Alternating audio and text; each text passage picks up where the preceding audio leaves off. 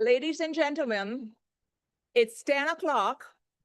We are going to start right now. Please take your seat.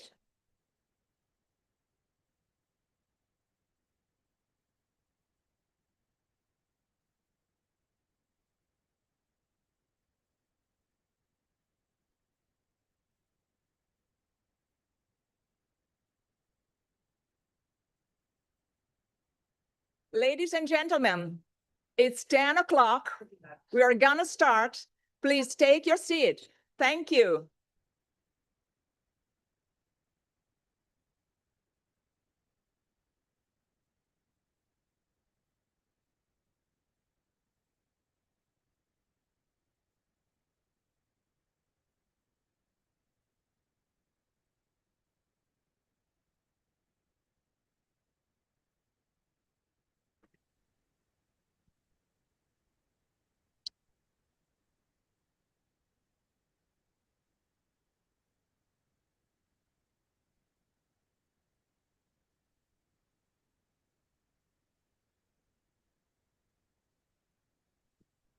Welcome to this G100 conference on the role of women for a sustainable and peaceful future.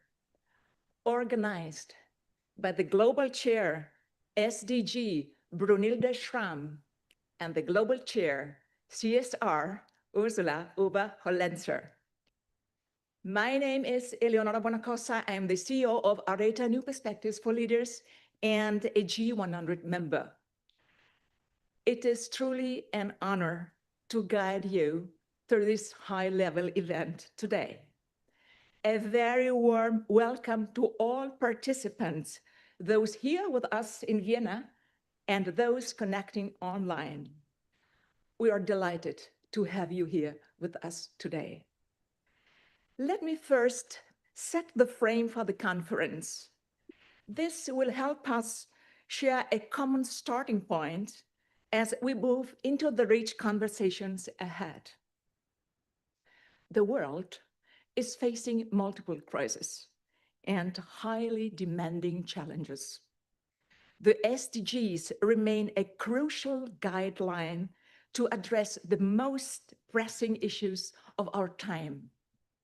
And yet, the implementation is far too slow and has been negatively influenced by the recent developments, pandemics, wars, and poor politics. Sustainability, as framed in the OECD guidelines, the ISO 26000 and CRR regulation, especially in the European Union, but also worldwide, set the frame for a future that respects the limits of the planet. The G100 network is focused on implementing the SDGs, achieve gender equalities, and empower women and girls, SDG 5, by the end of the decade, as well all other SDGs, since their achievements are strictly connected, interconnected. At this conference, we want to explore the decisive role women can play in creating a more sustainable and peaceful future. To guide this reflection, we will address 5 key questions. First, what is the link between women, sustainability, and peace? And what does that mean for a sustainable future? Second, how can women be empowered to play a leading role to speed up the transformation towards sustainability? Third, what is the role of women in circular economy? And how can they speed up the shift from linear to circular business models in industry? Fourth, how can women in the finance industry drive sustainability and help transform from the entire sector worldwide. And finally, which joint actions and common efforts do we need to establish a lasting global peace? This conference would not have been possible without the support of UNIDO, the United Nations Industrial Development Organization.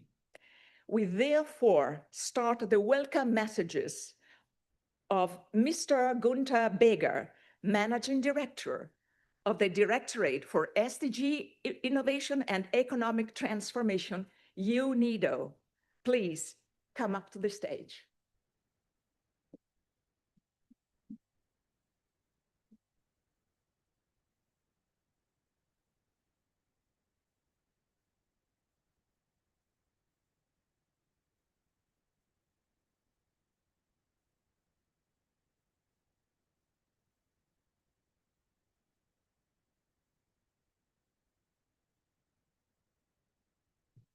And you can also move it a little bit, but nevertheless, it's okay.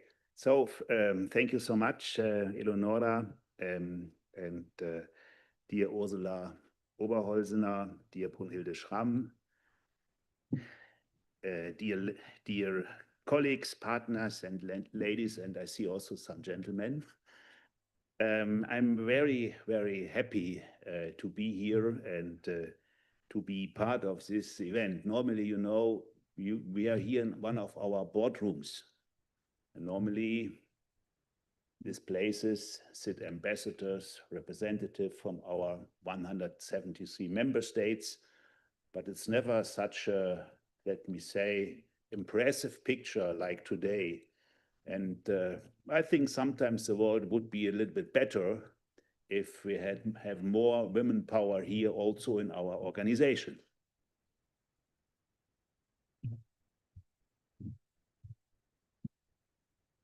Once more, it's a really pleasure for me.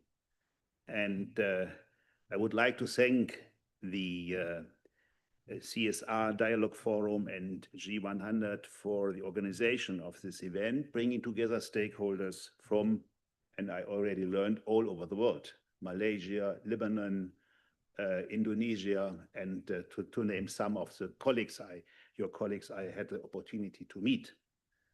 Although UNIDO is an international organization, we do see ourselves as a good corporate citizen in Austria, and that's why we are happy to host CSR Dialogue Forum under this very important topic, the role of women for sustainable and peaceful future. And Eleonora mentioned a lot of things I wanted to say. I do not want to repeat, but perhaps it's not all of you know who is UNIDO, what is UNIDO, and what does this abbreviation stand for. UNIDO is the United Nations Industrial Development Organization. And as the name indicates, we are focused on the sustainable economic development in our partner countries. Our 173 member states are industrialized countries, emerging and developing countries. And most of our projects carry out in the so-called Global South, and we are involved in several thousand projects in Africa, Asia, and Latin America. Our main three thematic priorities are ending hunger, because, as you know, still 700 million people suffer under hunger. Fair and sustainable supply chain, that is one of the important issues and topics you discussed today, and sustainable and green energy for all. We want to achieve economic development, fair production methods, and sustainable use of resources, primarily through innovation, through technology, and knowledge transfer. In addition to these thematic priorities, we work on various cross-cutting issues, and gender equality is one of such cross-cutting issues that is of great importance of our organization. And we see gender equality not as an add-on. We see it as a driver of resilient economies, innovative industries, and a sustainable future. Gender strategies and frameworks give us direction, but as a technical organization, we are involved in very specific work on the ground that improves women's living condition and their economic situation. And perhaps it's interesting for you if I share how UNI's work on the ground is advancing gender equality and women's empowerment through, and that is very important, tangible results.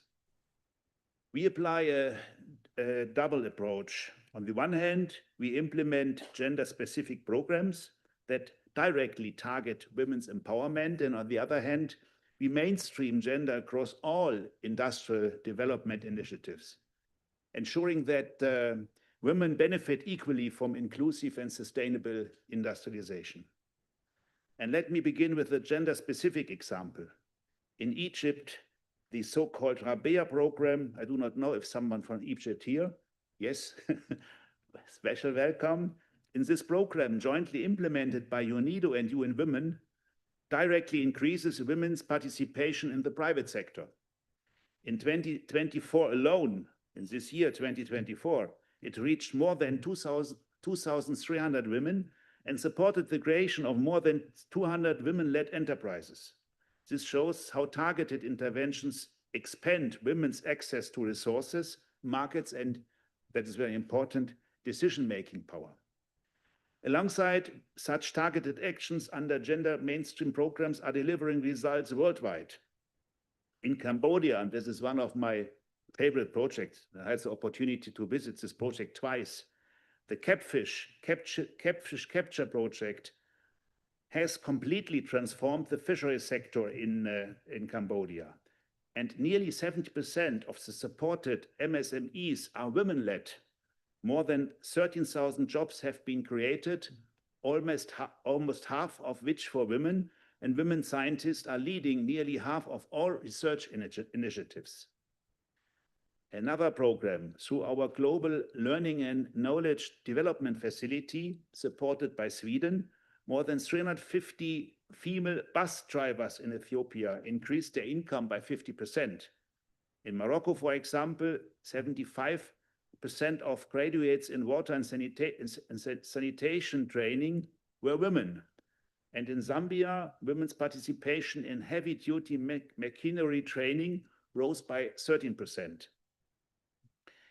UNIDO also promotes gender lens investing, ensuring that gender considerations shape investment decisions, from targeting women-owned enterprises to prioritizing projects that uplift women. It's not only about equal opportunity, it's about economically smart. The forthcoming Transformation Pathway Fund, designed to support SMEs in decarbonizing through providing innovative finance solutions, fully applies this approach. And I think you will discuss it a little bit later. The father of this Transformation Pathway Fund, Karim, is with us, and I think you will discuss this topic a little bit later. And it's, of course, the lack of financial services, especially for women, is one of the biggest challenge we have to solve. So, ladies and gentlemen, this example show very concretely how UNIDO is implementing its operational strategy for gender equality and empowerment of women.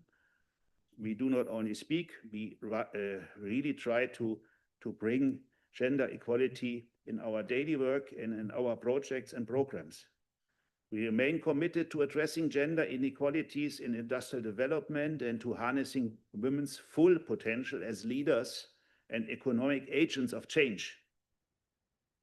Because when women and girls can learn, when they can work, lead, and drive, communities prosper, technologies scale faster, and the transition to green energy, to circular economy and digital technologies become more just, become more inclusive and sustainable. As we open our discussions today, let us keep this in mind. Sustainable industrial development will only succeed when women are not only included, but fully empowered. So once more, thank you very much, and let me wish you a very productive and inspiring exchange. And once more, warm welcome here to our organization, to the Vienna International Center. And I hope, yeah, some of your spirit of your discussions today, you let it here for us, for UNIDO, that we can, let me say, breathe this spirit in our next board meetings, industrial meetings, and so on. Once more, thank you very much.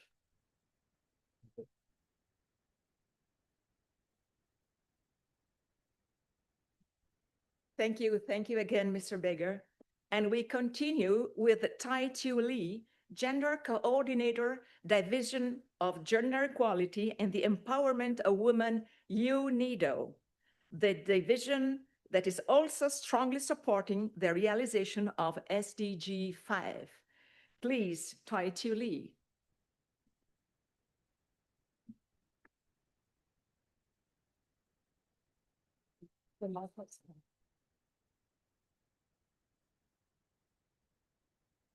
Distinguished guests, ladies and gentlemen, as our Managing Director, Mr. Baker, already mentioned, the room today feels so much different, with smiling faces, with different colors, and with the spirit that the conference is mentioned for a sustainable and peaceful future.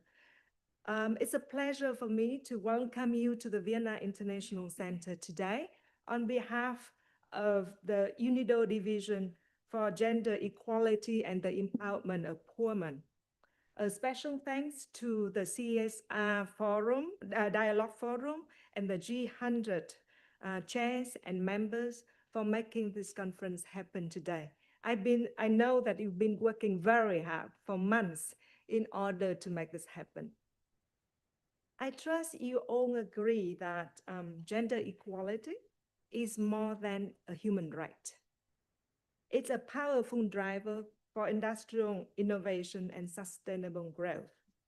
As Mr. Baker already put it very well, it's also very smart economics.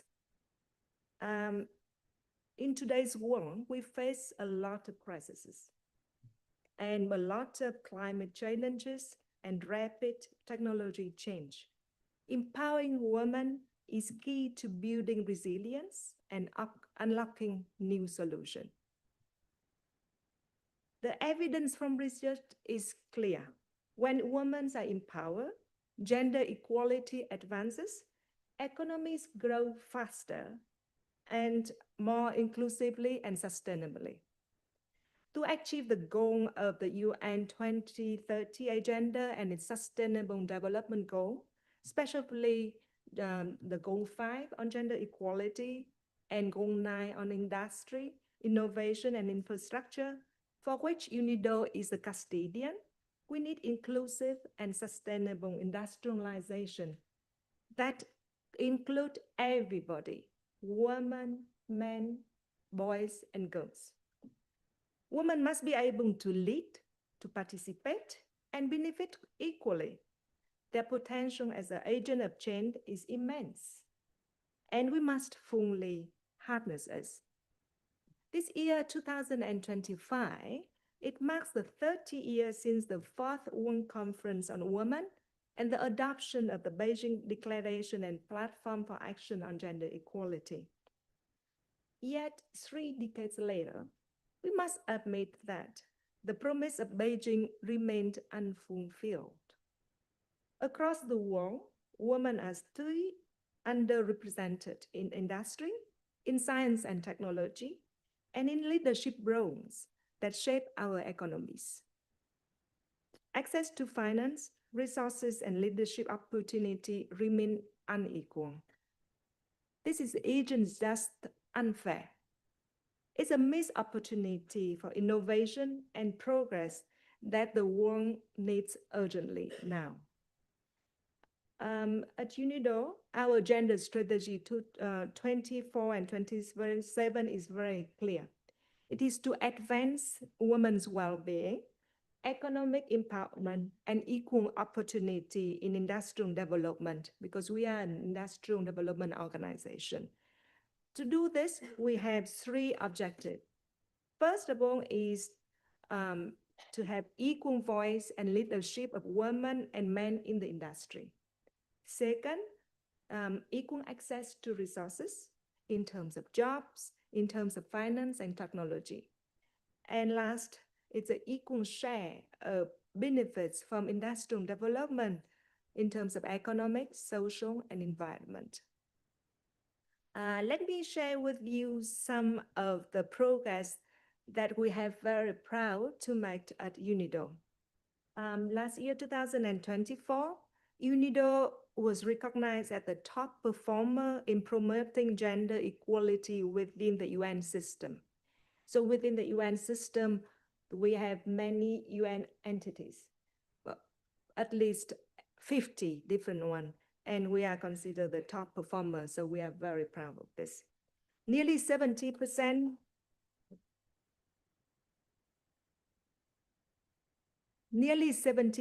of our projects were designed to significantly advance gender equality.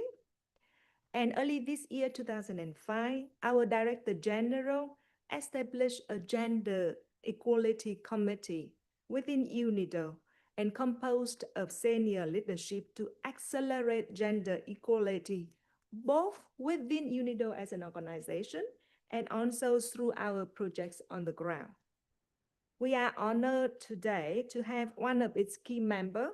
Our Managing Director, Mr. Baker, is a key member of this Gender Equality Committee. As we begin today's discussion, I would like to invite you all to think boldly.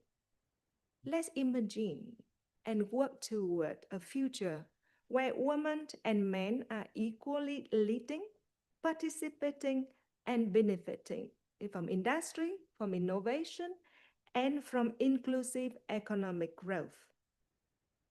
And we don't need to wait for 100 years more to reach gender equality. I could see the name of your network, G100.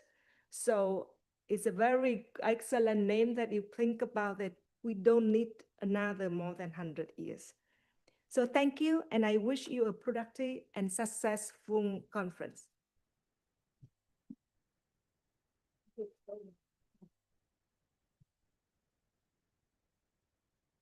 And now, let me welcome on stage Bodil Valero, G100 President 2025 and Global Chair, Security and Defense, as well the main organizer, Ursula Oberhollenzer, Global Chair, CSR within the G100 Network and Secretary General of the CSR Dialogue Forum, for the opening. Ladies, welcome. Welcome.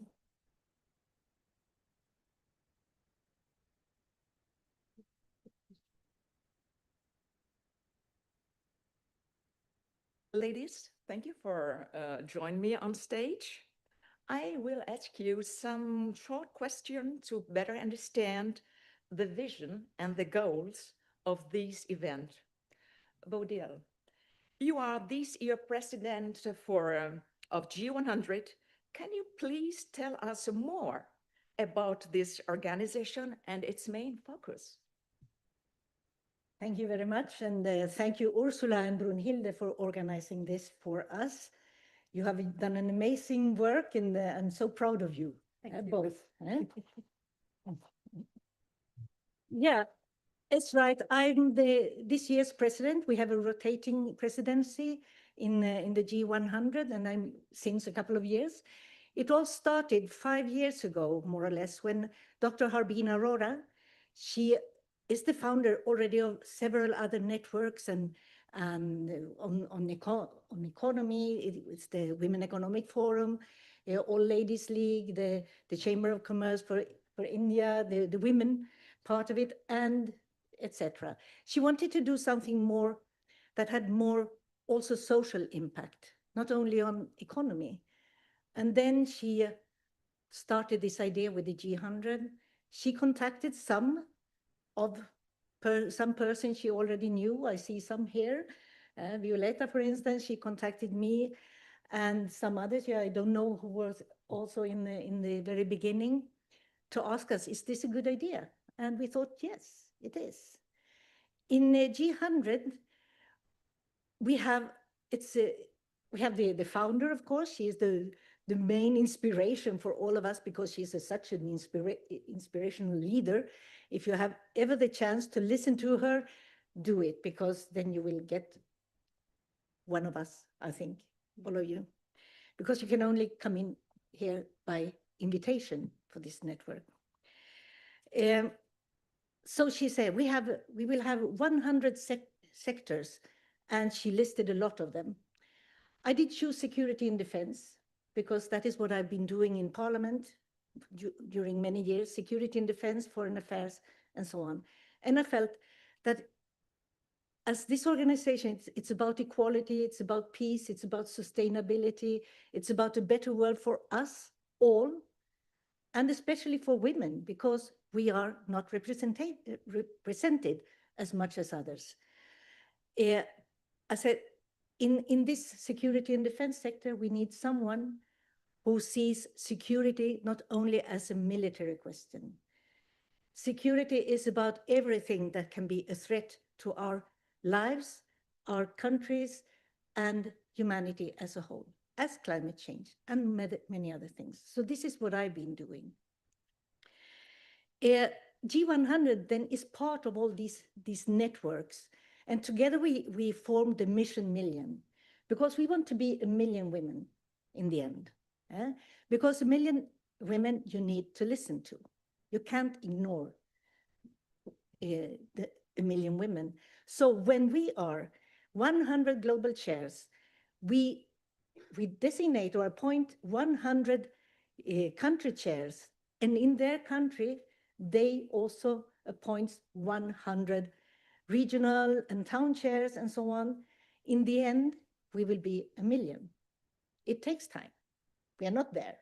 We have been working for 5 years, but we will reach it.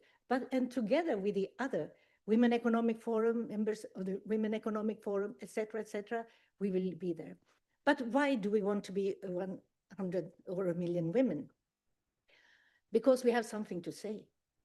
We want equality. And just as was mentioned before, we can't wait for 100 years more. We need it now, very soon.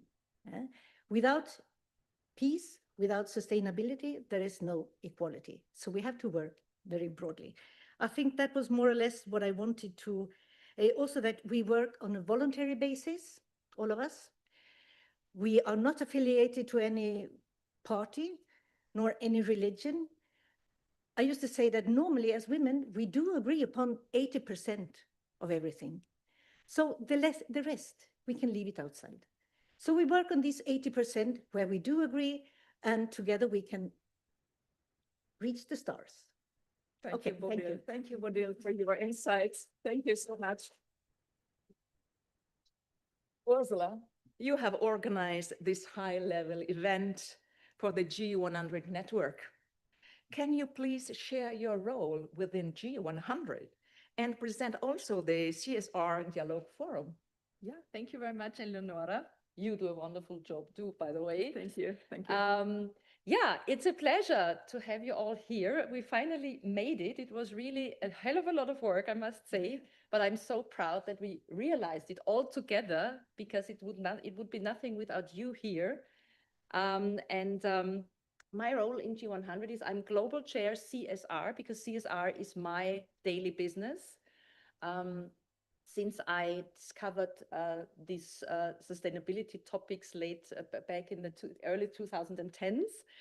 And I'm very happy to be part of this powerful network and cooperational approach and, sisterhood, as we also call it, and participate a bit in the sustainable development I am also looking for, and I want to design together with all of you. The CSR Dialogue Forum is an NGO accredited at the UN since 2016, founded by Brunhilde Schramm, the co-organizer of this conference. And I took it over about 3 years ago. And it's a real pleasure to, to contribute also with this platform, which is a knowledge center for sustainability and also peace. And we want to drive and, you know, do some information campaigning. We do projects like this one in order to make it really happen, to create together this sustainable future we're all dreaming about. Yeah. Thank you, Ursula. And now to you both. What are your expectations for the today event, and what will be its impact? Please, Bodil. I think one of my expectations is that we create stronger links to the UN system. We are now here in the UN building and together with UNIDO. And this is one of our goals, a part of being 1 million. This is not a goal like that. The goal is that we want to be listened to. So when we create links to other organizations like the CSR Dialogue Forum also, and to others, that will help us to reach out with this message. I would like that when UN discuss women, gender, that they come to us, invite us. We have women everywhere in the world, everywhere. So we can be some kind of resource for the UN, for others, to get knowledge, to get contact, to get networks. I think that is my expectation, this closer link to the UN system.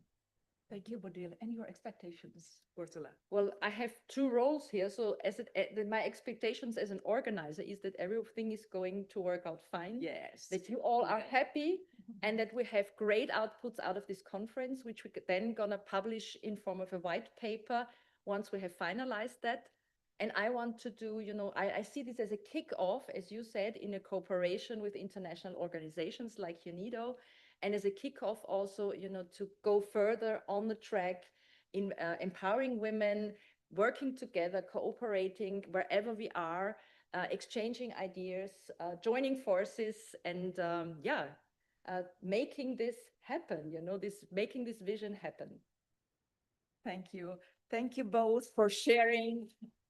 Thank you both for sharing your vision with us. With this strong foundation, we are now ready to dive into our first panel. And before we do this, I think Ursula wants to express her gratitude. Yeah, sorry, I forgot that at the beginning. I would like to, because I couldn't have done that all alone. So I want to thank my co-organizer, Brunhilde Schramm. I want to thank the two ladies at the Technics. I want to thank Christina Marktl, who has done the speaker management. And of course, all of the speakers who are here for free without travel costs, because this is a non-profit organization, we don't have budgets. So this conference was realized without any single euro, which is another achievement which we can be proud of, I think. And I wish all of us a wonderful day. I hope I didn't forget anyone. No, I want to say one more thing. There is one wing here. It's their first reunion as a group. Martina Ernst from the Pay Parity wing has organized that. Yeah. And they also help a bit with the organization. So let's start into the day, and I hope you enjoy it. Thank you. Can I add something? First, Bodil, please. As before I said that this the G100 is on invitation only, and if there are here people who are not yet in the G100, you can also contact us if you like what we do, and we can invite you to become members. Thank you. Thank you for the invitation to join us. Ladies and gentlemen, before we start with the program, let me share a few short organizational notes. We kindly ask you to help us keep to our strict timeline so that we can cover the program as planned. Between the panels, you will find some short networking breaks. Restrooms are located to the right and to the left of the corridor just outside the room. I feel right now like a flight assistant.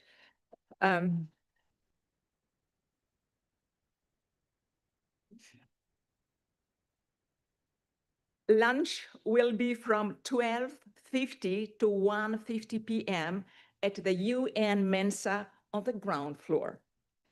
Meals are to be paid directly. There is no reserved areas for our group, but you will find plenty of tables available. Drinking water is available in several central points in the Mensa. And please make use of the timetable provided in the WhatsApp group and in the printed handouts on the table to follow the program smoothly. Thank you.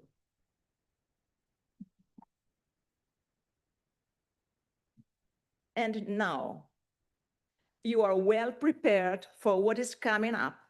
And I want to announce the first panel of the conference dedicated to the role of women in corporate social responsibility. It will be moderated by Renee Schmidt-Peter, a professor of the Bern University of Applied Sciences and an internationally recognized management strategist, author, and speaker. In addition to his extensive publication and speaking engagements, he advises national and international sustainability initiatives, business organizations, and companies on the strategic implementation of sustainable management approaches. Now, he will introduce the panelist. Renee, the stage is yours. Welcome. Yeah, good morning, everybody. Here in the room and also virtual on computer. It's an honor to be here at the United Nations building. It's a very formal building, but at the same time, Ursula asked us to be happy. So my first question would be, and that maybe that's not usual for a UN conference, are you all happy? Very good. Okay, then the first panel will be a success because when you are all happy, I think this is the most important thing. As you probably find out, I will not use UN agreed language here because we are a CSR dialogue forum and G100 where we are supposed to also get to new ideas. Yeah, so for me, it's also important to really openly discuss everything. And also, if somebody has a crazy idea, I think we should also mention it because there's not such thing as a crazy idea. At least I think we need much more crazy ideas. And one of the crazy ideas is really to have now so many women in front of me. Yeah, I'm in the CSR field for over 25 years. Nothing like this happened to me. And to be honest, I never really thought about the role of women in CSR or sustainable development. And then I thought when I was invited, yeah, this is a quite interesting question. And then I came to my personal career and found out there were many women I was already working together and also supported by. So it comes natural to me when I was asked to come here to be part of it, yeah, to also give something back, because when I thought about the topic, I realized a lot of women over the last 25 years did a fantastic job when it comes to sustainable development and transformation. And men, yeah, they also did a good job, but maybe the role of the women was not that much recognized as it should be. And I think it's a good start to have a conference like this. And yeah, maybe in 25 years we meet again and then we have the same and ask and have to support the men a little bit more because the women took over the whole thing. Yeah, so that was a short introduction on my side. I don't want to tell too much about the panelists. They're all very recognized. In the beginning, I found out they have a curriculum which I could read for half an hour, have done so many things. I want to really directly go to the discussion, and we will have a very interesting discussion. The advantage of the first panel is always that you can discuss anything, yeah, because you are the first, and that's also the problem because we have many issues already discussed before. And I just want to start with Andreasine Weber. She is now director of an advisory, ASW advisory firm, but was for a long time head of the ESG and sustainability management at a very well recognized bank here in Austria. And we know each other already for some time. That's why we also start. And what you were quoting in the beginning was really women could not play a more important role when it comes to addressing this poly crisis we just heard about. So the whole world is in turmoil right now. By shaping the sustainable future. What do you mean by this? Why are women now more important than 25 years ago? Well, so also I'm very happy to be here. Thanks for the invitation. And we know each other for a very long. Okay, we know each other for a very long time. So referring to your questions, I'm deeply convinced that what we see now is I would say a lot of headwind referring to sustainability, CSR, ESG, climate change, yeah, and also for diversity, inclusion, equality. And against that background, I'm deeply convinced that the role of women is crucial to shape a more sustainable future, because we don't have a sustainable future. And the fact is, women have a lot of power, have a lot of many possibilities, referring to companies, referring to the business. And I'm convinced that it's really urgent, it's important to use these possibilities, not only to use it to expand the scope for activities. Can you shortly explain, and we agree to be really short in the answers, can you explain how the influence can be promoted? So how can we just do it? Yeah. Because most of the time I hear, oh, we are women, so we are waiting to get someone to support us. But you're saying you can already do it now. How could you do it? Yeah. For example, to ask with self-confidence for your issues, yeah, or to take part in learning journeys, to take the opportunity and be part of a mentoring program. So in companies, yeah, I'm referring to companies. So there are very often many possibilities, but you have to take the chance. And with a self-confidence, and not only by asking and waiting that you are maybe asked for doing something. So Thank you. take your chance. Take your chance. I think this is a very good remark. Ursula, when you started CSR, and we heard about CSR sustainability, why did you take your chance? Why did you start in this field, and what was special 10, 15 years ago when you started? Why did it need a woman like you to take, and Brunhilde, of course, the CSR Dialogue Forum, and what can you learn from this important journey over the last 10, 15 years? What do you maybe do different than men? Well, I think it was not by chance that I popped into sustainability, because my mother was a founding member of the Association of Sustainable Farmers in Austria. So I grew up with it already a bit. And then at the beginning of the 2010s, I heard a radio show about sustainability, and I never had heard that expression before, or the term. So I started researching, and then a new world opened up for me, because that was the thing I wanted to find, because it's so diverse, and so this holistic and systemic approach of sustainability and CSR are so interesting, because I get bored very easily, and I needed something, to expand. And then I met Brunhilde Schramm, and that was a game changer for me too. I interviewed her for Business Art magazine, which is one of the most important magazines on CSR in Austria. And then we started to work together, slowly but surely. And in between, now we became close friends and cooperation partners. And she even handed over the CSR Dialogue Forum to me 3 years ago. And yeah, it's a hell of a ride, but it's so interesting, and it's so diverse and holistic that you never can get bored. What are your biggest challenges, or what did you do differently? So on this last 10 years, what would you say was the biggest challenge, and how could you use your women perspectives in order to overcome those challenges? Maybe one particular, please. One particular maybe is that, when I decide for something, I go for it. And nothing can keep me from reaching my target. I don't accept maybes. I don't accept let's see. I always ask again and again and again.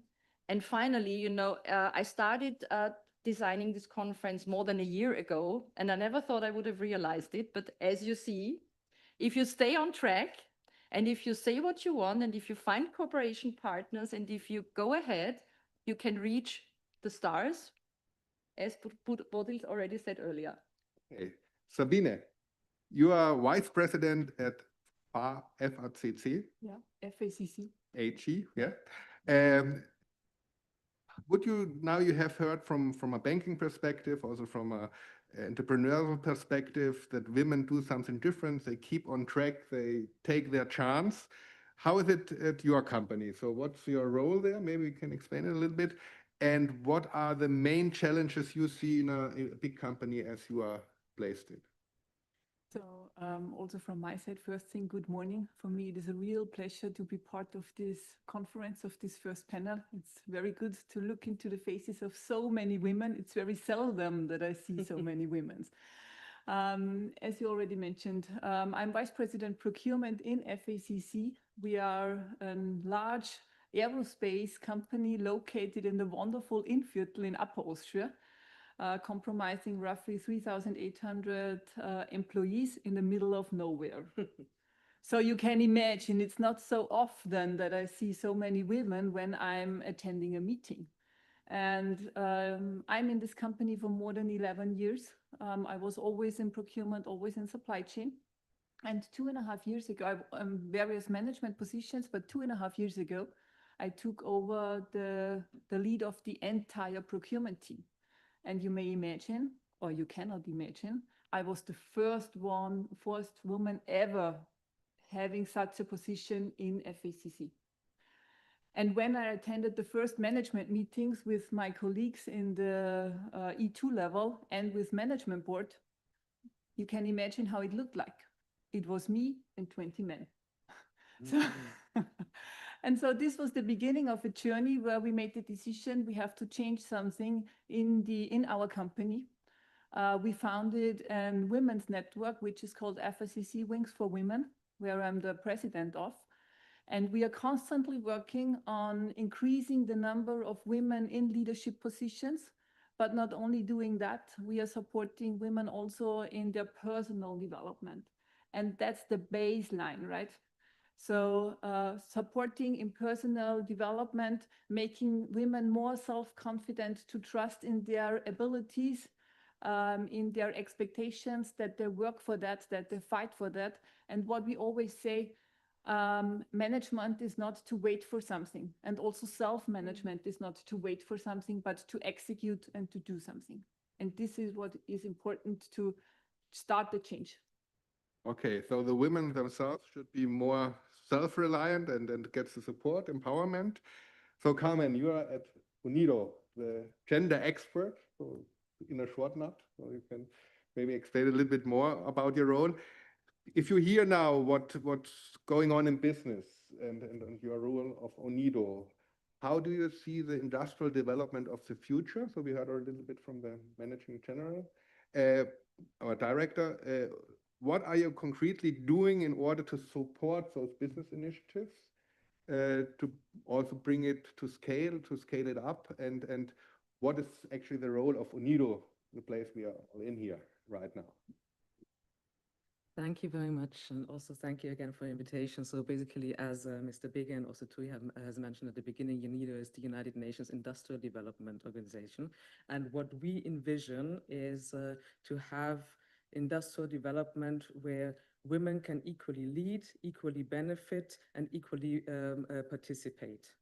So unfortunately, this is still a long time away because the SDGs aiming to achieve gender equality by 2030 are very ambitious, and they have been reasonably ambitious at the time, but unfortunately we are lagging way behind in the achievement of that. Current estimations from the World Economic Forum indicate that it will still take at current pace 123 years to achieve gender equality. So this, yeah, if we're lucky, it's our grandchildren. But who will experience that? The role of UNIDO, so basically the gender division's role is really to make sure to support our colleagues that gender equality is at the heart of every program and every project, and that on the one side we avoid perpetuating gender inequalities, but also advancing specific, basically advancing the benefit of industry for women. How can that look like? Some examples have been already shared by Mr. Beger, but so in general, we are working at the policy side, for example, looking at gender responsive policies. We are very often supporting member states in developing industrial policies. There we are either advising or directly advising or training stakeholders in how to include gender issues in industrial development policies.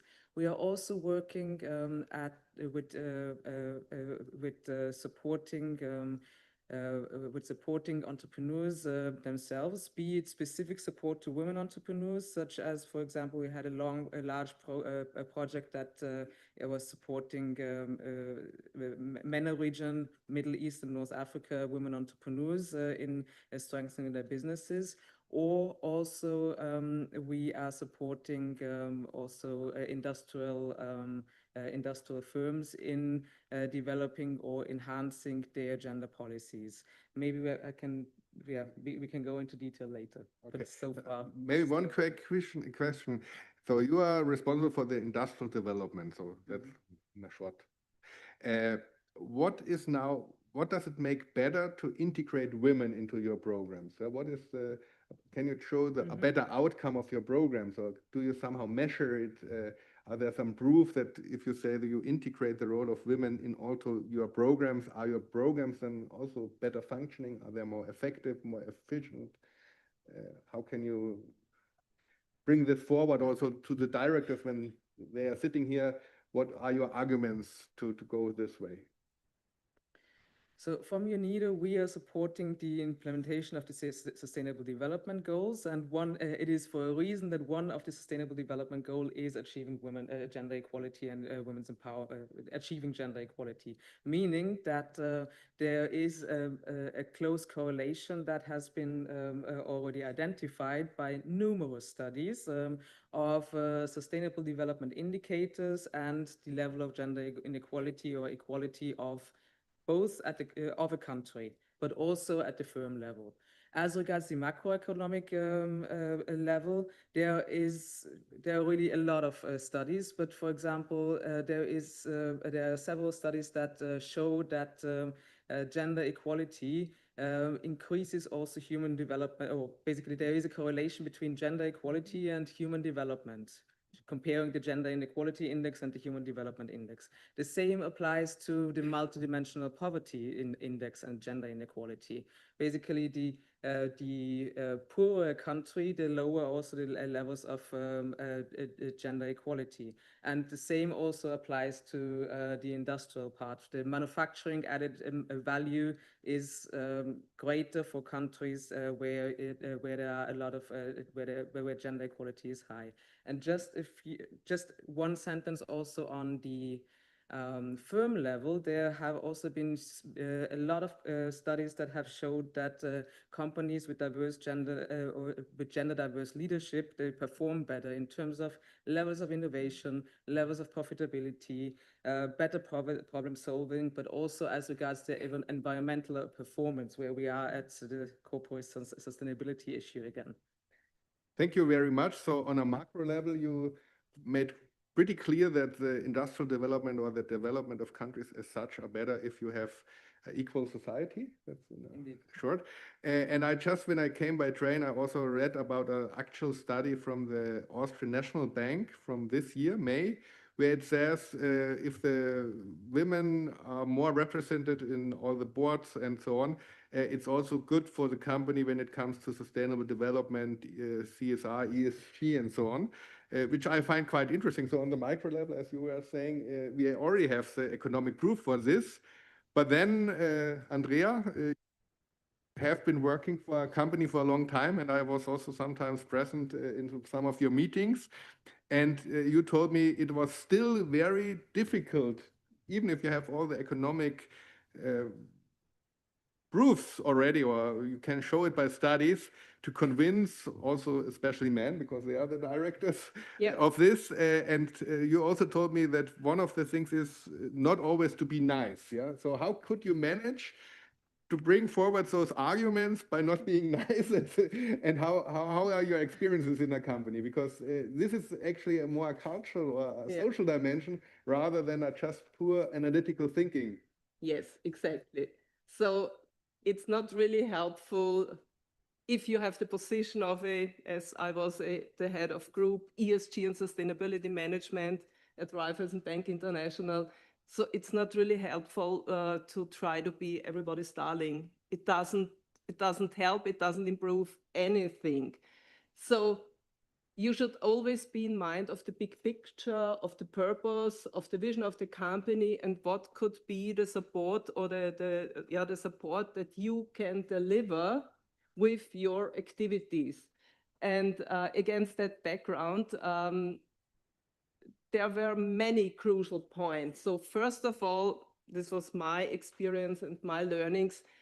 You have to be very passionate on that cross-cutting topic. You should work with committed employees, committed colleagues. You need a basis commitment of the board. It's necessary, but you should try to establish also a network of allies, internal and external. That would help, really.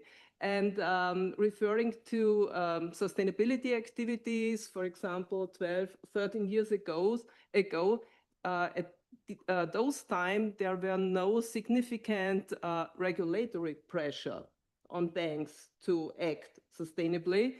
And therefore, you should think strategically, systemically, but on the other hand, you have to act also pragmatically. And it's really important to, so to say, to bring all relevant stakeholders on board, internal and external. Otherwise, it will not work. And referring to diversity management, I was also responsible for some years closely together with HR colleagues for the establishing of a strategic diversity management. And one point was not only to mention, oh, fairness is important and so on, and we should act responsibly. Yeah, that's nice. But there were many drivers. The regulatory requirements on the one hand, but also requirements by rating agencies. Because mainly for banks, it's very important to have good ESG ratings, because this will help you, for example, when you're issuing a green bond, a social bond. So this pressure is also very helpful. And then for sure, and it was mentioned, the fact that there are economic advantages if you improve equality, inclusion, and diversity. Studies also show that if you have higher equality in the company, you're also better performing in ESG. In ESG, in terms of ESG, yeah? Exactly. And now my question now to Sabine would be, now ESG as such is very much questioned. Yeah? So we have a backslash. Some people even say sustainability is dead. And procurement as such is mostly always about costs. Yeah? So mainly you are responsible that you have cheap sourcing, because whatever you don't spend is already part of your profit.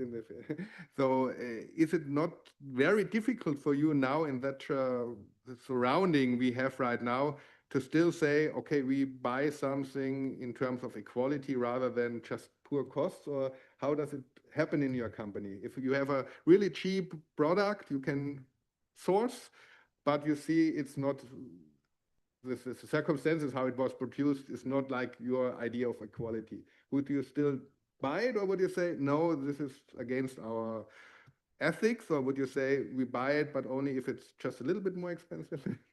Maybe you can just give us some insights into your daily business, please. So the first thing is, in procurement, we never say cheap. The most important thing is we always are talking about best costs. So, Very honestly speaking, in aerospace, we have very, very high standards. Not only on safety and quality, which are the utmost and the absolute most important thing, but of course also the cost pressure is high. Fully understood. Nonetheless, we have high standards also in terms of social responsibility, which we have to fulfill, also from the regulatory side, and also which our OEMs are requesting from us. So the big OEMs, is it Airbus, Boeing, and so on, they are requesting sustainable sourcing as well. There are a lot of discussions on materials which are sourced in countries, is it where human rights are not respected. It's a no-go for us. So we have a really high, also internal standard on sourcing ethics, where we make sure that products are sourced and keeping the human rights. So no child work and so on and so forth. That's baseline. Okay, so you would not buy it? I would not even qualify the supplier. Okay, very good, very good. So you are certainly a very good example in this field. When it now comes to CSR, and we have heard now the stories from Andrea and Sabine. Ursula, is CSR female? Did we always thought CSR is male, but now it's female? Or what is it changing right now?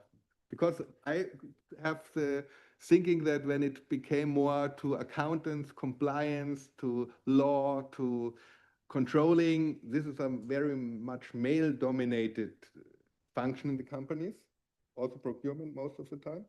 So what is changing right now? Are the females getting stronger, or are they just stronger fighting for the topic? Well, to be honest, I think CSR and sustainability were female right from the beginning. And Brunhilde and I were running a management training for CSR managers since many years, and we had mainly female attendees at the time. And now, with regulation becoming more in force and more technical approaches, there are more and more men interested in the topic. And I think this is maybe also due to another approach of women in several things. And there is a study concerning the SDGs and what we need as management capabilities in order to reach the Sustainable Development Goals. And this study says that there are 6 management topics which are mainly attributed to women, and that's why it's a female thing also. And it's long-term thinking, innovation, cooperation, transparency, environmental management, and social inclusion. So that's how women approach their work and their activities.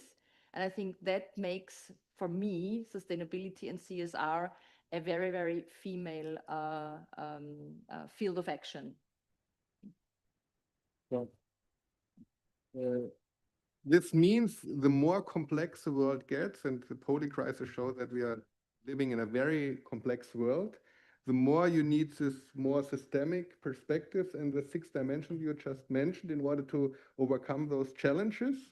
And this makes female thinking even more important nowadays than maybe 50 years ago. Is that something you could address? And we will see more female leaders in the future, because the other old thinking might not be sufficient in order to overcome the problems we are facing.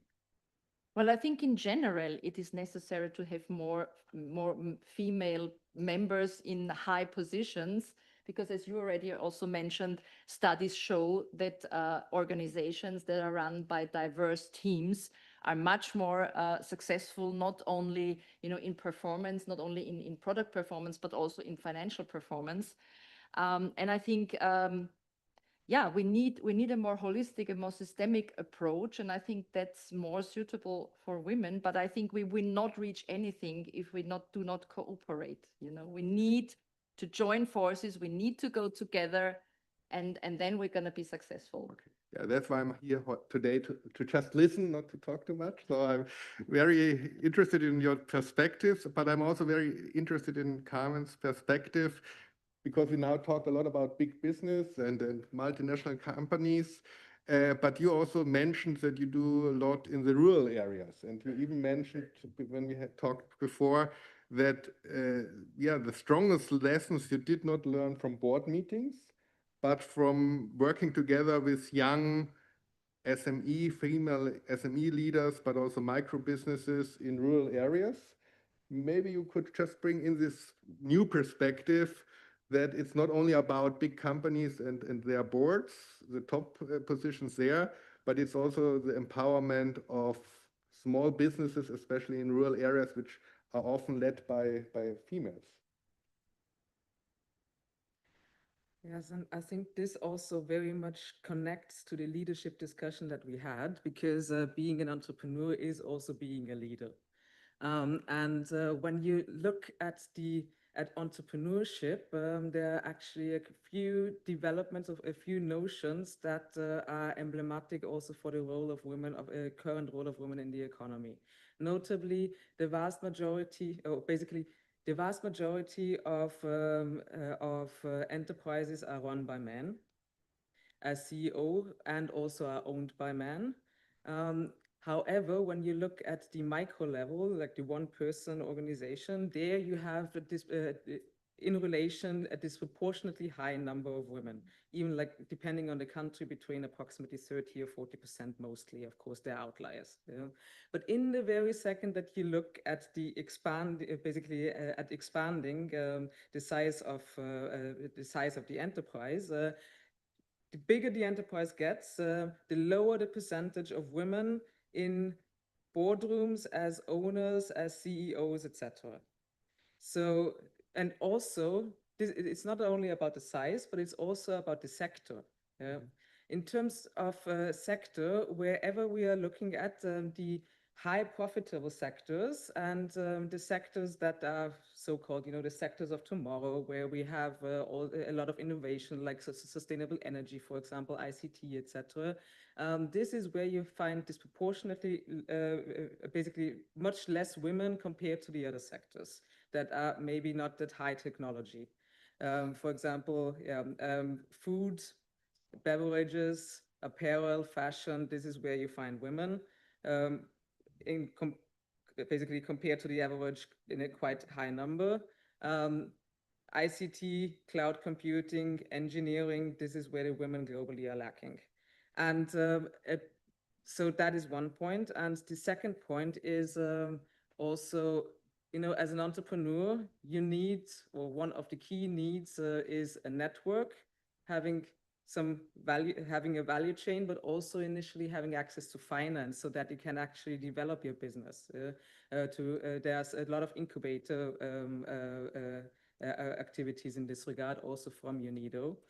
And the access to finance is a challenge for every entrepreneur, but it's an even more accentuated for a woman entrepreneur, and for women-led startups, because of mainly unconscious biases that remain in investors in finance, in the finance world, but also because of less collateral, for example, because the vast majority of land is owned by men and not by women.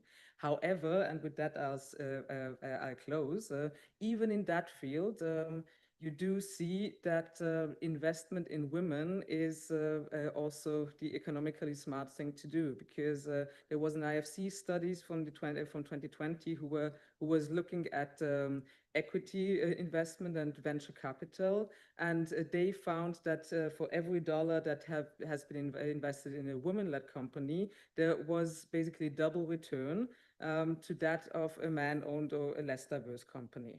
So again, there is the business case. Yeah, so we are very lucky because we have somebody from finance sitting here on this panel. So it would be now very interesting to just get your view when it comes to loans or lending of money. Did this play any role? What we just heard, that women are more on the micro level, but they are also successfully. Do they easily get a loan in the bank, or is there a difference? Or I guess that would you supporting those kind of entrepreneurship? Difficult question, I know. Yeah, not so easy to answer from the perspective of an international banking group. So I guess in some countries that would play a bigger role, but for example, in Austria, Raiffeisenbank International only delivered or supported corporates. So this was no topic. But a topic was, and also driven by regulatory requirements, also driven by stakeholders, that to implement sustainability ESG criteria in lending. And this also integrated this topic.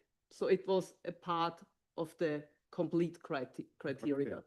Another thing you were saying, it's maybe a more easy question in the beginning when we talked, is that it's not only the role on the top. We all men and female as well are consumers. And what is the role of the consumers? Because a lot of the spending is also done by women, yeah, when they go shopping. So this is men also shop, of course. Yeah, we all shop a lot, and this is also part of the problem of sustainable development. Maybe we shop too much, but with shopping you can, of course, influence a lot what is produced. How do you see this from a female perspective? Yeah, there is, and there are many studies on that topic, that there is a great influence by women because they intend to buy more sustainably friendly, or they prefer fair processes. Yeah, they are a bit more interested in circular economy, in resource efficiency. So this is a proven fact. And I have a study, or I found a study from Grantham Research Institute on Climate Change and the Environment, a brand new study. And it was an analysis of the mobility behavior of more than 15,000 people in France. And the main result was that men cause on average 26% more CO2 emissions than women. And what is the reason? It's very easy, it's not so surprising. Higher meat consumption and longer car journeys. Yeah. Okay, thank you for this remark and insights. So we will see what we all eat for lunch tonight. And I definitely will take only vegetarian. Yeah, I know, 15 minutes. I have two more questions here and then I will open the panel. But we just heard now that women have a different procurement behavior. Would that also count to you? What's the difference that you are the head of or vice president of procurement at your company compared to a man? Would he go for longer car journeys and eat more meat at the business meetings? Or is it also some strategically different behavior that you really are more forcing towards circular economy and those topics? When you compare it maybe to your colleagues in other companies who might be male still. So I'm traveling a lot. By car. By car as well. But before I'm answering your question, just one further comment to Ursula's statement, that it is important to have joint forces together with men to change something. This is exactly what we in FACC in our network, Wings for Women, are also predominantly promoting. This is called our Wingman initiative, because when you have 80% of leaders or managers in the company are men, you need them together on your side to sponsor and promote women into leadership positions. Otherwise, you will not overcome this gap. So this is exactly what is also reflected in our approach to change something, to do it together with men and not to be a very secret circle of women who are doing whatever, right? So this is very important for us. And I think this is a driver for change as well. Transparency. Exactly. So maybe now we're already discussing a little bit the role of men, women. So we open it a little bit also to the male perspective. Something, Carmen, you said was also quite impressive. Maybe we should also discuss a little bit here on the panel the role of boys and men. So if you change the role of female leadership and the role of females, there is also some change for the male, obviously, and the boys. So how could you promote men to also fit to the new world you are proposing? I think the advantages are very clear. We are basing ourselves on a premise that gender equality and the empowerment of women is not a female issue, but it's an issue for all of us, including men. On the one side, you have been talking about men as allies for gender equality, which of course is a very important point. But also, men also benefit from gender equality, because just think about what we have heard right now. You know, all the percentages in terms that somehow could insinuate that women are the better people. Yeah? Are they the better people? We don't know, because the question is what is nurture and what is nature, and there basically we know that it's a combination, but we don't know where there is the exact difference. But what is clear is that as many studies show that there of course are differences between men and women, but that these differences are overshadowed by the differences in between women, because we are not a holistic crowd, and at the same time also men. And what can benefit? What is there in there for men as drivers for gender equality? Male or men have been attributed very often the responsibility to take care of the household income, to be, you know, not to cry, to be strong, etc., to drive a lot of cars, to be able to, you know, go to important meetings. Sorry, I'm exaggerating here. But how many men have thought or would actually take in a completely gender equal world, without any biases or without any stereotypes that are in society, in the family, at the job, at home? How many men would have stayed longer at home with their children? How many men would maybe have, you know, had much more a role in the family, which is now considered by stereotype the woman's role? At the same time, how many women in a completely gender equal world would have maybe, you know, taken up a little bit more of the basically income responsibility? So it is basically gender equality is a responsibility, but also a benefit for all of us. Thank you. So we already covered a lot of issues, from big business, top positions, but also consumer behavior, entrepreneurial perspective, rural women, even male, some role played in our discussion, which I did not expect, but now I'm very happy that we also are part of this, and maybe also men will play an important role for the sustainable future as a companion, at least. But even from a systemic perspective, if you change a system, you need not only to change one position or role, it's a change for every one of us, which I very much appreciate, and I'm also agree to.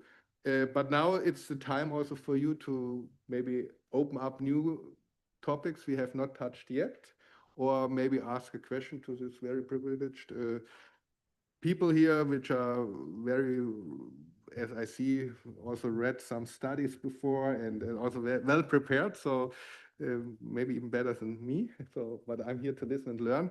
So you can also either ask questions or give a remark, or just add a topic we should in the later discourse discuss. We have another 10-15 minutes for this. And then I will have a final round where I also will ask you a question again. Very short answer for this. Are there any questions? Okay, those are many. Okay, 1, 2, 3, 4. I see 4, 5 hands. If it's short questions, we could also bundle them a little bit, like 1 or 2 together.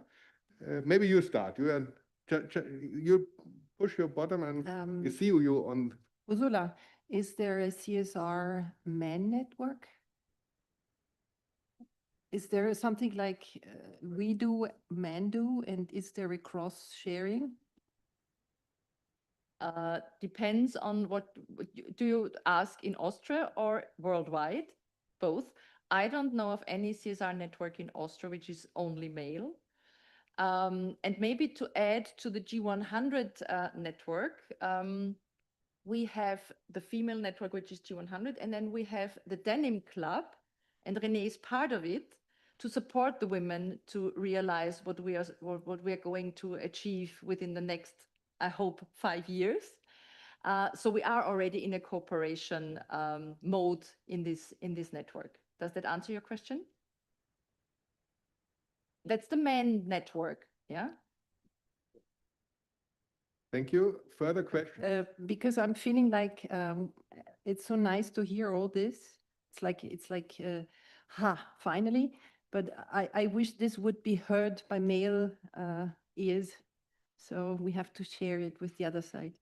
There's already some men here in the room listening, so that's good. And we also will try to share this as denims of the, and we will produce a white paper afterwards, which we all can share to male and women alike. Okay, please, other questions? Here, we go here, next, yeah, please. Hello. I want to. Can you mention just your name and organization Yes, of so that course, yes, we also get to know each other a little bit Yes, more? Carol Constant, pay parity and corporate transformation. I believe that we are at a moment now really important because of the two directives by the European Union coming into place the latest June next year about pay parity and the quotas of women leadership. So I wanted to ask any of you or Sabine because to see it from a specific case how it's happening. So how is this affecting women coming into leadership positions? That's something we did not mention. Equal pay, is it playing a role in those EU papers? Are they helping you? Will you get more money next year then? Honestly speaking, in our industry, we have, or in Austria, we have the Kollektivvertrag. So this is the general baseline for a specific area or a specific branch, right? Which is valid for everybody, men and women, independent of the gender. And of course, it would help.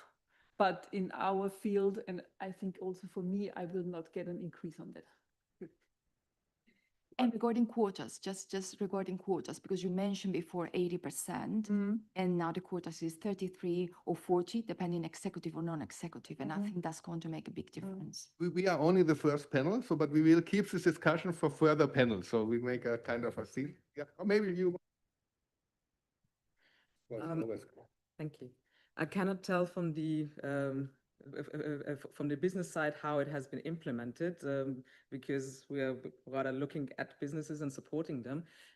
But it's definitely a very important case because or item because we are always talking about gender equality and eventually it's equality of opportunity. But the reason why we have this quota is because advancement is way too slow.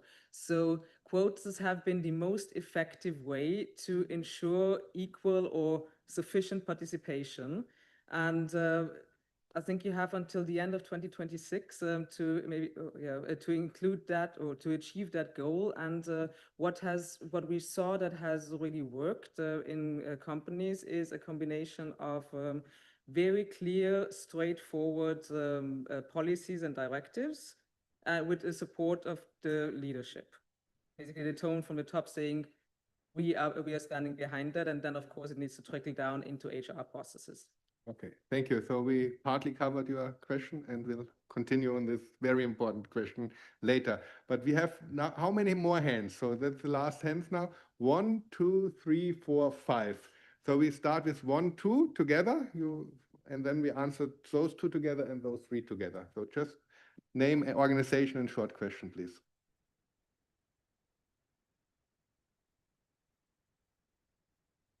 Sorry. Hello, Tatiana Christelbauer, Agency for Cultural Diplomacy. I was appointed as a country chair for arts leadership. My question is directed to all panelists. If you consider also creative industries and orange economy as a potential driver for change, and especially because according to UNESCO, $3.1 billion of GDP, so percent actually is coming from creative industries where the women are more employed, but not in the leadership role. Thank you. Very important questions about creativity and female thinking and this particular industry. Maybe there's even more important. Creative industry, orange economy. Okay. Maybe you add to this question? Hi, my name is Faith from Malaysia. Yeah, from Wasamalo Food Technology Solutions. My question is, I'm just wondering about the role of technology and AI to ensure the sustainable future for women? Because there's a lot of fear and threat that technology is replacing a lot of jobs and employment. Second question is micro enterprise. How do you ensure sustainability? Because a lot of business now are conducted at home, like 1 or 2 person based. That's all. Two very interesting questions. So we will just have one answer, so you can choose creative industry or technology. Anyone here on the panel, you want to add a little bit? Maybe you, Ursula, from creative industry, does it play a role at CSR, and what does it mean for the female leadership? Well, I'm not a specialist for the creative industries. Nobody here is, but yeah, we just added to the agenda for today's, but maybe you can add a little bit of thinking to this question. Bit difficult because I think we need to play synergies. And of course, the creative industries, I know what you're heading at. It's a very female branch. But it's more of a supportive role, I think they have. And, it's very much into marketing and communication if we don't touch the arts sector. If it's going into the communications way, there we can play a decisive role, because then we're going in the direction of reporting, and there we have regulation by the EU and internationally. So there can be a decisive, that can be a decisive input for the development of a more inclusive and a more sustainable communication, and thus also society and business. Thank you. More will come later in the other panels. I'm sure about this. There's maybe somebody from the creative industry as well here. Technology, I think you touched also technology, that it's also important to include females in MINT, we call it MINT education. So what is the role of female technology when it comes to the second question? So the question was, what is the role of women in technology, or basically the danger of Yeah, basically it's about the both questions, but more on the fear side, like, because now I can see even more greater divide between men and women. So basically in the MINT STEM area, this is where, especially this is where in the workplace there is a significant dearth of women, between 20 to 30%, and these are also the important jobs that actually really, on the one side, create the future, because this is where we have innovation in sustainable energy, renewables, etc., for example, and also there are studies that if we continue like that, the role of women will further decrease, because the change of jobs by technologies, due to the influence of technology and digital transformation, is also basically disproportionately discriminating women. So what is needed is really specific policies to support, to strengthen women's representation in STEM areas, in technical areas, and in leadership in this regard, especially in the technical fields. And there again, the quotas are really the best. Time is crucial. We have another 7 minutes because we started 7 minutes late. So we have 3 more questions and another 7 minutes. So we have to be very short and precise in the questions and answers, please. I think there are 3 more hands. 1, 2, 3. Please all mention your question, and then we distribute you to the panel. Maybe we start here, then there, and there. Okay. Yeah, here you are.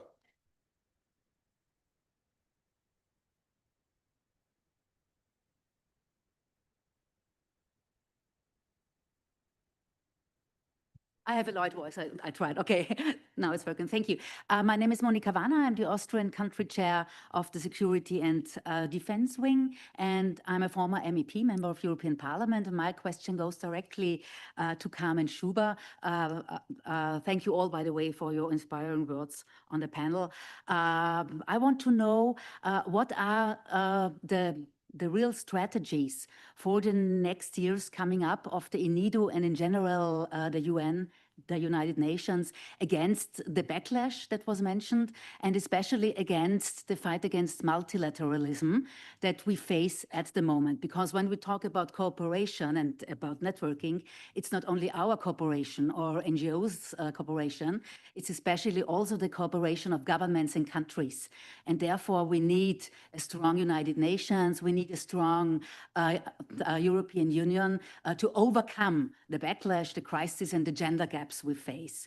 So what are the strategies to overcome the backlash of, for example, facing the United States policy at the moment? Thank you. Thank you. Was a Sorry for direct being question, brief. so maybe answer it directly, please. Better. Thank you. So we are the UN system is currently in a process that is called UN80, where we are exactly looking at these challenges and also opportunities, which is an ongoing process. At the same time, as regards gender equality and the empowerment of women, last year on the International Women's Day, the Secretary General issued a gender equality acceleration plan, which is directly implemented in all UN entities, including UNIDO. The Gender Equality Steering and Implementation Committee that TUI has mentioned at the beginning is also an implementation at UNIDO of these further strengthened emphasis on gender equality and the empowerment of women. We have already our strategies, but basically this is the next step to further increase the priorities in this regard. Thank you very much, and we will further elaborate on it. Please, short answers and questions. One and two more, please. Yes, thank you. My name is Ludmila van den Berg. I come from the Netherlands, the Kingdom of the Netherlands. I represent the Netherlands and the Dutch Caribbean islands. I'm a G100 member as advisor. And my question is, what about our education? My question is especially for you, Mr. Chairman.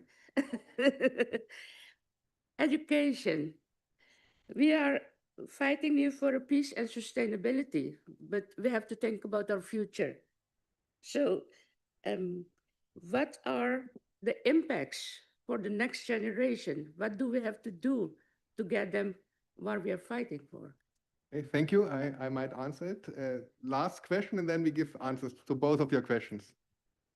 Hello, I'm Hartini Osman, G100 Global Chair for Philanthropy, Business and Poverty Eradication. I think Carmen has answered the question that I wanted to ask earlier, which how does United Nations and a member of states actually, especially the developing countries, have equal access, resources, funding, and opportunities in driving the SDG? And of course, we are also looking at the marginalized communities, rural areas, and conflict zones. How can they not only heard, but how could we actually involve them in shaping the global sustainability policies? That's my question. Thank you. Thank you very much. Maybe a short answer.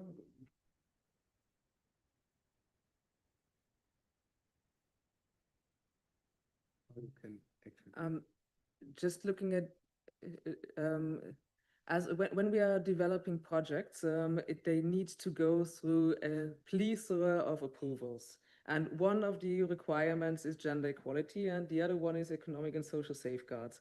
And in this area, there's also specific review of the respective focal points on whether, for example, indigenous communities or other marginalized communities have been sufficiently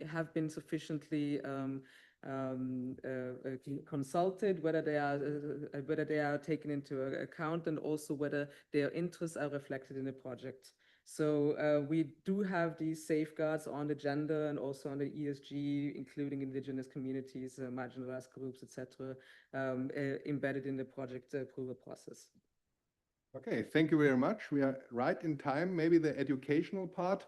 I will give a short answer, but you're also open and free to answer, but you were addressing directly me. So I think education plays a key, and this is very difficult for me also as a professor to bring in those topics of sustainability, diversity to the curriculums.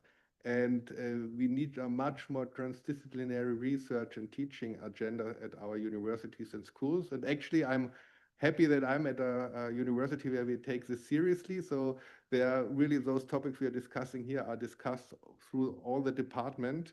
But we also have a female leader. So it somehow comes always down to that we need more females also to promoting men like me here, yeah? Because of course, especially in this field. But I just don't want to have the last word. So maybe anyone who wants to also give some insights. No, if not, then I'm very happy that we had a good panel. Are you still happy?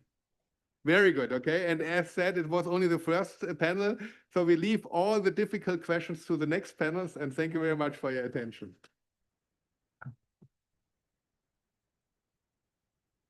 Thank you. Thank you very much to our panelists for this insightful discussion. And thank you, our audience, for your attention and engagement. We will now take a 20-minute break, networking break. Please be back in the room on time for our next panel on circular economy, which will start promptly at 11:50. 11:50. Thank you.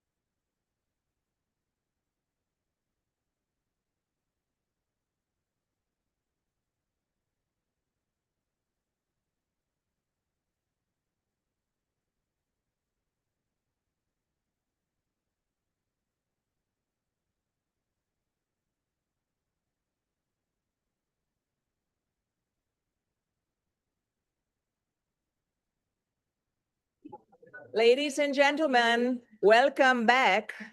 I hope you had a refreshing break here in that room.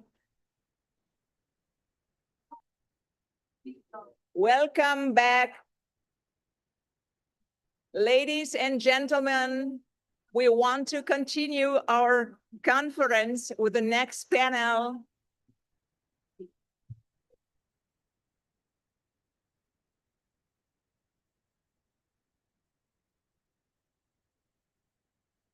Ladies and gentlemen, please take a seat.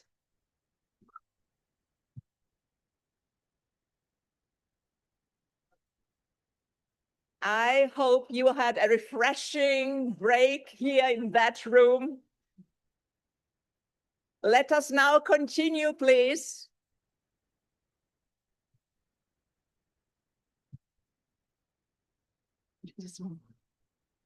Please, let us continue with our second panel on the role of women on circular economy. Please, can I have your attention, please? Can I have your attention? We want to continue with the second panel on the role of women in circular economy. Please join me in welcoming our moderator, Nicole Schramm.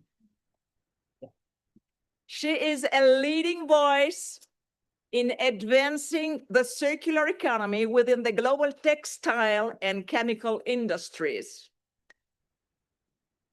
As head of global technical business development at Lansing Group, she spearheads the implementation of sustainable innovations across the entire textile value chain, from fiber production to fashion brands.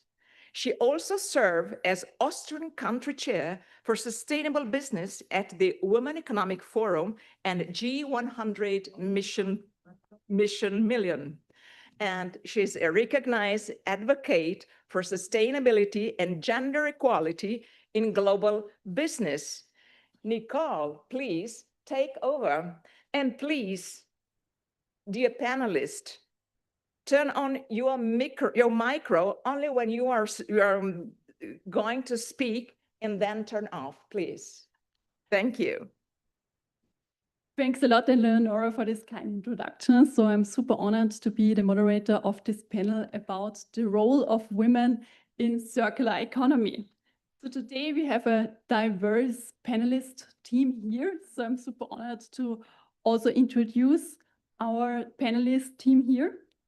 And I also want to continue with this great energy and motivation that we already had in the break, already in the last panel. So this was also amazing. So we want to continue also focusing on what we can also do, like also to empower women also in the circular economy. And yeah, I think we can start with that. So process-wise, I would read out like the short bio, like one, first of all, before the question starts, and then I would hand over, yeah. So I would start like with Anja, and then we have like one question, and then I start like with the next question and read like the bio then of everyone. Yeah, so we would do it like that. So let's start from here. So let's start with Anja on the right side next to me. So Anja is the founder of TEA International and also the vice president of Inla Mobi and CKO, and is the global chairperson for circular economy at G100. She's an award-winning innovator and strategist, and she's initiated the first global youth network in a circular economy to scale up young people and bridge them to mentors, companies, and investors worldwide, from grassroots programs for clean villages in Ghana to UNESCO-recognized education partnerships. TEA International has been selected by the UNESCO as best German practice, and the TEA Global Citizenship Program are UNESCO B&E partners for schools in intercultural, sustainable, mindful, and global education. So with this intro, maybe we start already like with the first question, and then we also have, of course, like the intros also of the others before the first question to make it a little bit more lively, because I already like the style that also René Schmidt-Peter did, yeah, so that I have it a little bit more lively. So Anja, the first question to you is, so it's about empowerment in the principle, like circular principles.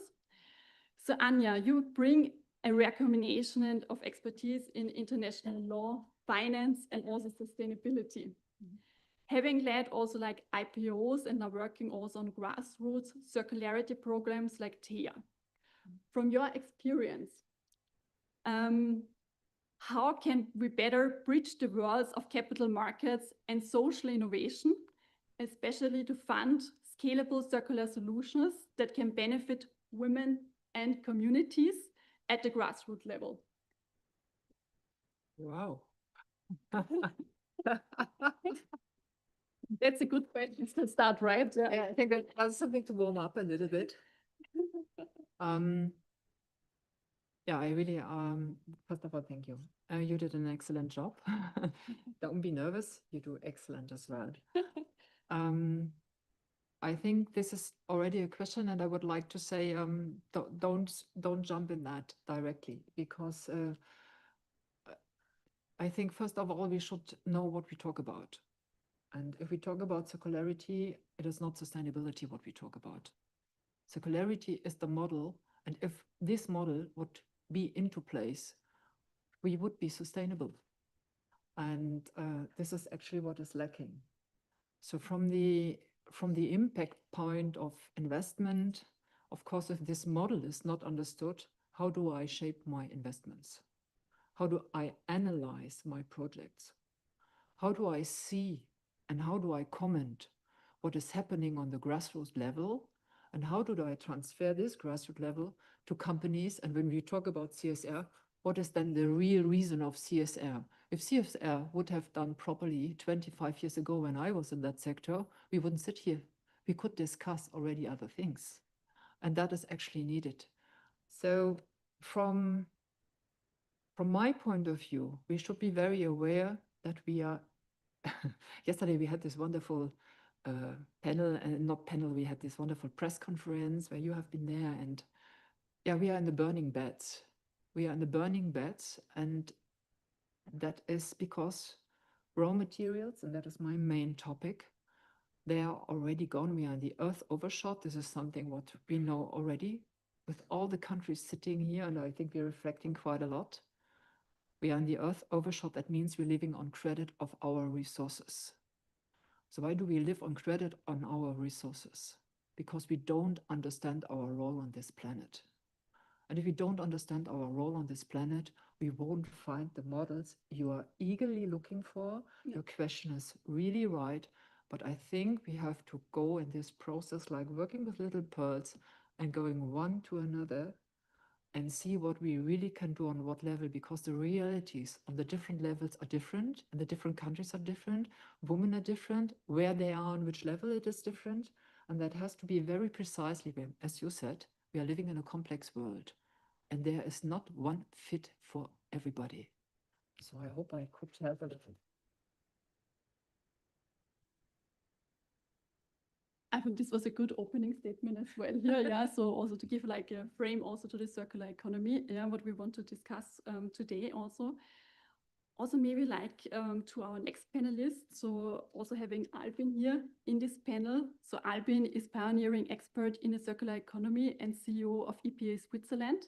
He is an accredited assessor for the Cradle to Cradle certified standard, and he is the developer behind the first Cradle to Cradle products, right? Like really since the 1990s, and he is a global leader in sustainable design and innovation across industries. So with decades of experience driving systematic transformation, Albin advocates also for inclusive regenerative solutions and actively supports cross-sector collaboration, recognizing the essential role of women in accelerating the circular economy, right?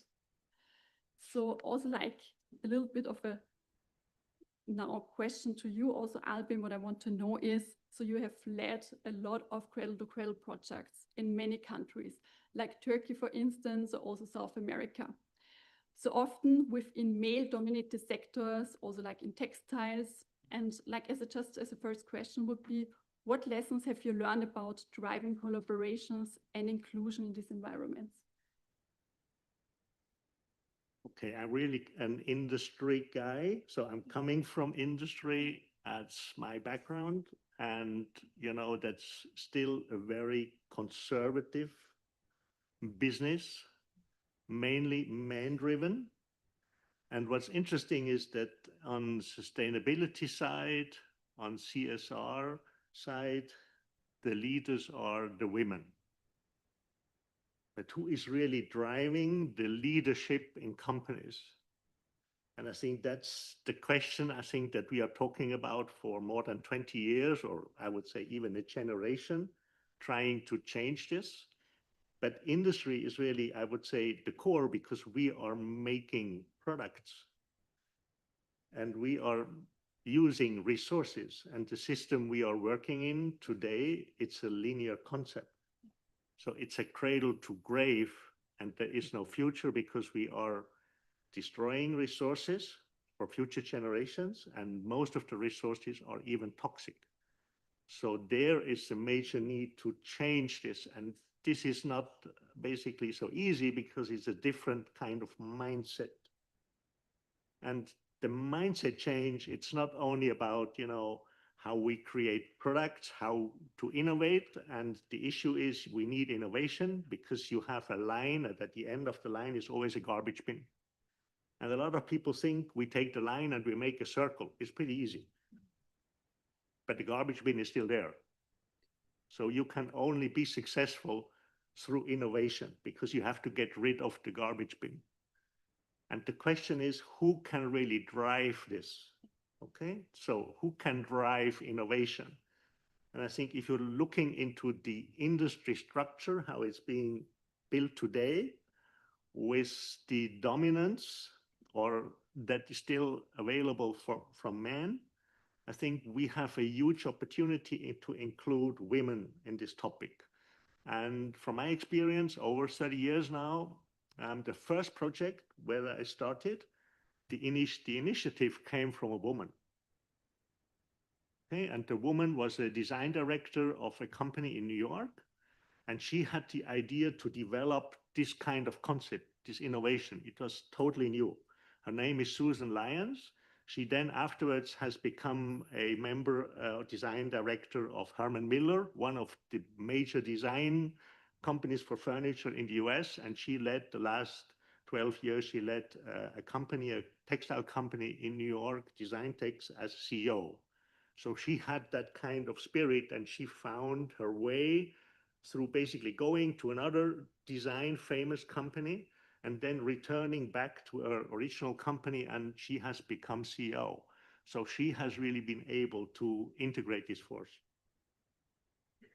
Very impressive, Albin. So I think we also talk about also a little bit later all about the great project that you have also led in the past. So thanks for that.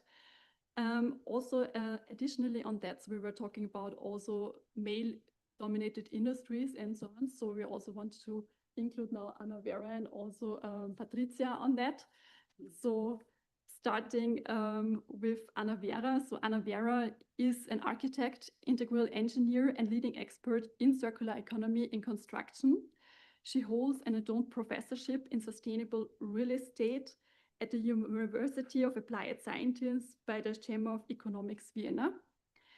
And with her doctorate in integral engineering and international research experience in Vienna and Sydney, she's also dedicated to creating healthy and livable built environments. She's a founding member and director of Circular Cities and Regions at the Circular Economy Forum in Austria, and also representative of the World Green Building Council, and also partner of BFA and KLK Architecture Design Office. Her work also focuses on integrating sustainability, innovation, and real estate development to advance the UN SDGs and the EU Green Deal.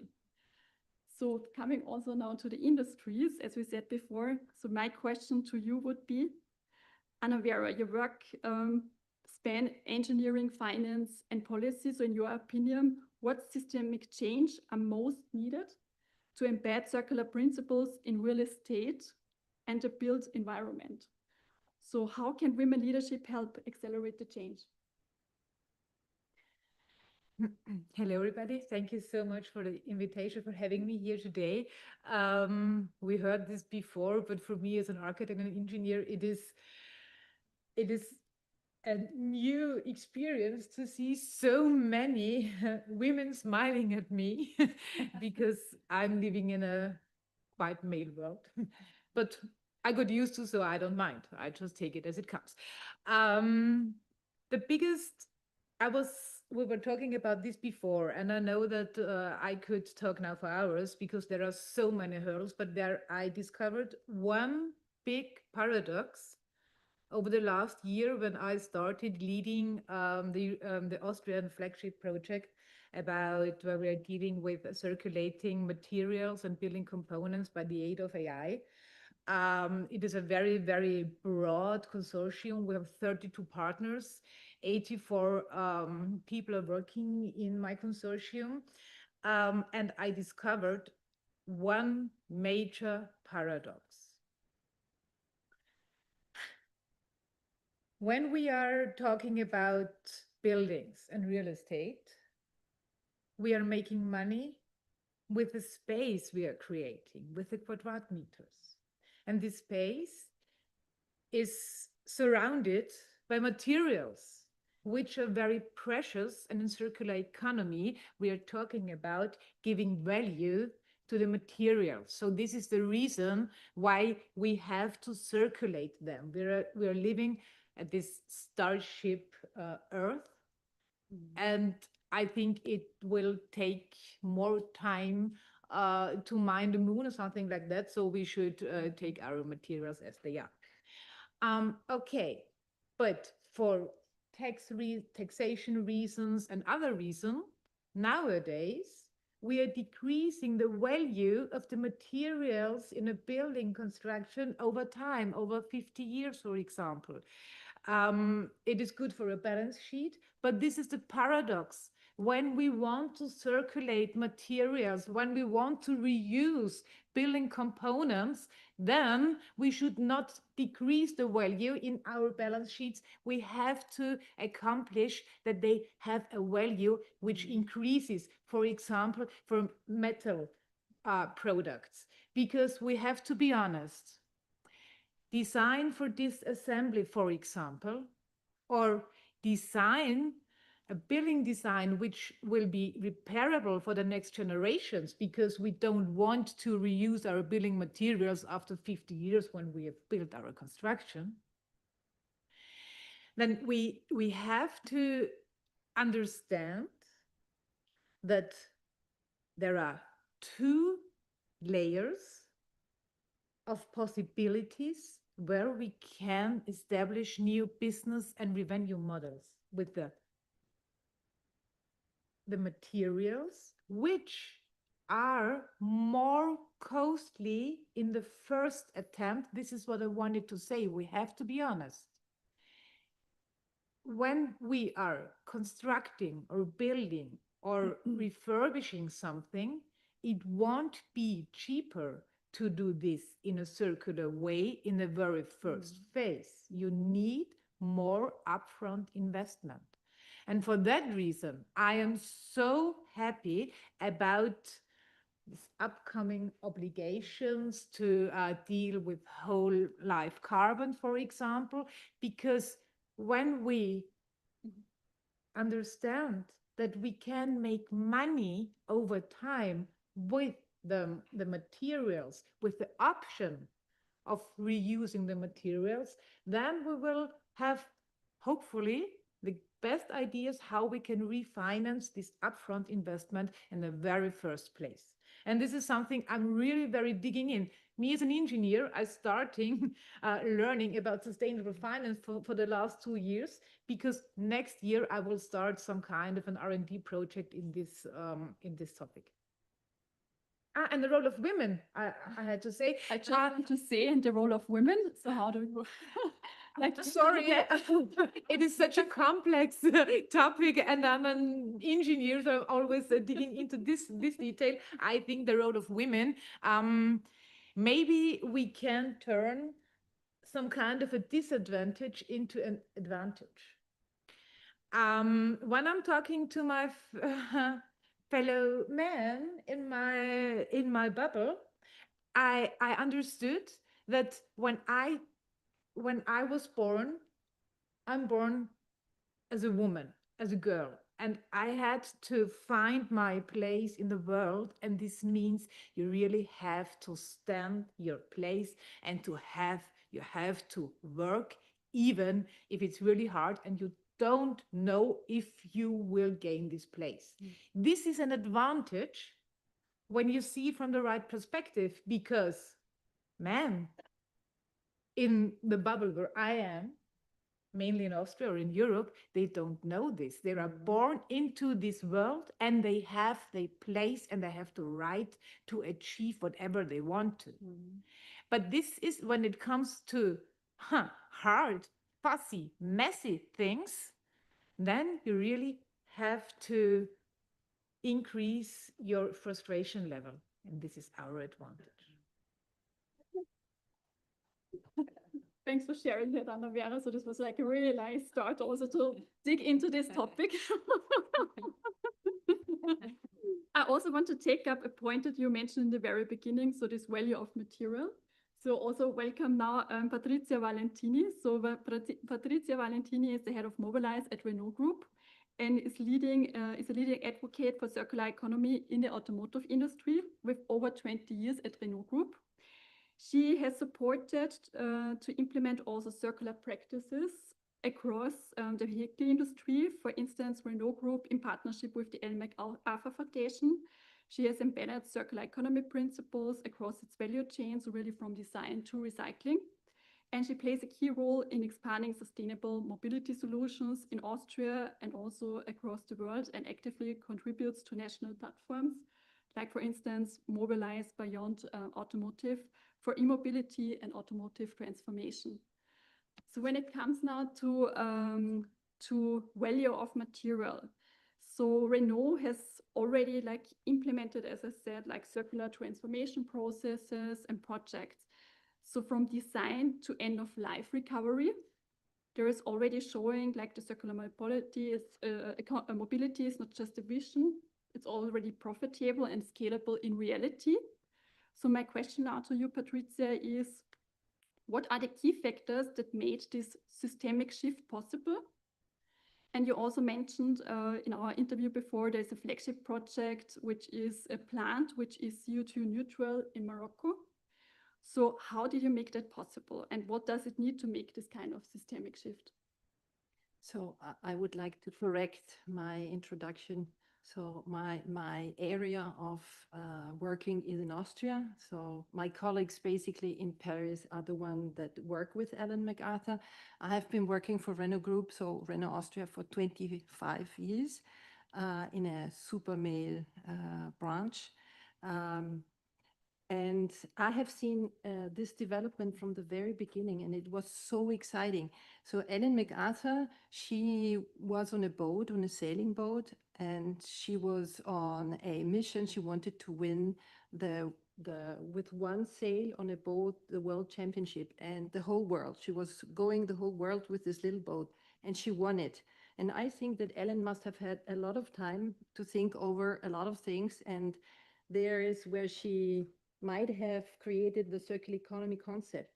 And so Ellen MacArthur Foundation was created together with Renault. So we were from the very beginning the founding mothers and fathers.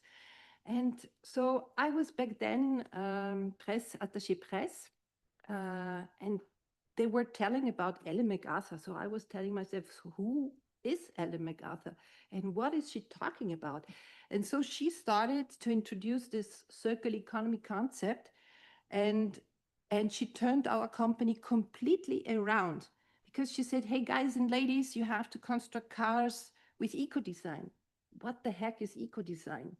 You have to produce your cars by using recycled materials. Oh my God, how do we do that? If you produce cars, then do it locally and not go over somewhere because it's better. And so for me, she was a magician. She really, I mean, she was really something. And this started in 2008. And in 2010, so we didn't have the scandal, the Volkswagen scandal, excuse me if I pronounce the brand. which really revolutionized our automotive branch. And then a lot of ordinance came from Europe and making our branch more regulated. But we already had, our mission was to reduce CO2 emissions in 2010. And so back then with Ellen MacArthur, we constructed a plant in Morocco, which produces 100% CO2 free, okay? By using olive oil flesh and olive oil nuts, the nuts that are in the olive. And the olive oil industry in Tanger, this is in Morocco, was not so good, doing good. So we did a cooperation with the olive oil industry. And then we produced the cars by 100% CO2 free. So if you buy a Dacia, for example, or you buy a Mobilize Duo, which is an electric car, you not only buy a car that had been produced in a CO2 plant, but also 50% of the hands working on this car are women, okay? And this is something we are really proud of, because when this plant had been implemented, we worked a lot with the king of Morocco. And we said that if people and ladies start to work in our plant, they have to go through education. So this is something that is not far, this is something that has to be connected. Circular economy can have also this aspect, okay? And today we have a Duo, a Mobilize Duo that is produced 40% of recycled products, 40% recycled materials. So it's really from car to car, and maybe we will have more time to go in later. Thanks a lot, Patricia. So also connecting to your point, also on education that you mentioned before, I would like also to ask Anja. So Anja, your work with TIA International already bridges traditional wisdom with innovation and also empowers young people globally through circular skills. So from your perspective, why is women's leadership in education and community empowerment so crucial to the future of the circular economy? Okay. Thank you. First of all, circular economy is not only about recycling. Just let me be very clear about that. It is a holistic, full cycle, raw material based concept, what is remodeling business models. And that thinking from the raw material, and first of all thinking, if I need something, do I need a product? And not just doing it, just putting not that into question, thinking, okay, do I need it? And then I go the full cycle. And if I'm not doing the full cycle in the beginning of my activity, I will never end up where I have to end up. What you said was really, really wonderful, because this is in all industry, the paradigm. This is in all industry, the paradoxum that we reduce the quality because of the pricing of the materials. And even in the complexity, most of the people don't have even the, and then we come to education, the knowledge of the components of the different materials, what we use now, because in sneakers, I don't know how many are in sneakers, but we have women in my wing who knows that, and that is really impressing. You not even can recycle it. We don't have the technology, and that would have been even the wrong point. Ellen MacArthur is a very impressive woman, no question about it, but she did not invent circular economy. Circular economy was invented in war times, long time ago. It is a very old concept when raw materials have been short. Then the parties have been challenged to see what do I do with secondary materials. But secondary materials in our world today have nothing to do, and they are only, I think the circularity rate of secondary materials is now even decreasing. It is about 7.2%. So that means in all our world, we have nearly over 90% of materials we don't use. We not even have ideas how to use. We don't know any concepts about that. And here we come to the problem, because we extract plus and plus. Mm-hmm. So and then we come to the community and we come to the education. This is the very circle we have to understand, because we create this. We create this shortage day per day, second per second. We do this. What young people see when I was in Africa, for example, and come to this, to your, so they are maybe grown up in situations where they have single-use plastic bags. They have them around them everywhere. That is not the original packaging material what was in these communities, because before it was brought by Europeans into that societies. So now we're standing there, white people, nice face, la la la, and we come with our educational concept and explain in these communities why they should not use that. That makes it a little bit different when you are in the field. Theoretically, it sounds maybe nice, but practically it is very different, because these kids are quite smart and they look at you. And then you see them in these waste and they say, we don't want that. Their parents not even knew a different society before. So they don't know it. The grandparents, yes, but you have groups that don't know it. So how you explain something to somebody who is absolutely used to something and you tell them not to use it? Why should they change their behavior? Why? They only change it when they know I find a better thing, or it is even more affordable. In our case, education was based on bringing the kids back to traditional knowledge. So what was in these societies before? It was even taught in schools before, but it is not in the schools anymore. Everybody knew how to make baskets in these societies. It's not in school anymore. Now they have curricula, you would not even understand what these poor guys have to learn. So we brought them back to their traditional knowledge. And first of all, we all analyzed with the kids their surrounding without any judgment. So they had to smell it, because no, it's not ending in the dustbin. It's mostly ending in the landfill, and there it gets burnt. So if you see the figures, then that is there where it's ending. And so these kids have been in the landfill. This is high toxic. I was there. I came back with a really seriously lung disease afterwards, because I was taking it. But they're every day in it. Everybody says it has no influence. I did not even find somebody to finance a program what can prove that these kids under this pressure because of this situation, because nobody wants to look at it. So then they learned, okay, this is not, then they learned a lot of things. They learned why these gases go in the air, what is this doing it, and that they are not isolated with their situation, because it is a global effect. What starts there. And then they come and they see, okay, how to change this. This is the next, when I understand the analysis, I can come to an idea, not before. I have to understand the full environment first, and to understand why should I change something? And what was before? And they see they have been completely sustainable before. And then we come to eco-design. And these kids learned already to understand the target group, what is for whom, and what do these people need, and how can I design that accordingly with the materials I have, and what is happening to the materials. So first of all, where they're coming from, if you go to fabrics, they're coming from China. Yeah. Ghana, where I was, they're not producing any cotton anymore. Not even a single thing. It's coming from China.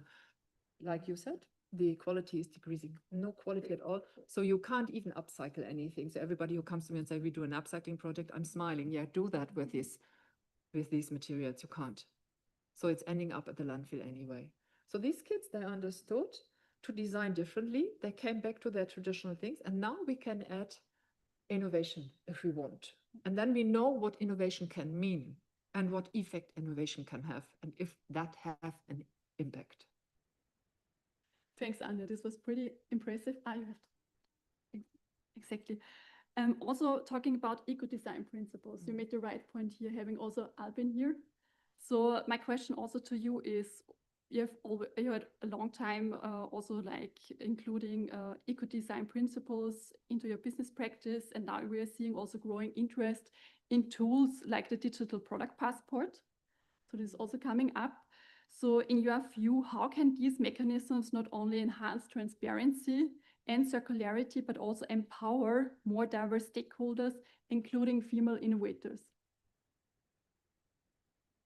Thank you. I would like to contribute to the panelists before. One element is when we start a project, we don't ask, do we need the product? We ask, does it make sense? Okay. The second thing is about transparency, the Ellen MacArthur Foundation. You know, I admire the person Ellen MacArthur, but you always have to understand who is behind this organization. It is McKinsey. It's an all boys network, and they integrate all the big ones, the multinationals, and they have a clear ambition that basically they don't want to change anything. They want to keep the power. Okay, that's, I think, transparency, which is important. And they found it as a foundation because government institutions are not allowed to promote brands or companies, but they are allowed to support NGOs and foundations. So it's a very clever move from the large organizations. And the third point I would like to mention is about accounting, because our system of accounting is linear based. And we have a topic in each project. How can you make visible to management that a project is economically feasible in circularity or in cradle to cradle? You cannot do it with the current accounting system.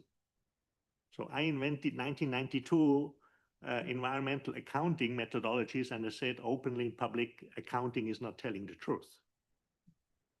Okay, and now we defined circular accounting. And I think that's important as well to buildings. If we don't change the system of accounting, we will not really have a chance to become really, I would say, successful in implementation. And that's the key. So now how to apply eco-design, I think it's fundamental question, because design is basically setting it up, making the plan, but there you need a lot of knowledge how to do it. And if you ask the question, does it make sense? Do we really need this kind of product? I think this becomes relevant. And then how do you integrate? And we don't want to basically, because it's a change of mind that you need to teach or to educate, it's not so easy. So you have to be careful that you're not brainwashing or basically putting something on people. So you have to do it this way. We try to do it differently. We try to explain as much as we can till everyone in the project agrees by his own personal values, it makes sense. And once this agreement has been achieved, then we can really start and make the project. And I think this is one of the core elements that is important. And if you're looking into project management, that's as well very linear because it's all based on controlling. You need to check everything in a linear system. And in a circular system, it doesn't work. You need to work in a network. So that means how you work together needs to be at a different kind of level. And if you have the understanding that everyone agrees it makes sense, then it's much easier to build a network. And that is how I think we are successful. Thanks, Alvin, for sharing that. So that was a really good approach also on that, seeing like really this also from a accounting point of view. And I think you elaborate this even more in your book. I think you already like published like lately a book about this, like from, how is it called? It's from rebel to Radical innovator, leading the transformation through circularity. And that's exactly the point. And there's one case, there are 60 cases, and one case is as well about UNIDO. And I'm very proud to be here today at this place. So as we are already ahead of time, so I think we could talk for hours here. Let me also come to a question before we open up the audience questions. So one crucial question for me is also now looking to Anna Vera and also to Patricia. If we look across sectors, so we are here really diverse from textiles to real estate to mobility and education. What is one critical enabler to ensure more women can lead and benefit from the circular transition?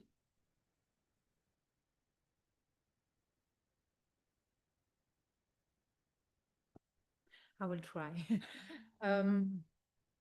In my sector, it is very simple. We've heard it before. We have to motivate that more women are engaging in MINT because in MINT topics, because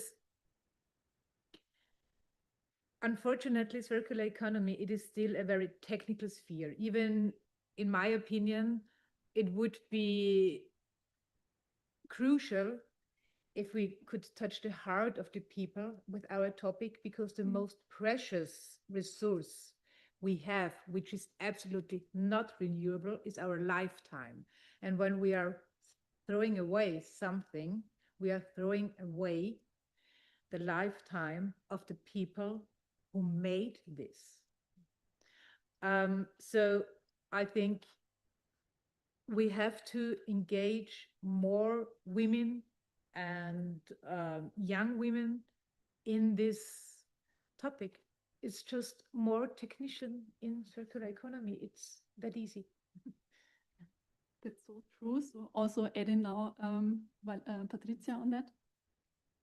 So in Normandy, we have a factory named Refactory, and we have about 50,000 old cars that are retrofitted, because we think that a car can be retrofitted before going to recycling. This is the Remaker unit. We have battery recycling and also a unit that does battery in second life for puffer charging systems. We have a complete recycling unit over there. We have a campus on circular economy. And if I look to all these guys and girls that are over there, there are a lot of women working in all these different positions.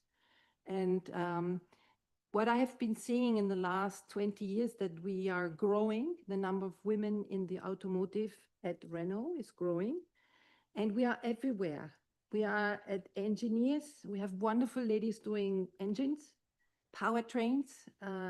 We are everywhere in accounting, in the classical jobs, like human resources.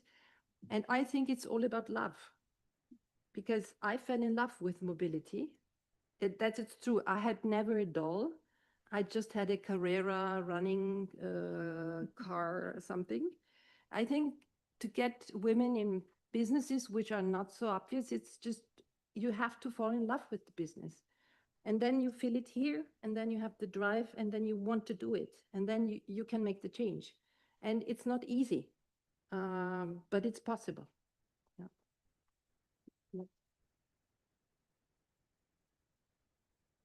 Thanks a lot, Patricia. So I think this is already like a good opening up question or also statement here to the audience. So are there any questions from the audience? I see some hands already up, yeah? So please start. Hello, my name is Neha Chatwani. I am the G100 country chapter for talent and human resource management in Austria. Thank you so much to the entire panel. I have a question for Albin.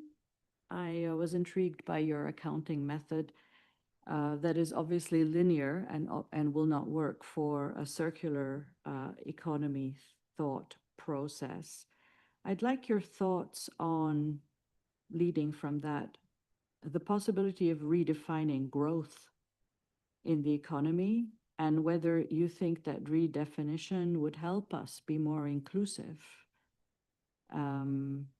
Yeah, that's my question. Thank you.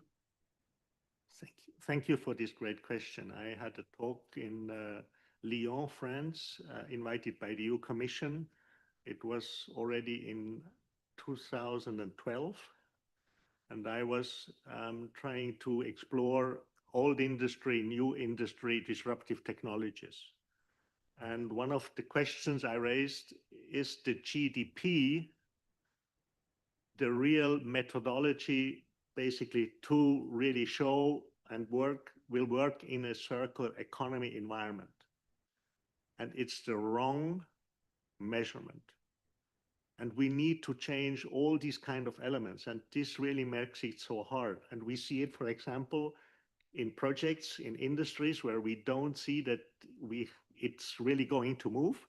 So what are we doing? We're trying to get to startups. And most of the startups that we supported, the leaders were women. So there were examples in cosmetic, Okay, quite a tricky industry in textiles and fashion. So we built a cooperative of different kind of fashion brands and integrated the entire supply chain so they get hold of good and healthy materials. And as well, there was one of yoga wear. Okay, but this is, I think, the important thing. You need to integrate the holistic approach and the management techniques, okay, the tools that management will need to lead towards circularity. That is still very linear, or it is linear. And as well, how government basically is leading the economy. It is as well very linear based. And we will not get out of this dilemma unless we are really changing it. Thanks a lot. Anja, also want to add something on this question? Just a short thing to that. As long as we don't understand that we talk about capacity and not gender, and as long as we don't go in intersectoral, intergenerational teams and connect them on industry level, it is very, very different because the whole organization structure is not structured like that. On education level, universities are really not open to this. They go now in single steps a little bit, but they're not really come in the real crossover. And even in schools, it is not possible. So then they do vocational trainings in the outer field. But that would be the first thing. And for the young people, it doesn't count. It only counts that they have the capacity on what they do, and that has to be somebody who inspires them to find out, to go deeper. And somebody, of course, and here we come to mentoring, what is a very important role. We come to the network, what we provide here as a G100, where we really try to set up the point in this to connect the people from the different fields. In my link, we have 20, I don't know, no, over 30 different countries over 6 continents, but they present all different sectors of circular economy. And this is the magic in it. It is not coming from one sector. And of course, they learn. You have cross learnings on every level, intergenerational. And actually, that should be built up in every other system. Thanks a lot, Anja. So there was also a question over there. So many hands up. So I think we can't make it until lunchtime. Brunhilde, I think, is already hungry, so she's pushing us. Okay, over there. Okay, thank you. I'm Evelyn Uiterbroek, and I'm leading the wing of environment and climate, and I'm from Brussels. And it's not a question, it's what I observe. For example, in our government in the region of Brussels, we have a minister who is a man who is Minister of Employment and Economy. And we have a woman who is Minister of Circular Economy and Economic Transition. That's very significant because also that is the remark that I have in Brussels, that we see when we organize event and conference on circular economy, we have women, very small startup, very small shops, and so very nice, very nice. But then when we go to the industry, then it's men. And they don't speak about circular economy. Of course, they speak about CO2, they speak about the environment and all of that, but not really on circular economy. So I'm asking, do you feel also that there is a division very significant about this?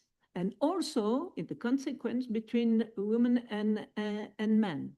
And we have also a very big, unfortunately, they closed 6 months ago, automobile industry, Audi in Brussels, with 3,000 of persons. They closed, they are going to Mexico. But they never spoke, of course, about circular economy. I'm sorry. They speak about, yes, they have solar panel, they have new cars, they invest in Africa for CO2 questions and so and so and so, but no circular economy. Let me take the question for Patricia here. Yes. I mean, it's a very complex topic. Normally, it would take days to explain you what we do in circular economy. And obviously, it's not only about CO2, but a company needs goals so that the company knows how to follow certain visions. And if you take the electricity, for example, which is there are several plants which work all together in 300 kilometers radius, and 80% of all the suppliers of Renault Group work all together to produce a car in 9 hours, okay, with the whole circular economy concepts behind, meaning eco-design, using recycled materials, having really circular economy concept in distributing the product, and then bring it back and recycle it. It's massive. And it took Renault Group more than 10 years to implement that. We are leaders in that, and we try and we want to share it, and we share it at the campus in Normandy. But it costs a lot of money. And if you don't have a turnover, it's not been made. I mean, we are in the industry, and we have 30 million jobs in Europe connected to the automotive system. Okay, there are a lot of people living from building cars, selling cars, repairing cars, and this is a very important sector for us in Europe. But we have to do it, we have to produce cars in a different way. And Renault Group is not trying it, Renault Group is doing it, but it's a huge risk capital too. So the future is neutral. I don't know if you have heard about it. It's the environment, so it's the company that does actually the whole circular economy for Renault Group, has had 1.2 billion turnover last year, and we are heading to 2.3 billion turnover in 2030.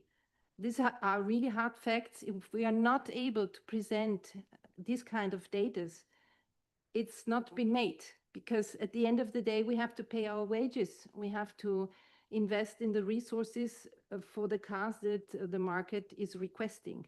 So it's very complex, and we could continue our talk afterwards. I think that we can. I think it's a really good closing statement also here on that point of view. So we can also talk about, of course, during lunchtime, also concerning your questions. So Eleonora is already looking at me, so we have to a little bit hurry up on this. So I think you want to create like the summary on this. Just one like closing statement from my end. So I think we heard that circular economy, it's not just about like technical shifts, it's also about, it's a human-centered one. And also thank you to all the panelists, to the audience, also to the United Nations also for hosting us here. So thanks a lot, and handing over to Eleonora. Thanks a lot. Thank you. Thank you to our panelists for the insightful discussion, and thank to you, our audience, for your engagement. We will now take a 60-minute lunch break and reconvene here at 1:50 p.m. for the next panel on sustainable finance. But before we leave, I have a request directly from our president, Bodil Valero.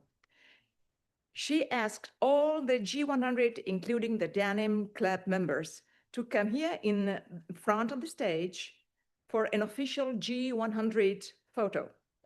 We will do after lunch. So please be punctual again at 1:50 here again. And now enjoy your meal.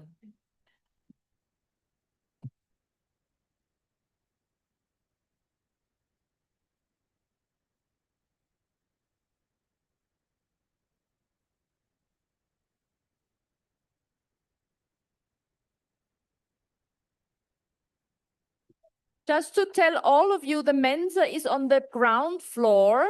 When you come out of the elevator, you need to turn right and just follow the big line.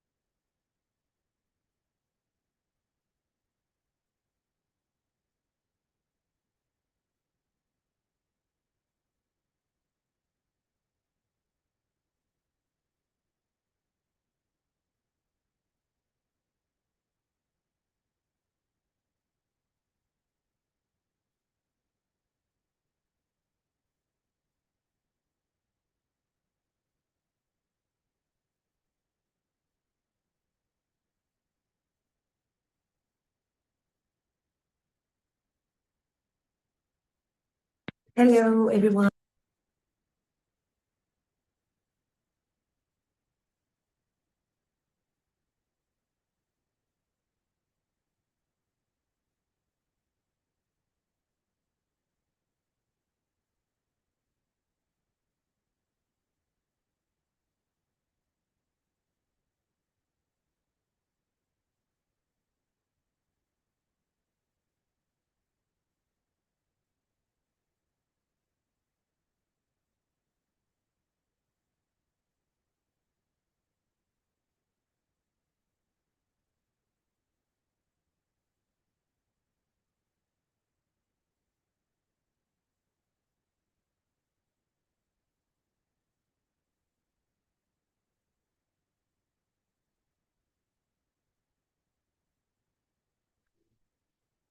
Ladies and gentlemen, welcome back. And as Bodil Valero asked us, we will take an official photo of all G100 members and also Denim Club members. Please come to the front of the stage right now. Thank you. We have a special photographer, Lisa.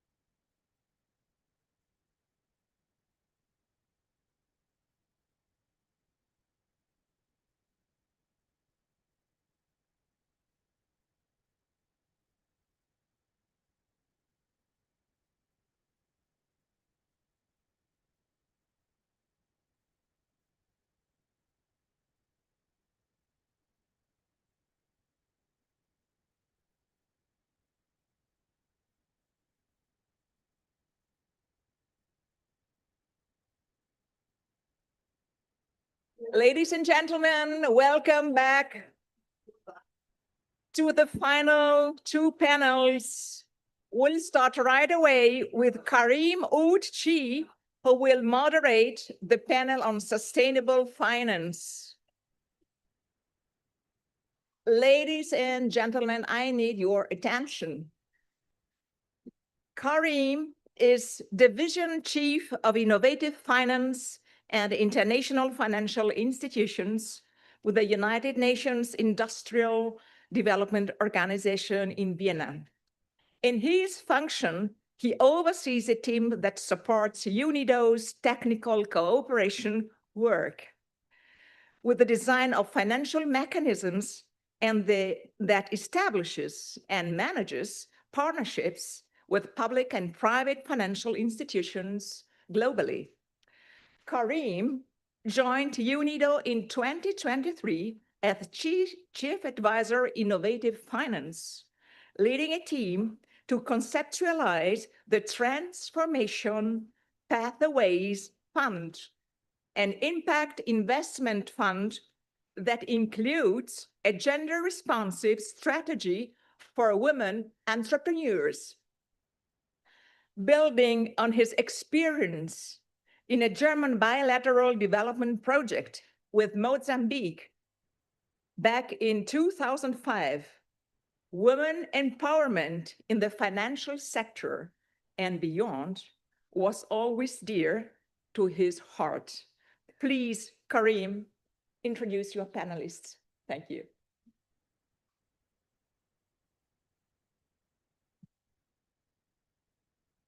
Thank you very much for the kind introduction. And thanks it's a bit different to script, but this is fine. Before I will introduce the panelists and what we are going to do in the next hour, I will shortly also provide a link why I'm here today in a gender conference, which is not always obvious. So it's a mix of private and professional history. First, I grew up in a household of a female entrepreneur. My mother was 40 years self-employed, so I had a strong role model. Then later on in my career, and I think this has been alluded to, I was working in microfinance, and the statistics already showed that women are better clients, but I could then also see that on the ground. I was 3 years in Mozambique, among others, member of a board of a microfinance institution and of an SME bank. And I could witness that besides the figures, that women were always using the proceeds, the profits, to spend for the family, for health, for education, while most of the men, on average, were spending that for consumption and many times, unfortunately, also alcohol. So we always like to have women as clients. But women are not only good clients, they're also great managers, if not even better than men. But this is nothing we can decide. And I'm not talking only about my mother, who was a great manager, but also there's ample statistics and proof that women-led boards or mixed boards are much better in their results. Female-led entrepreneurs are more sustainable. And as an anecdote, you probably remember the financial crisis 2007, 2008. In Iceland, all the big banks went bankrupt or had to be rescued. And the only one was a bank that had a female-only board. So this is another great proof why women and women empowerment is so important. Also today in my work at UNIDO, we are setting up a decarbonization fund for countries in the global south with a target volume of $1 billion. And we explicitly are working on a gender lens strategy. And Carmen Schubert, my colleague that you met in the morning, she's working on that as well. So let me now start to explain the panel, which is the role of women in financing a sustainable and peaceful future. It's actually, I would say, the second worst time to do a panel is the one before lunch, and the worst time is the one after lunch. Plus, and I think our colleague René called this a polycrisis. I'm also feeling a little bit of polycrisis because I got 2 times vaccinated yesterday for a business mission to Ivory Coast. Plus, I'm starting to take malaria pills. So please excuse me if I'm not the most energized moderator today, but I will give my very best to do that. So we will start with a short video, which will stream in a second. Then I will introduce the esteemed panel. I brought a couple of questions to the panel, but this shouldn't take the entire hour. Of course, at the end, there will be also possibility for questions from the audience. So our esteemed Dr. Irena Radovic, who unfortunately couldn't come to Vienna, but registered a short video for us, is the governor of the Central Bank of Montenegro and the first woman actually to have this position in the history of the country. Before that, she served as executive director of the Investment and Development Fund of Montenegro and represented the country as ambassador to France and to UNESCO. She was also deputy minister of foreign affairs. I will swap now the other diplomatic credentials and come to her work in women empowerment. So she serves as a global chair for financial inclusion and corporate board readiness within the G100 network and is the founder of Women on Boards, which is preparing the third generation of female leaders for service on public and private company boards. She also promotes women's access to finance through the We Finance Code and leads the FinSTEM project in cooperation with the UNDP, our sister organization. She is also the author of the National Agenda for Women's Economic Empowerment that contains concrete measures to advance gender equality in Montenegro's economy. So a long list of great things, and I would like now to ask the technical colleagues to stream the video that Irena Radovic can share the message with you directly.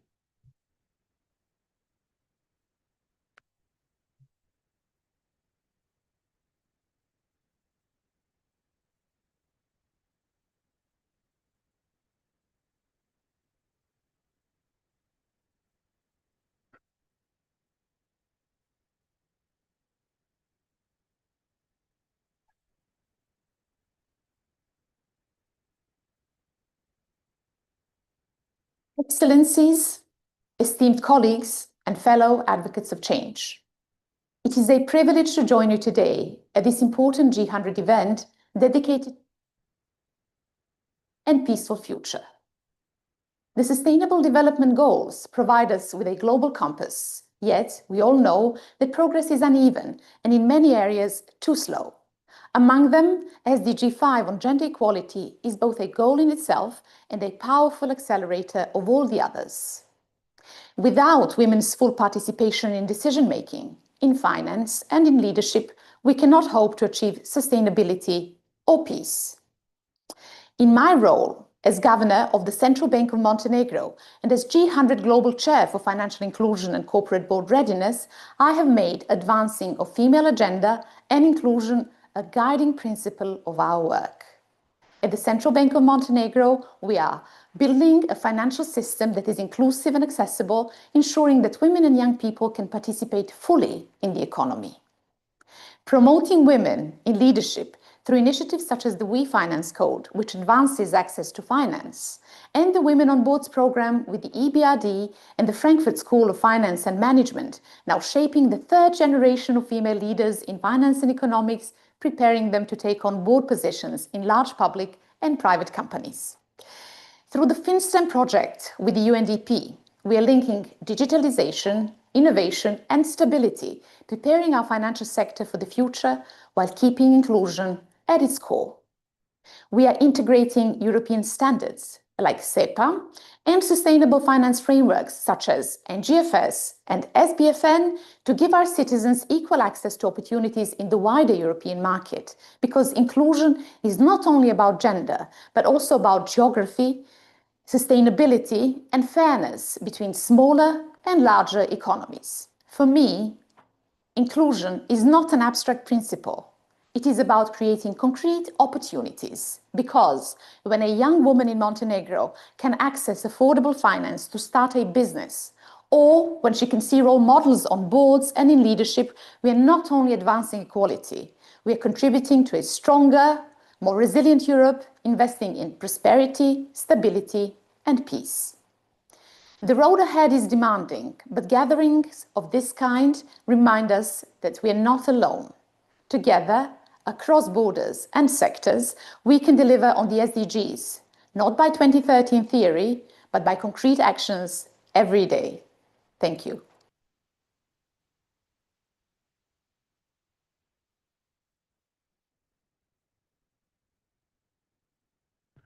So I now have the pleasure to present the esteemed panel.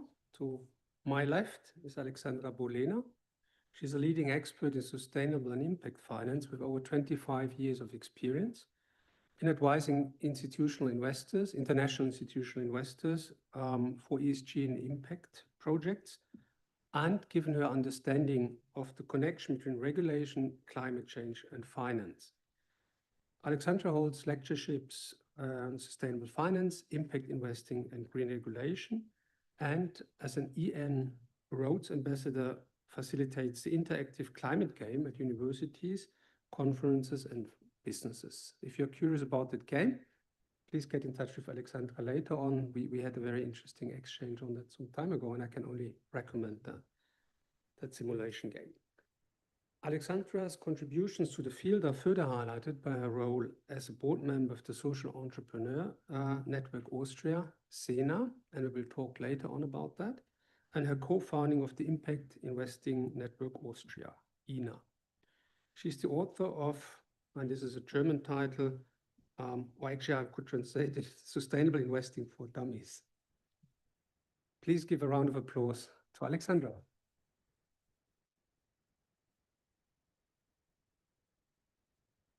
Now, on the extreme right from my position is Carmencita Nada.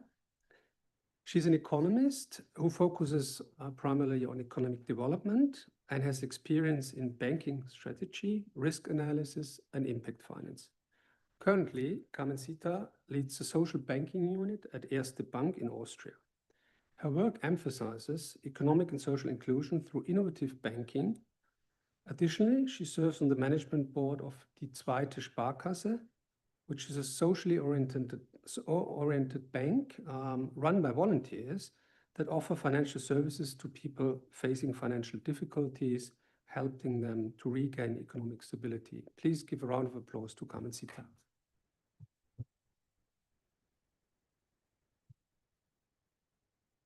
Now, to my direct right is Nicoletta Acatrini. I hope.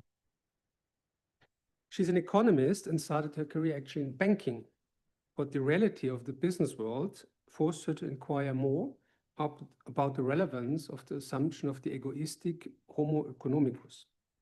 This research question became the cornerstone of her academic trajectory, covering public policies, sustainable finance, development, among others. She received her PhD in 2014 from the Swiss Graduate School of Public Administration. Thanks to her multidisciplinary background, she has developed an interdisciplinary research and business activity where she is building impact metrics and evaluation tools for sustainable finance, impact investing, and faith-based investments. Please give a big round of applause to Nicoletta.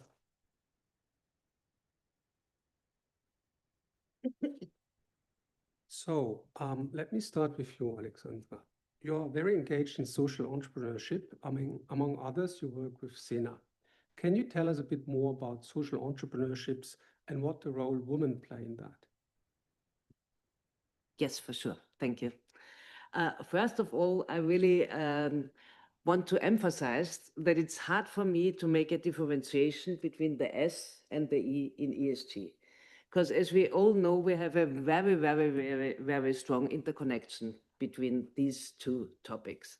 So also SENA is reaching out not only for social entrepreneurs, but also for ecological and green entrepreneurs.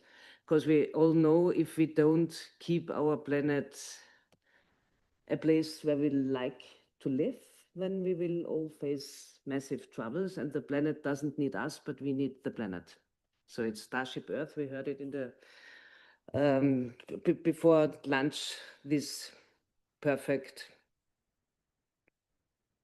name of our place where we live. The second thing is social businesses sounds very soft, yeah, social. But to be honest, to run a social business is at least that hard as it would be to run a normal business. And being an entrepreneur and being a funder and being a startup leader is hard if it's a social business or if it's not a social business. Maybe it's sogar harder if it's a social business, because you have to take care of your team. You have to take care that they are feeling cozy and comfortable, that they feel healthy, that they feel happy, that they are not hungry, if we think of developing countries. So you even have to take more topics into consideration. But women have also for centuries and decades been responsible for caring work. Yeah, they are used to take care of their beloveds. They are used to take care of parents or of children. And when they run a startup, I think they also, as natural reason, care for the team. Yeah. And I'm involved in the topic of finding investors for startups and all that kind of thing. And I know one of the most important questions always is, what's about the team? Is it a stable team? Yeah. Is the team committed to the topic?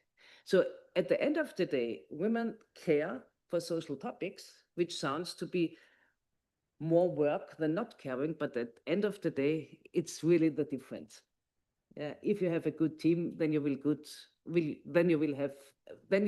better possibilities to run a good business. So that's my 3 points around social entrepreneurship I wanted to share with you. Yeah.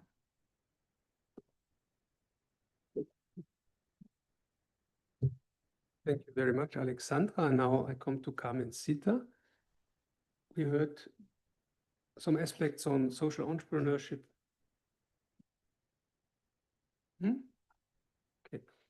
We heard some aspects from Alexandra on social entrepreneurship. What does Erste Bank do to promote social entrepreneurship, and which role do you see for women? I'm quite ecstatic to be here because I think this is the first panel I've ever been on and the first audience that I'm confronted with where I'm pretty sure I don't need to explain how social and banking can work together. I think there's a quite good understanding. However, let me still tell my story in a nutshell. Because within my banking group, I'm very lucky to be responsible for an area that focuses exactly on those tipping points in the life of a person or an organization where some sort of, and I agree very strongly with you here, Alexandra, some sort of social or environmental impact can be achieved. What are those tipping points? They might be the very first question of even having access to financial services. It might be the access to affordable housing, setting up your own business, but also, and very importantly, social innovation. And that is where the organizations called social enterprises, who encompass both environmental, but also strictly social views, come into our view. And mind me, as a banker, I'm telling you, those are very special concepts at a time, because coming out of risk management, I'm used to a profit maximizing case. This is what I understand. This is what I get. This is what the authorities get. And suddenly I'm confronted with largely female-led enterprises who say, no, no, no, wait. At least on the same level, and sometimes even above it, I focus on an impact target, and I'm willing to forego profit to achieve that impact target. Now try to explain that to a 55-year-old man having spent 40 years in banking. This is why I have a largely female-led team in social banking and also in Zweite Sparkasse. And this is where we come into place. And what we do is we as a team are very strongly aligned with also personalities such as yourself, Alexandra, and with a lot of networks focusing on social enterprises, NGOs, and also any person who wishes to shape society in Austria and beyond in that matter. And two, because as a banker, you know, my key task is to provide financing and to provide access to finance. So this is what I do. I'm not a social worker. But in that frame, we do join forces with civil society. We join forces with the public sector, with policymakers, with the ultimate goal to provide targeted financing, non-financial support to strengthen the enterprises and to make them sustainable even beyond public funding or grants or donations.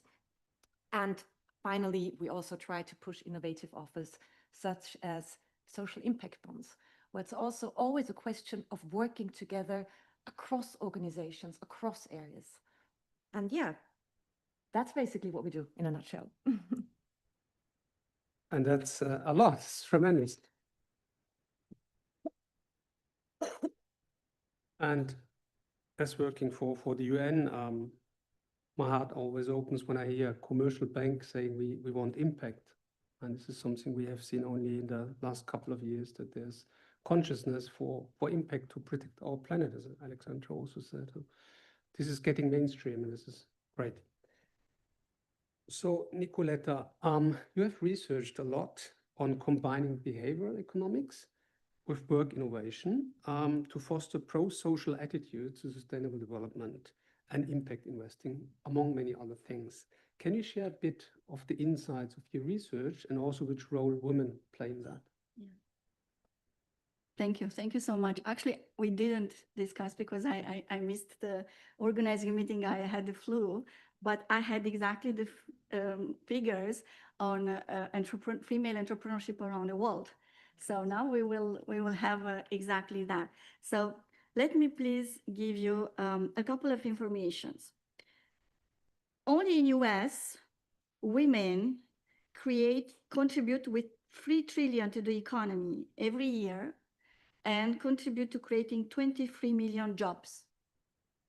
When investing in women, and here I think banks and investors don't do charity and ever social, startups women run generate 78 cents in revenue compared to 31 cents for men.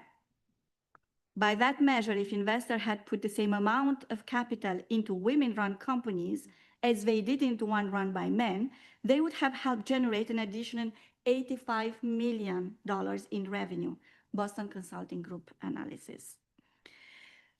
Only these figures would already show that a practice investing in women-led, women-run entrepreneurship, it's neither a charity or a social activity. It is an essential activity for the growth of an economy. And in fact, IFM expresses this is a loss for the world economy. They evaluated that loss at a global level, and it amounts every year for $3.47 trillion. So the world economy loses every year because we do not invest the same amount of money in women-run businesses as in men-run businesses. So it's not even at a certain point a question of efficiency, impact, profit, return. It is a loss for the economy, the world economy, a world economy where we all see it's enough to open any media to see in what bad shape it is.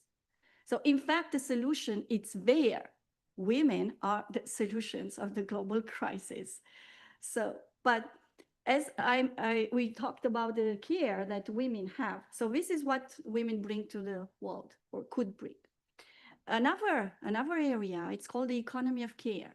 And it's exactly the whole household and the care that women do at home, which is unpaid work. It is evaluated by International Labour Organization as unpaid work. How much do you think? I'm very curious. I would like to ask the audience, how much do you think at the global level it's approximate this activity of women taking care of the household? In percent of global GDP or in dollars? No, it is 9% of the global GDP, equivalent $9 trillion every year. So it's every year. To all women in the world. Let me tell you, men also do pro-social activities. They also engage in unpaid activities. It's only 25% of this amount. The total amount is 11 trillions. But this is again to consider that women bring $9 trillion every year to the global economy. Their businesses bring twice the return of investment when we give them the opportunity to access this investment. Yet, how much do you think of the total assets under management that are labeled as sustainable finance go to women? In percentage? Sustainable finance, it goes to 5? Yeah. Less, 0.5%. Yes, yes.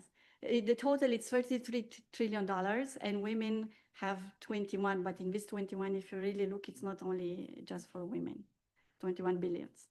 So it's really, and this is the paradox, and this is the staggering discrepancy I wanted to bring to you. So on one side, we have data, we have science that show how investing in women, it is in fact, and all institutions now say, you cannot build a sustainable, we cannot build a sustainable world without women and without investing in women. Yet in impact investing, how much again? It's a little bit more, but how much again from the total assets under management which cover impact investing? Less than 2%.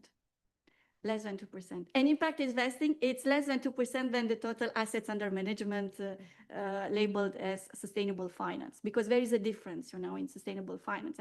I'm not going here in details to explain, but impact investing would be the one who is the most transformative. And in fact, this is where women startups are the most active, and they do not have access to this funding. And this is a net loss, that way lost, as we say, for the global economy. I do think that this figure should intrigue everyone from the community at the individual level, but also at the corporate level, and then in institutions like the one we are here, and in banking, to understand why we are still, why we know that. We know for the data covers now more than 15 years. So we know that this is the trend. Women are more productive, more efficient, and they are intrinsically sustainable. 87% of all startups funded by women are intrinsically social impact, sustainable, etc. Yet we do not have the mechanism. I do think that this is here a discussion I open and suggest, and be creative, you know, on what should we do, in fact, to increase that. I do remember that in one meeting of G100, our president, founder, Dr. Harbin, she proposed to have a quota of government provision, procurement, that only from women-led businesses. That would be a solution, for example, because in fact now governments have also to follow sustainability standards, or buying from women, that would be a direct alignment of this requirement. But we need to be creative and to imagine both access to funding and then implementation and go to the market. Myself, I tell you what, I do a little, which is completely voluntary.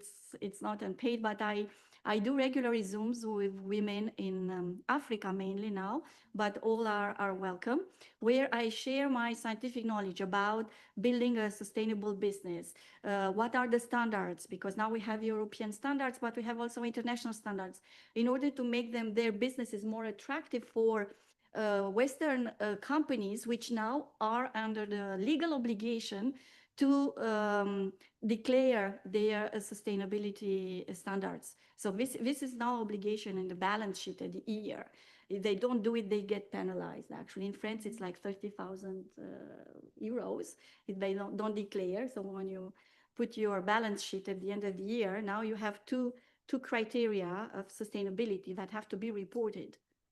And I think this is one of the way to myself, I try to educate these women and the women around me on building intrinsically aligned with the standards. So in the supply chain, they suddenly appear like preferred business partners.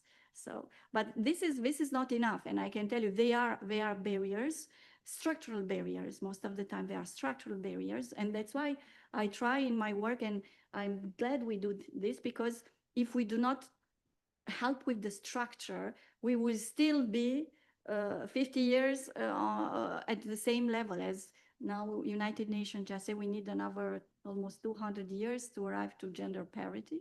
But it's not, it is more than that. It's the survival. It's the survival of the global economy and of our society. And yes, just as a scientist, because we talked about do women do more pro-social activity or not than men?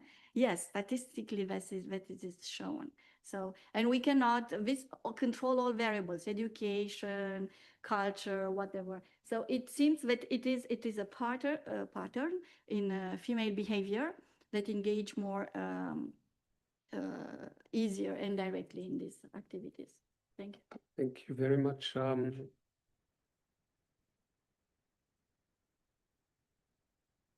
Very impressive figures and yeah, analysis. 3.7 trillion we are losing every year because we do not have more female entrepreneurs. With that, we could easily close the SDG funding gap. Yeah. And also from a welfare perspective, that would be actually a great thing to invest more. The figure, 1.5 trillion financing deficits at the global level for women. Yeah. And that would be, of course, also a great business case for banks like Erste or others, because there's more to achieve and companies are more sustainable, as I understand. And it also leads us to the question of regulation and policy. And I wonder why governments are not doing more to promote women entrepreneurs with the clear evidence, and not only since today, that there are much greater benefits. Well, this is maybe up to the discussion later on. Let me now come to Alexandra. Nicoletta has talked also about sustainable finance, and now you're very active in that field. What aspects of sustainable finance, which is a very broad field, would you like to share with us today? And how does that look like from a gender perspective? Sustainable finance sounds similar soft like social entrepreneurship. Yeah.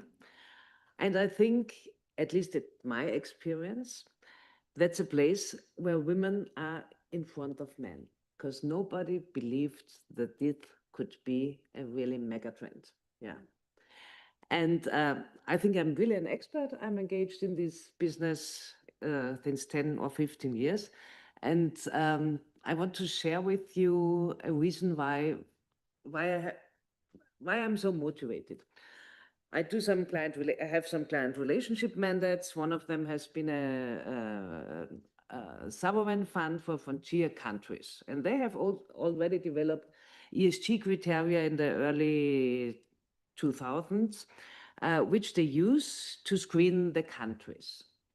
And we had a presentation, and I asked them, what is the most important ESG relevant topic for you if you go into a country or if you leave a country? And the answer was very, very clear.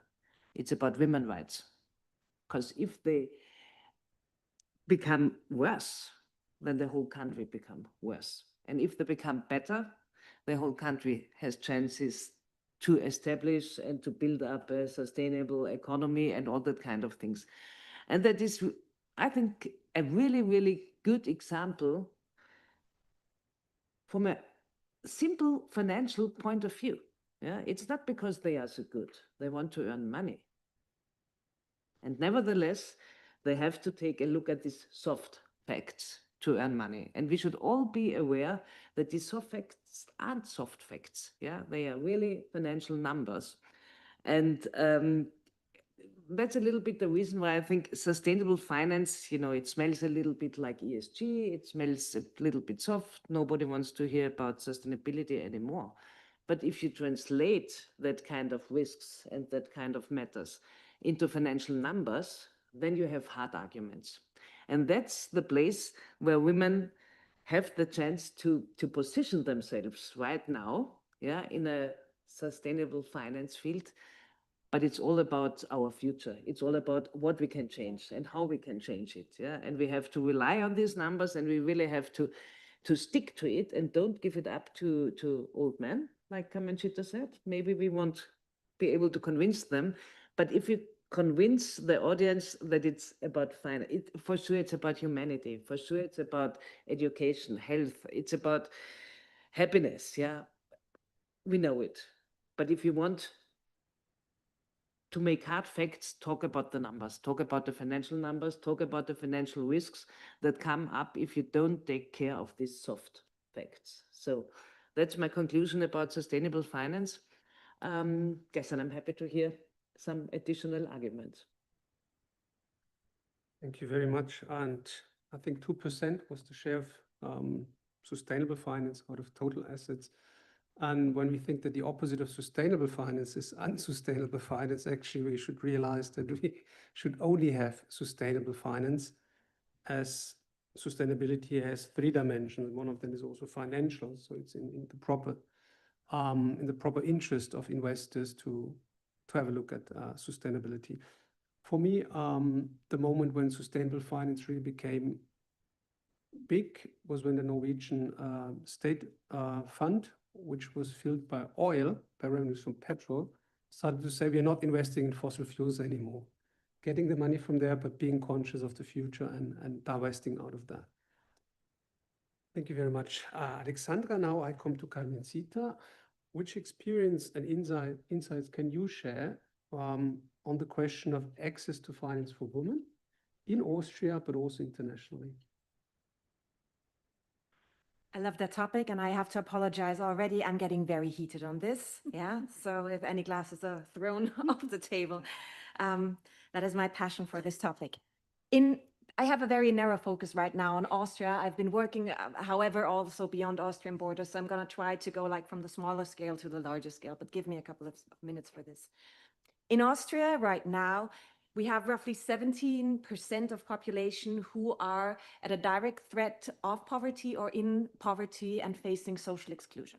So those 17% have been relatively stable over the past couple of years, and people might tend to say, well, that's fine. But you need to look into the group and the dynamics within that group. In that, we see that the portion of the population that is growing the strongest is twofold. It is young adults and it's females, notably women who have to take care of children, single moms. I'm not gendering here because it's not necessary. So what's even more within that group, we see that in a market like Austria, where you would expect something different, we have a very serious problem in age poverty. The pension pay gap in Austria is over 41%, nearly 42%, and more than 2/3 of people living in age poverty in Austria are women.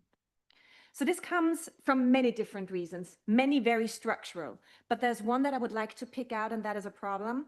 That is the very ingrained thought that finances are a man's job in many cases. Still, I was brought up with the idea that males around me know better. And it was very tough for me, my mom, my aunt, even my daughter, I would expect now, to free myself from this and inherently accept that finance is choice and it's power, and power is a good thing. We like power. Yeah. So, unfortunately, the numbers that we see for Austria can also be seen across Europe and also Central and Eastern Europe in 2024, namely that the risk of poverty and social exclusion is particularly prevalent for females and young adults, and within the female range, obviously magnified for single moms, rural women, and marginalized groups. From a banking side, what can I do? You know, it's basically what I do, especially for this group of the population. I provide access with special products, with services, with an extra amount of time, partly working voluntarily. I provide financial literacy. Yeah? We do all that. But the thing is, this deeply ingrained understanding is not something that is only affecting women, we're talking about women specifically now, who are facing poverty or social exclusion, but it is facing women through all groups of wealth. Yeah? Now, looking into the other side, I made the great thing or the big mistake of talking to a fantastic economist yesterday, Natasha Fürst. Whoever knows her, look her up. She's feminist economist. She's like Wikipedia on drugs. It's fantastic. She knows everything. So what she told me, she gave me a couple of numbers in terms of wealth. And what she's saying is, globally speaking, 80% of purchasing decisions worldwide are made or soon made by females. Consumer spending, you correct me whenever I see something wrong, yeah?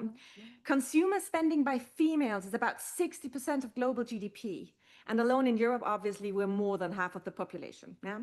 By the early 2030s, there are numbers that say that women will most likely control the majority of global wealth. Yes, I have the figure. Thank you, please. Give it to us. If you need a figure, come to me. Actually, it's an old post on LinkedIn. $84 trillion are changing hands in the next. Oh, $84 trillion are changing hands in the next 20 years. So decision makers, pay attention. This is the invisible variable that is changing the world. Women. So just now combine this. We would financially have the means. Not all of us, not all of us. We need to strengthen, especially the women that I'm working with. But on the other hand, we have the financial means and still we're reluctant. We know, and maybe Alexandra, you can support me in this, that female investors are twice as likely to consider social return in their investments. But females still are reluctant to invest. So we need to look at all sides in this and strengthen each other, no matter whether we're vulnerable or already financially equipped.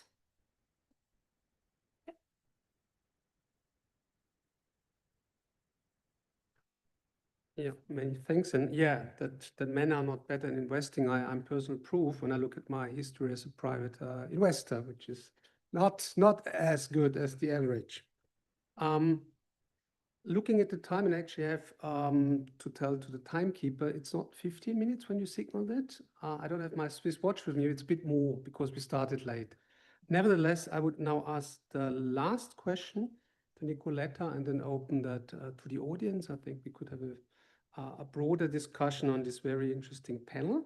And Nicoletta, you're working on impact metrics and evaluation tools for sustainable finance. So we're still staying with this topic and aiming to supporting public policies on the SDGs. I'm sure we can learn a lot from that. Could you focus on specific aspects of your work and please use figures? I like that a lot. It makes it very tangible. Thank you. Thank you. Thank you so much. Me too. It's a joy, you know, when you're a scholar and spend your days with your nose in books or now the web and everything, and you find some pearls and diamonds, and then you see, oh, but that's intriguing, and you have nobody to share it with it. It's really frustrating. So I am so happy to be here to share this with you. So yes, there is one of the biggest problem why women, I was asking myself, but okay, we ask all this question, why this paradox? What's happening with the women? Women are invisible. Actually, Amartya Sen has a very beautiful chapter on missing women in his book, Freedom as Development, which I recommend to everyone. Amartya Sen, Freedom as Development. It's absolutely great. But what I realized, it's in fact, we don't have data. That's the problem. Women are invisible because we do not have the data. And if you do not have the data, you cannot make some informed decision and then propose public policy that are based on data and science. It's very difficult, even now, for example, to find something for women, you really have to go very deep on reading reports, on everything. And that's the biggest problem. One, it's we do not have the data. And I encourage you, and please come to me if you have a network and want to know something about women. I have a couple of surveys who are already made. It's enough to put them in Qualtrics, and we collect the data.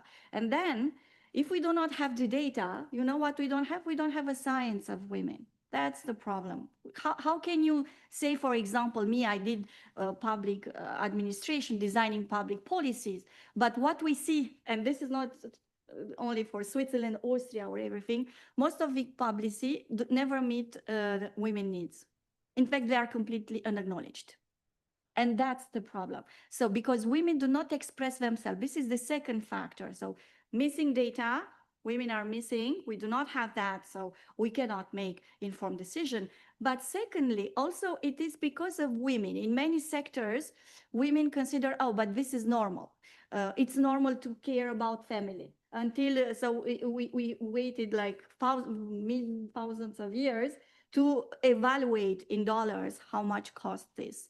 So this is it, because for women it's considered normal to do this, normal to do that. And I think this is something women have to learn to verbalize their needs and to express them coherently in such a way so they become inputs for public policies, for banking, etc., etc. I think this is very important. And this is up to us all, men and women. I can tell you I had an extraordinary father. He brought me like a princess. He was an engineer, but my first toy was, sorry to say, a teleguided Russian tank. But these were the toys in communism. I grew up under the communists. But yes, educating, and you very well mentioned that. I think how we are educated to our capabilities, what are our capabilities, it's extremely important. My father gave me that confidence. Oh, no, and he never accepted I had half measures or I was too lazy, or no, you can do it. No, I'm not happy with that, you know? But I felt was absolutely from a place of love and encouragement, and to not put me just in the kitchen to cook or whatever to do. And mom too, mom was the general. I think this is the first aspect. We need to change the mentality of girls. And here I will come with something which I really try to do in Switzerland, and I know in other countries are doing. I did my postdoc at Princeton, and I did the Princeton-Wharton entrepreneurship program. And I do think we need to have this kind of programs for women, not only in universities, because we'll be a little bit late to instill entrepreneurship spirit. Because this is, again, a statistics. 98% of first entrepreneurs are men. Women are 2%. Though, then we can understand when the market, in a way, adapt to this supply and demand. But if we have already in schools programs training that entrepreneurship, social entrepreneurship, sustainable finance, but already starting, I would say, from the 10 years, when they are already 10 years, children can design things, they can conceive, they can have little business projects. So 3 factors that really put women, make women invisible. And for the moment, the only thing I see, it's really to change the mentality of women in the world, and first starting with entrepreneurship, very early entrepreneurship programs. Yeah.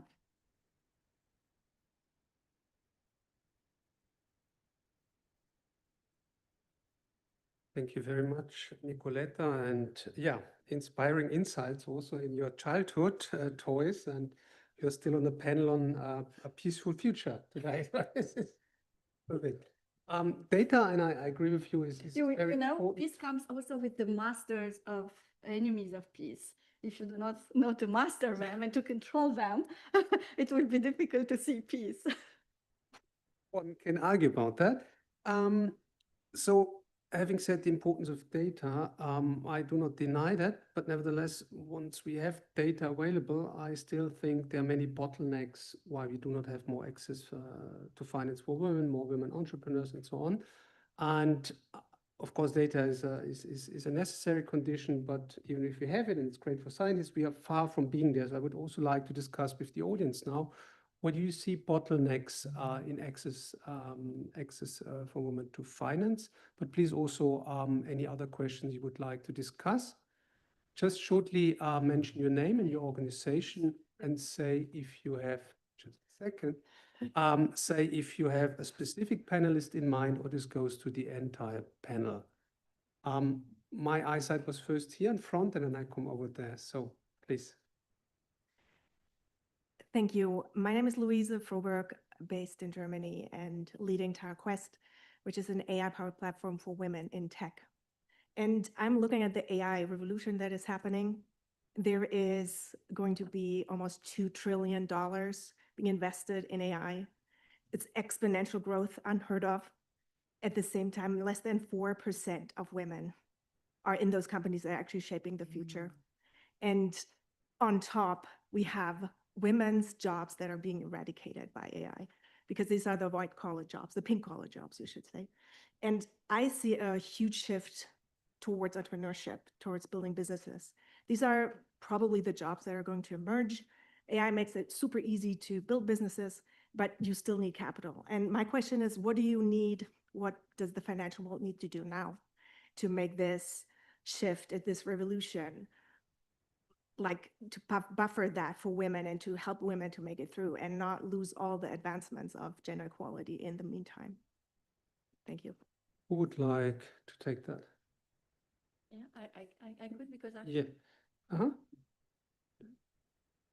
Thank you so much. Actually, another point of my activity is about AI, altruism, and religion.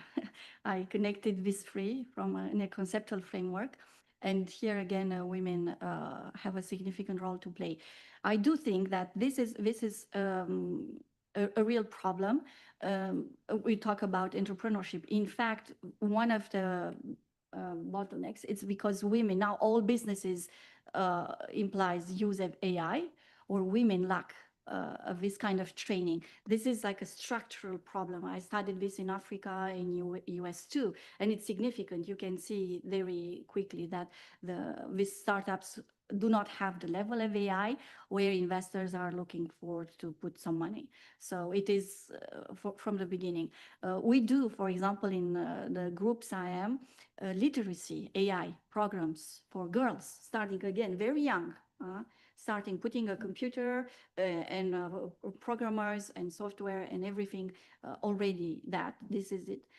And regarding the problem of workplaces, loss of jobs, this is it is really terrible. There are two effects happening when you have a technological shock. One, it's replacement. That means their jobs will completely disappear. And the other one, it's displacement. That means people with some skills plus some skilling will be able to be displaced in other jobs that integrate that technology. And we will have dozens of millions of lost jobs. This is the research that shows because of the introduction of AI. And women are particularly, like I would say, they are several times penalized because they do not have the education to be upskilled or reskilled. Already they take the jobs part-time, etc. And they earn less.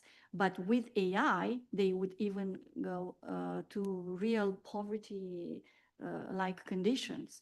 So we really need programs focused on that, because why? Well, I actually wrote a paper. Women are the nexus of the next, what I call the renaissance. We live a second renaissance. This is it, because of the AI and what we live a second renaissance. Women are the nexus of that, the solution of many problems we speak, but yet we do not put enough money in that. In everything, you are right, there are bottlenecks. But in the end, we know what we should do, we know how we could do it, and we know the money we need to put in it. So it is a question of political will, But here, I think we, all men and women who are here, want to change things. Let's influence and let's change this political will under the direction we want. But I think women will not be able to escape, as many men will not do it. They will be, and this is, I really say, we are 15 years later in upskilling the workforce. I don't know how to say, it is because the private companies' innovation advanced too fast, and the governments found themselves unprepared to respond to that. Or maybe they could have anticipated a little bit and prepared this kind of programs for upskilling, reskilling. Whatever it is, both factors are true, but we don't know. Anyway, this will be, I would say it's one of the, it's the invisible crisis. No, it's like a big wave. You see the tsunami coming. It's, it's yet there. It's yet there. We don't care. Yeah, it's not so yet there, because 2 decades, it's nothing in the. Sorry, I have to, in the sake of, a lot of questions, a lot of interest. Sorry. And I would propose that you also continue during the break, that interesting discussion. Now, yes, I was noticing, Patricia, by the way, great panel. I didn't have the chance to congratulate It's you. not a question, it's just a remark. Yep, also fine. Concerning data, on the 16th of November 2022, Eva has appeared, and she's a crash test dummy. Since then, we had no crash test dummy, female crash test dummies in the automotive sector. Can you imagine? We had no data about the women body, how it would crash in a car. And it took so many years to have a women crash test dummy. That's all.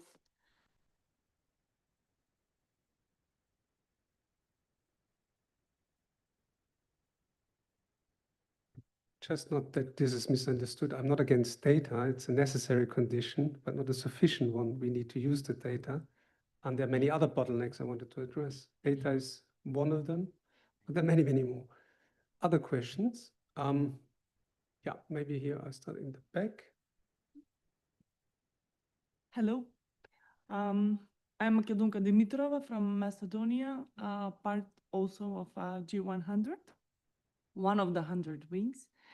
As we were talking until now today, one thing that drops, and we have discussed this over the lunch break, is that do we really need a paradigm shift to define success for the companies? Because profit is the success for the companies. And if we are talking about sustainable finance, sustainability doesn't mean profit.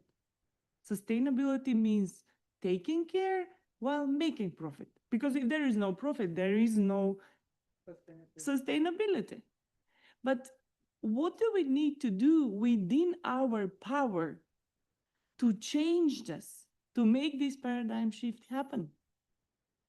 This is just an open question, and I think we can discuss in length how we can do this. But for example, if I start from myself, when I prepare myself for the course that I teach at the university, Green Society and Sustainability, I make sure that through the journals, students explain what it means sustainability for them in the course of 3 months, so that they can at least start to think about what is sustainability and how it connects to their everyday living, meaning finance as well.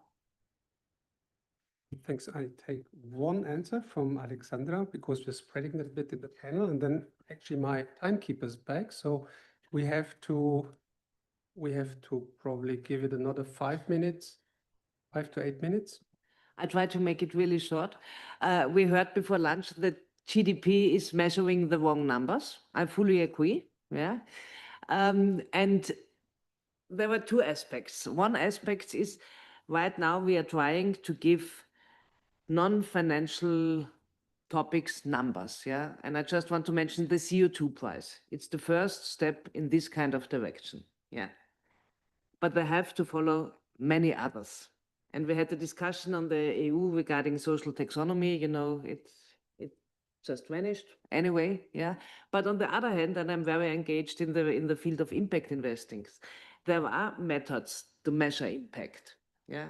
And we know how much an euro invested in a company like Hobby Lobby, which is engaged with young people in Austria, brings for the society back. Yeah, it's 27 euro just to give you a number. Yeah, and we have to implement these numbers and this counting of benefits into a traditional financial system in the GDP. And I fully agree, but it's still a long way. And we have to tell people about it. Yeah, we just have to spread the message that there are solutions, and we have to ask for it. Yeah, and we have a personal responsibility and we have a political responsibility, and we have a responsibility to speak with our friends and family and to spread the mission. That's the only thing I can answer to you. Thank you very much. Microphone. Over there. Thank you. Good afternoon. Cynthia Cordova from Costa Rica. Costa Rica country charts for circular economy. I have one question. In Latin America, part of the financing problems for the woman is first no formal employment. Don't have access to property too. What do you suggest from the banking sector for this case?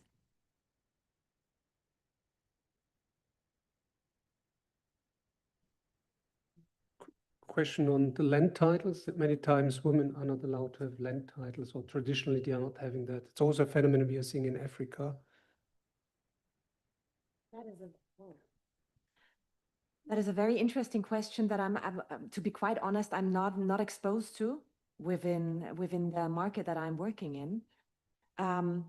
I know that in Austria, for example, there's the possibility of, it's called in German Superedifikate, superedificials. Maybe there would be a possibility for the banking sector to find a proxy, not for the land or not for the building, but something else that can be then put into charge or power for the women to also measure and take as either as a collateral or as some point of orientation. But I have to admit, this is something we have to continue afterwards, because this is not something I'm exposed to regularly. I can share a bit of my work in Africa. There are some solutions, but not for all types of companies. So microfinance is exactly doing that, not looking at traditional collaterals like land title, but other kind of collaterals. But then the credit size are rather small. It's like an entry, but at least it's something. And this is also very widespread in Latin America, either individual credit or group credits, mostly with women-led groups again, that have a higher success rate. But yeah, there's still more to find for larger credits. I just want to share my experience, because I was exposed to that. I work with the Zambian government.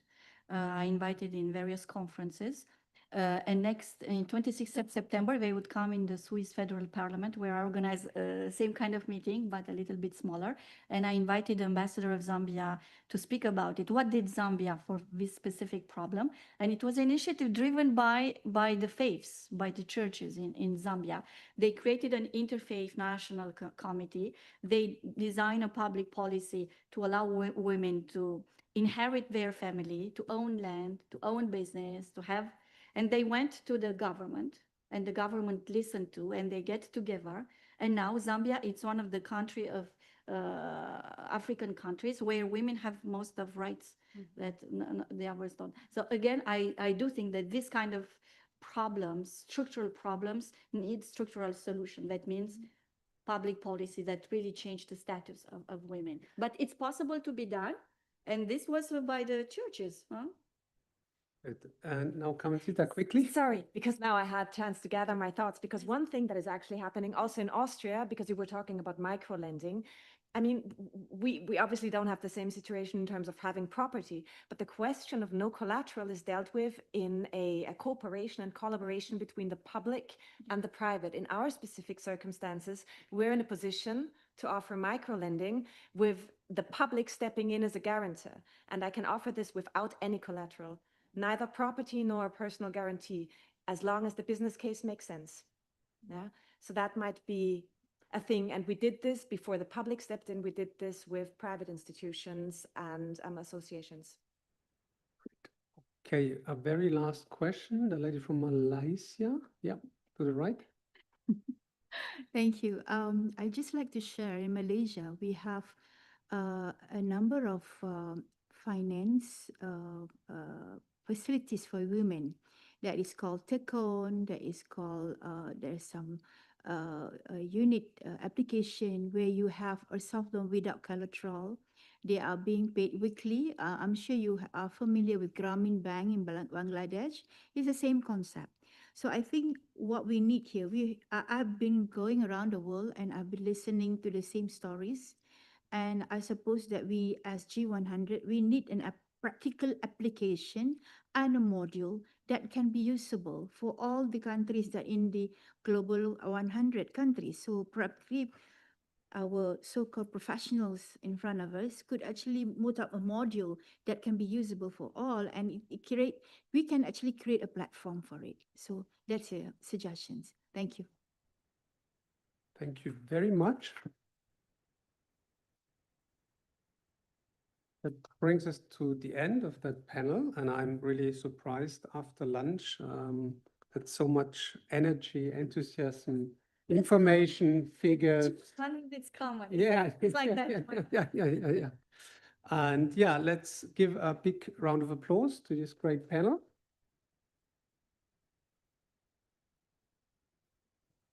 And let's continue in the break. Yes, again, a big thank to our panelists and to you, our esteemed audience. Let's take a 10-minute break. Not a 20, a 10-minute break, and see you back at 3:10. Thank you. The next panel will be on peace.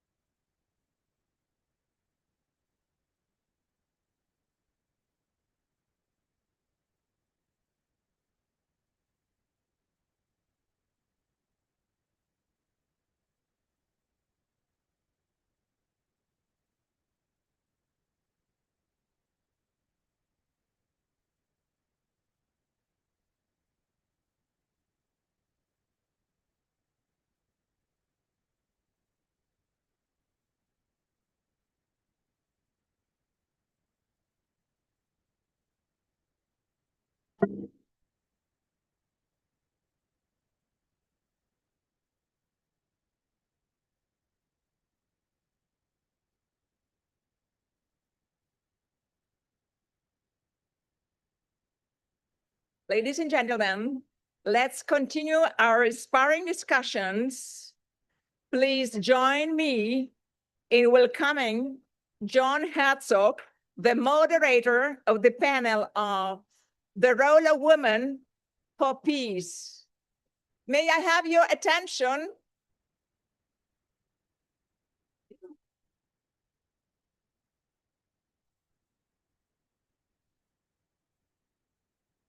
Ladies and gentlemen, let's continue our inspiring discussions.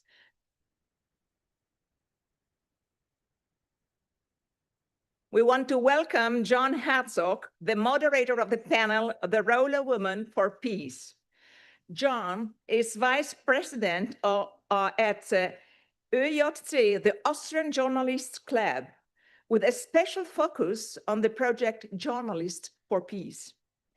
He works as a freelance journalist for various print media in the areas of lifestyle, sport, medicine, music, and culture, as well as for various TV productions. At the age of 16, he won the Austrian Youth Prize in the book category.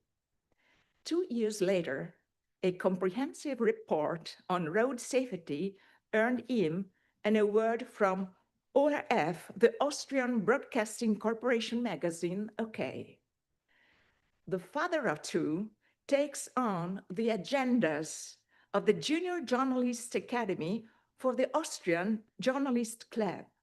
I quote, "I see the Junior Journalist Academy of the Austrian Journalists Club as my mission for the near future to convey to children the joy of colorful journalism as early as possible and to make it as interesting as possible."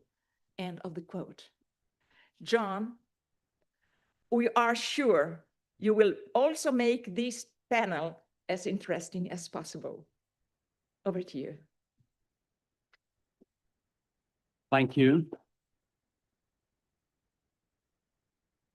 I tell you a secret. I had a dream. No, I should say, I had a dream when I was a little boy of this size. No, of this. I had a dream to speak all languages in the world. Now, a few years later, I have a dream still to speak all languages in the world, plus one language, the language of peace.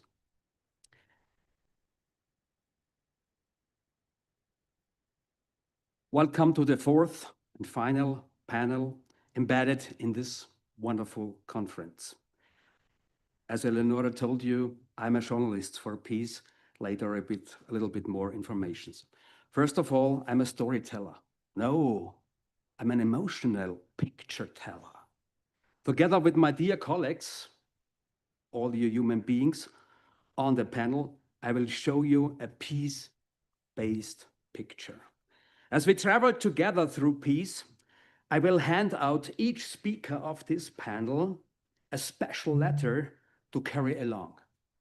And please, to your speakers, set this letter visibly before you throughout every moment of your and our journey. First of all, I would like to introduce the participants on the peace panel. Patricia, oh, here, oh, great. Patricia Elias, Peter Haider, Maria Riel, and Bodil Valero. A big applause to you. If you want to know more about the persons, there is ChatGPT or the old-fashioned Google or some books you can read everything about the persons here. So I will keep it very, very short. And it's a great honor to me to have an opening statement by the lady on the left of me, on your right. And Patricia Elias is G100 Global Chair, Government, Ministerial Advocacy. She's a lawyer in international law. Please welcome for the opening peace statement, Patricia.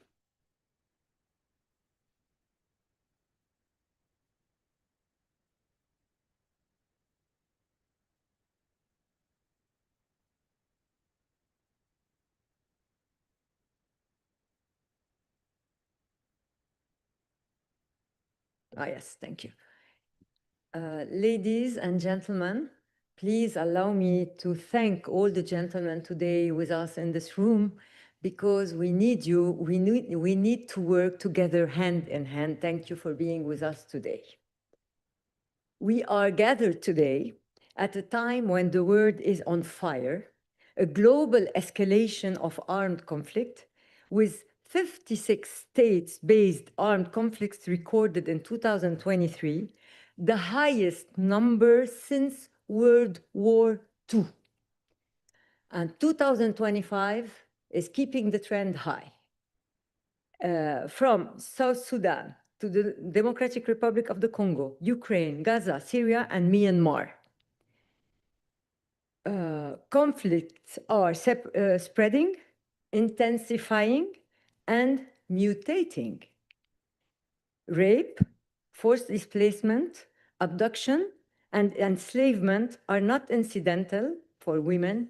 They are tactical, unfortunately, used as weapon of war. And yet, who speaks of peace? We recently witnessed that all men in the planet are arming their countries and changing humanity from one side to another side.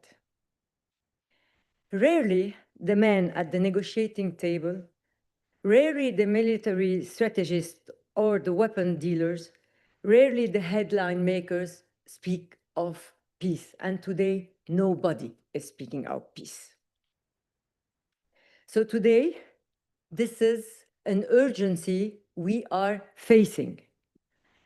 What is this urgency? Is having women at the peace table negotiation.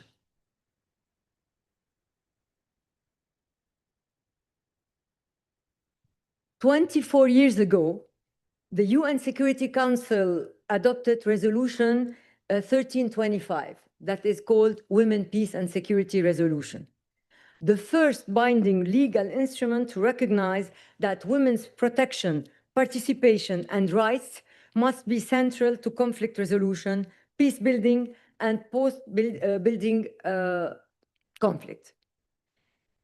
It called for prevention of violence against women and girls in conflict, protection of their rights under international law, participation of women in peace processes and decision-making at all levels, and relief and recovery efforts that are gender responsive. It recognized in legal terms that gender equality is not peripheral to peace, it is fundamental for it. Yet today, we must ask, what have we done with this promise? Women are the first targets and the last responders. The reality is stark. In South Sudan, who did hear about the serial rape of women? I am a women activist, and this is how I knew about it. And I doubted it before because we are not reading about it anywhere. I'm not speaking about Afghanistan where there is not a war, but today, do you hear one nation condemning what is happening to women in Afghanistan? No. This says it all. Democratic Republic of the Congo, same. Women first victims of the conflict. Shall I say that in many countries, our rights are backwarding, slowly, slowly. Lastly, Canada withdrew 80% of the budget of the Women Ministry. 80% Canada. Have you heard about also this pastor in the United States saying that we don't need women to vote, only the head of the family, the man, will vote for everybody? Yet, are we hearing one voice in the whole world speaking in our name? No. This is why today, from Vienna, we must be the one to uphold our rights universally worldwide.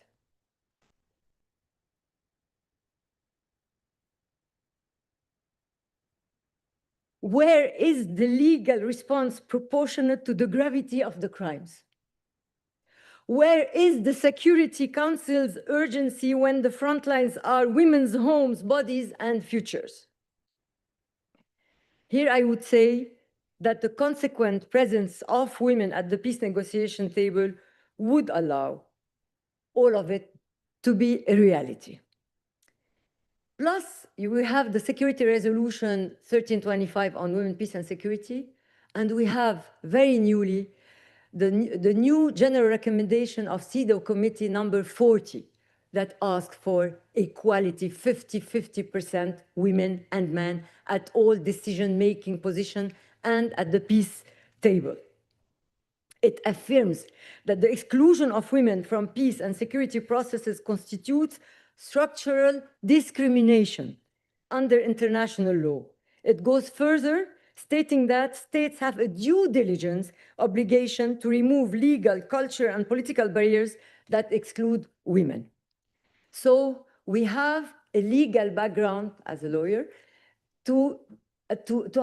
as a background for us to say that today we have the right to be on this peace negotiation table. It is now incumbent upon all UN member states, and indeed all legal systems, to implement UN Security Resolution 1325 and General Recommendation 40 from CEDAW Committee. Where this agenda has been implemented, the 1325, we had successes. In Liberia, women-led grassroots peace movement that helped end one of Africa's bloodiest civil war. In Colombia, Rwanda and Nepal took also a national action plan on women, peace, and security. And I shall give you a personal experience. When I was with UN Women in the Office of Arab States, Libya was in war in 2019. 3 parts of Libya were like civil war everywhere. We united women from all parts of Libya. Those women were in war. The husband of one killed the son of the other. The brother of one killed the father of the other. We were very tense when we make them meet. And you know what happened? 1 hour later, those women constituted a network for peace building in Libya.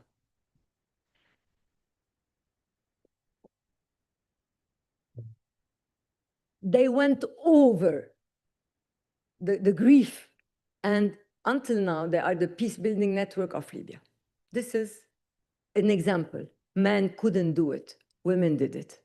Second thing, UN sent an envoy, many special envoy to Libya to stop the war. Men, special envoy. I was there. The war was going on. They sent a lady, a woman. I don't know her. She doesn't know me, I mean. Her name is Stephanie Williams. She stopped the war in Libya in 1 year. She made the leaders of the war, the god of the war, meet and stop the war. A woman. But what happened? That they removed her. And unfortunately now war is back. But you see the impact of women. I witnessed this impact and I'm here to testify. So we have, what are the barriers? There is no political will. So we need to make the political will exist. The numbers. Underrepresentation of women. Only 13% of peace negotiators between 1992 and 2019 were women. 13% only.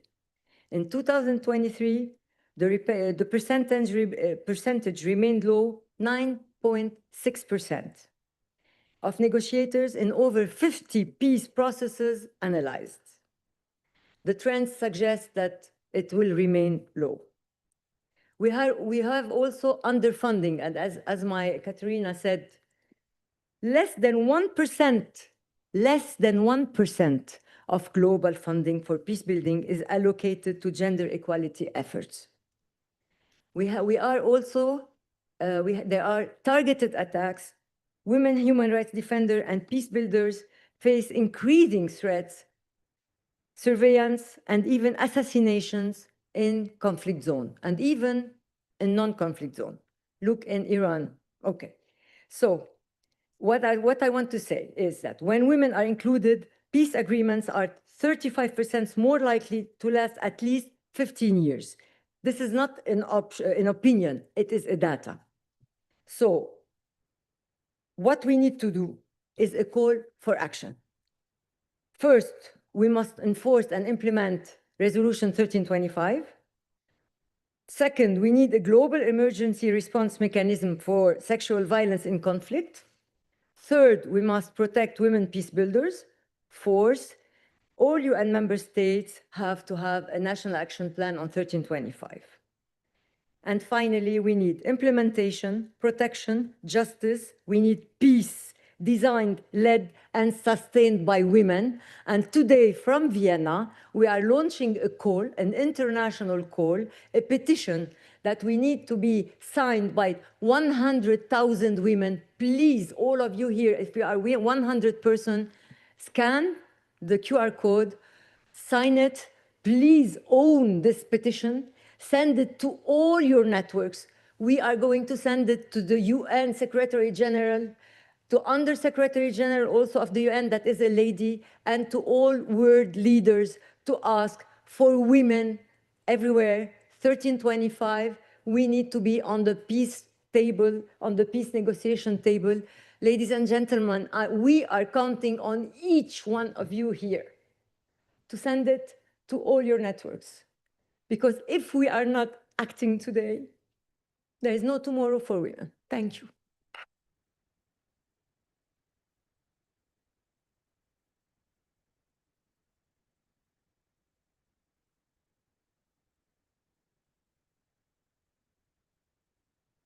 My papa was always saying, dear son, there is another important language without any words and translation needed. It's called helping. Yeah. So this is the first letter I announced. It's a C. And in this perspective, it could be a bridge maybe. So please post it in front of you. It's the C, it's the first letter. So let's continue. I'm a journalist. I have many, many questions, but I love the KISS style. Keep it short and simple. So I want to ask the first question. How do you see, how do you feel peace and the efforts for peace being reflected in all kinds of media, both locally and internationally, particularly from a woman's perspective? I would like to put the question first to Maria Riel on our right side, on your left side. She's the founder of Women's Federation for World Peace, WFWP Austria, and her main focus is on peace through strong families. Maria. Thank you very much, John. Thank you that I can be here. This is true. I am mother and grandmother since 12 years. I got married 47 years ago. We celebrated our anniversary in May this year, and our children and grandchildren came with us. So for me, it's very important, the peace starts with me and with my family, with the education in the family. When children are coming together, they sometimes hurt each other, they fall down. So where they should run?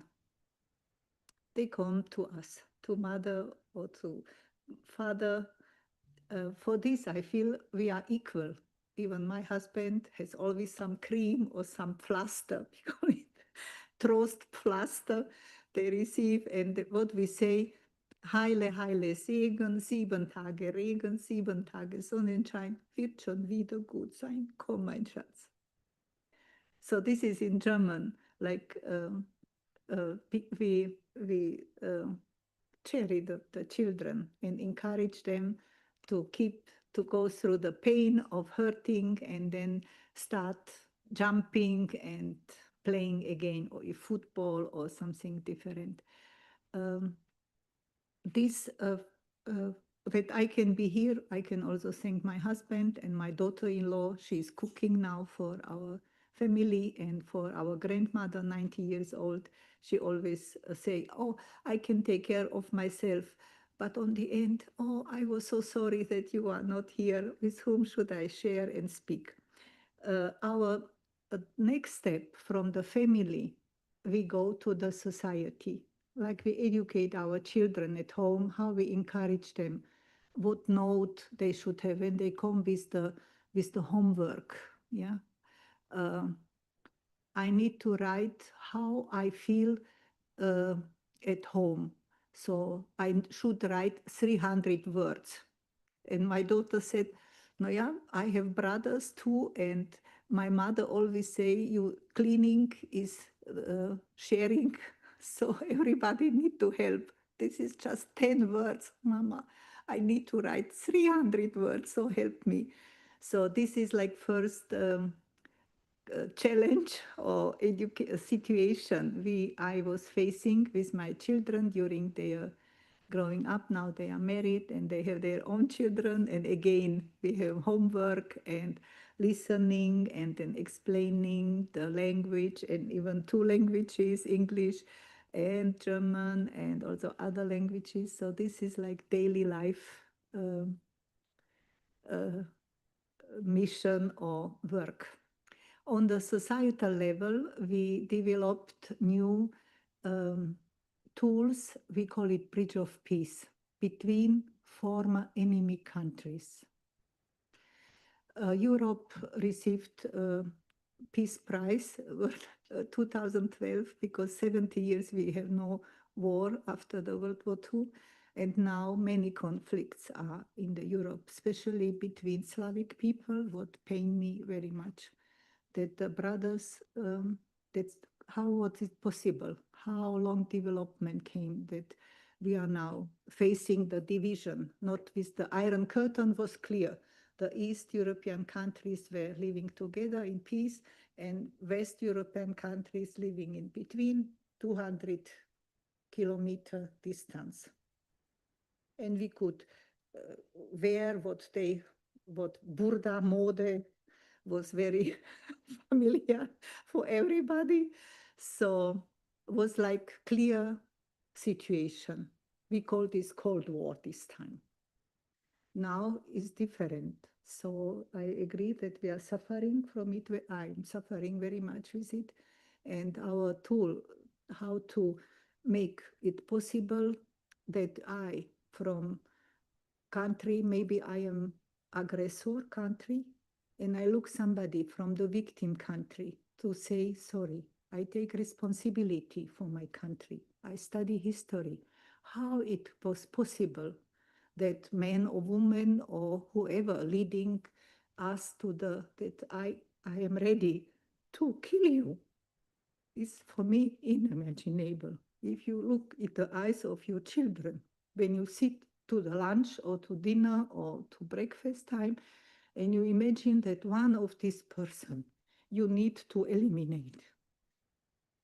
So we are now in this situation worldwide, I feel. We are touched, I think, men, fathers, the same like we. My husband, when we listen to the news in the morning, we say we need to do fasting from the news for a couple of days because it's so touching and so depressing. Yeah, who can make this possible that we discover in the others, our sister, our brother, our father, our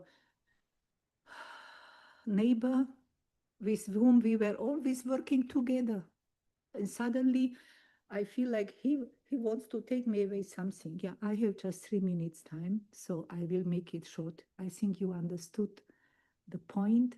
And this bridge of peace between former enemy countries, we started 95. First with Czech Republic, we discovered, we were thinking maybe this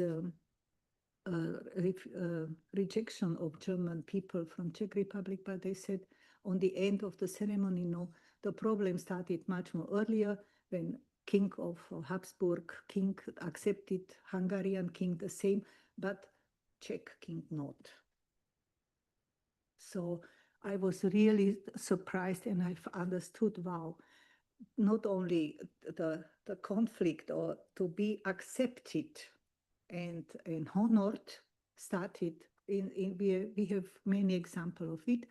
So we were very happy that we could make brotherhood or sisterhood between the two countries. And we did with Hungary, with Slovak Republic, with the neighboring countries around Austria. And with my husband, I worked in Balkan region, where we also supported Croatia and the homeless, internally displaced families.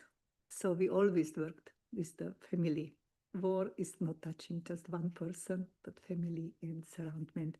On the end, what comes after these ceremonies, when ladies come to each other and the steps, it means my decision. With every word, the day is full of decision-making processes. So when I decide myself to participate with somebody from Russia, I am Ukrainian, it's my decision. And I walk towards you and I bow down. It means I say sorry. I say sorry, what happened to you, to your family, please forgive me. And then we embrace, if you accept, you bow also, and we embrace each other. And then we turn to the public, that our decision is now offering to the public people. And then what comes afterwards, like personal development, that we never use weapon against each other. We speak also, I can also read now shortly the words, Bridge of Peace pledge. Through this ceremony, we, as sisters or brothers, want to create a bridge of peace and reconciliation between our cultures, nations, and religions. Striving for peace, we want to be peacemakers on all levels of human life, within the family, in the neighborhood, our societies, and nations. We will contribute towards a culture of peace in loving and recognizing each person we encounter as a member of the same human family, paying respect to each other and support one another to fulfill the common desire of a world in which every single human being can live in dignity and well-being. So this is what is encouraged in our hearts. The words or the culture of heart is something what don't need many words, just action. So thank you very much for the time with me.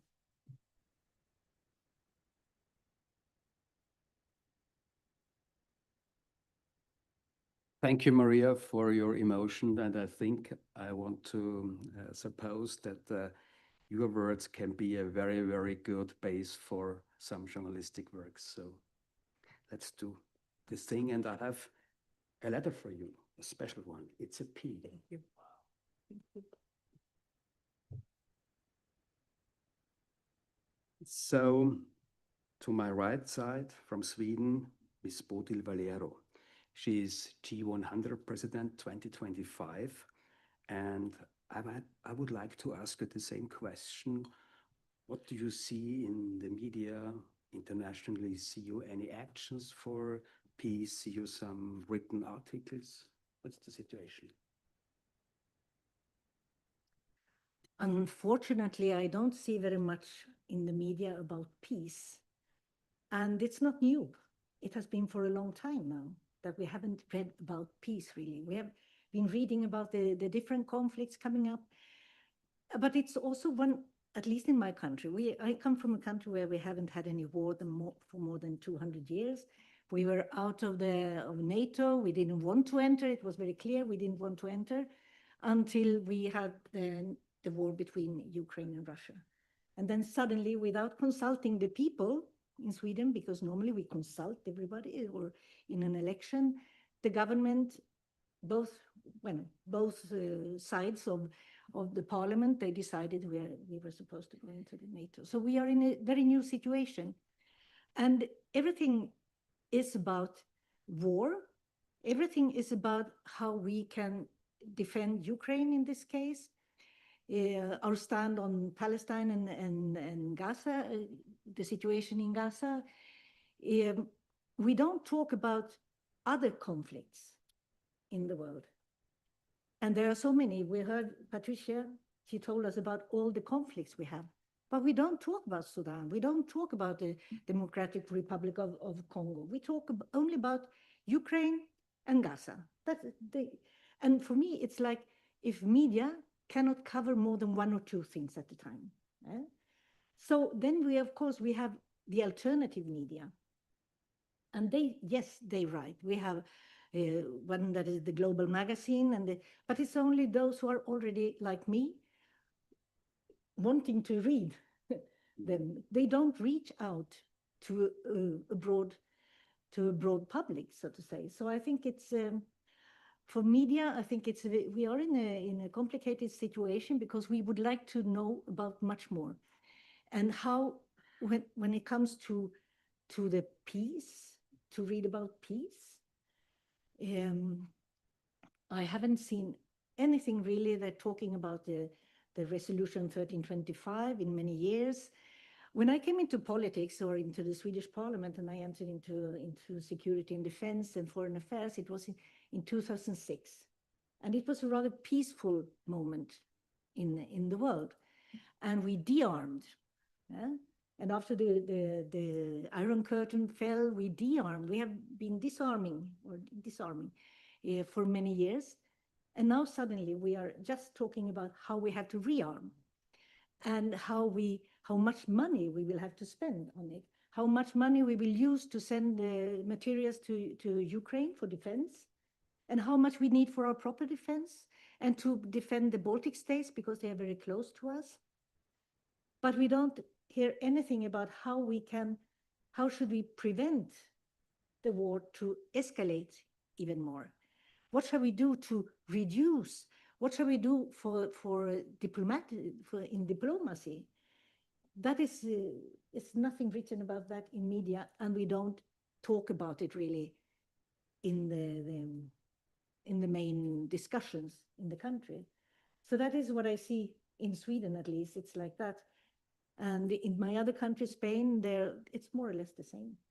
But they are still refusing to rearm so much because the government says we don't need it. And we have to see that the situation is different in different countries. And that is all the time the same. In G100 global, our global wing, the security and defense, we work on human security. And human security is not only about defending ourselves against the military attack. It's about defending ourselves when it comes to food security, energy security, the effects of climate change. And that is one of the big, because we don't talk about it any longer. We discuss how we shall rearm, how much money we should put on arms. And at the same time, we take money away from crisis management, prevention of flood, when we have floodings or we have storms or fires and so on. That money goes away. The money for the civil defense in our countries, we reduce it to buy more arms. And that is what, well, in our wing, we try to deal with both the situation for people and women in conflict zones and wars, but very much also on the question on environment, on the climate, the effects of climate change, food security, energy security, economic security, because that is one of the biggest threats that we have in the world, especially for women. So we work on all these fields, and I would like media to talk more about these fields also, because we need to listen to them all the time. We need to know that if we have floodings and a lot of people die, in reality, many times it's a man-made disaster. It's not nature, but we didn't prevent. We know it will rain. We know sometimes it will rain very, very much. And it's not only every 100 years. is maybe 50 years or 25 years. And in the future, it will be more. So we have to prevent these situations, and we have to pay for it. Because if we don't pay, we will have all these people dead, and nature can kill so many more in a day, in a couple of hours, than what we see in the military wars. Thank you so much. And you push the button, please. Here. So I have a letter for you. It can be maybe a building from this perspective. No, this one is better. It's an E. Thank you. So I would like to continue with the second half of the panel with a second question. In our first panel today, the word journey has came up. Peace is a process, a journey. Now the question to you, Patricia. What does a person, a woman, need to carry in their suitcase to accompany and sustain them on their journey of peace?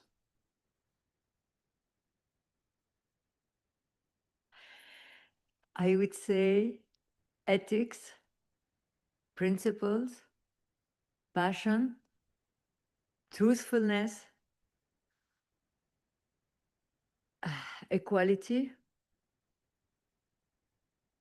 This is what women carry usually, and it will build peace.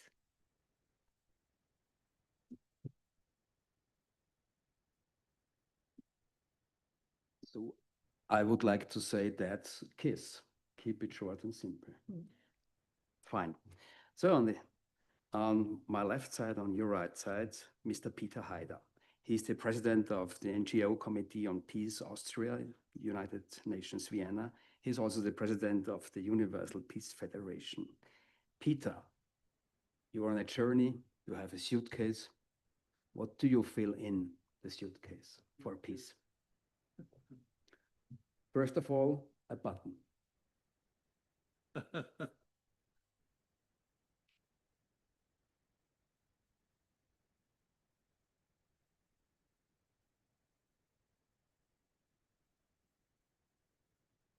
I think what I need is my wife. Great. And my grandchildren. But not all of them, because when you become old, I realized it's not so simple to take care of children. You know, you are used to it only for a short time. Anyway, for me, it's an amazing experience to be here, because I organized many interreligious conferences exactly in this room, but mostly I was the organizer, the convener, and we never had such an illustrious audience of women, you know, because normally it's quite mixed. I cannot say there are more men or more women. I never noticed, but it's quite amazing to have such, I feel very strong and professional women here in this audience. For me, it's a very, what shall I say, encouraging to see such an audience. You have to understand, I grew up in a monastery school, you know. So until 18, I was not so much confronted. Of course, I have sisters, but they're all very young. So when I was 10, they were not yet born or were very young. Yeah. So of course, later, naturally, you get involved. But then I had 4 sons, like, so it's, I think, very important that women play a strong role. I realize, especially also when I sit here today, and I think what all the things I did wrong in my life, not involving, but sometimes also the women run away from me. I don't know. I must say one thing which disappointed me about women, they also like to hide behind the man. Yeah, sometimes, yeah, maybe not you, but so I want to encourage you, if you are asked to be in the front line, please do so. Don't think, yeah, the man can do it better, because it's just, it's not true, because you bring a totally other aspect, yeah, which is very important. And yeah, this is what I experienced sometime, I must say. Yeah, also organizing a conference, I felt, oh, this lady, she would have something to say, but even my wife, yeah, she is like this. She doesn't, she takes care, and but no, please speak yourself, yeah. So, what was the question? What do I take? That's the question. The suitcase. The suitcase, yes. Anyway, I don't know if my wife fits in the suitcase, but I will take her. And I think what we need is human beings, because this is how we are as we are created, or as we develop. We need somebody to talk to. And I think the important thing about peace, yeah, is that everyone is involved. For example, there was one story which I remember from, because it's a Viennese story, yeah. Congress of Vienna, the French lost, yeah, and all the others, they, like the Russians, the Austrians, the Russians and the British were the winners. So, and then there was the young Metternich and the young Tsar Alexander, I think what was his name, and they were in Vienna, and somebody told the story like this, and they were sitting together like two young, 20 or 30 year probably, anyway, young Tsar and young diplomat, and then came the old French Talleyrand, and he said, do you really think you can make peace without the French? You can make some peace, but it will not hold very long, yeah? And they agreed, and this was the magic of this Congress of Vienna, not just that they danced when they didn't know how to continue, but that they included the French, yeah? And so the peace was holding almost 100 years. Of course, there were some wars, but mainly there was no big continental war for 100 years. Yeah, so we can say everyone has to be included. Yeah, and also like the final word, because I ask, our organization exists in Ukraine and Russia. Yeah, so I can ask my Russian friends, so we hardly can talk to each other. I'm always afraid to bring him in trouble, yeah, when I talk to him, yeah. But he speaks very freely. Sometimes I wonder, I wouldn't dare to speak like this. Then I ask him, so what shall I do? He said, maybe you should start again to talk with the Russians in Vienna, because maybe they need it, you know.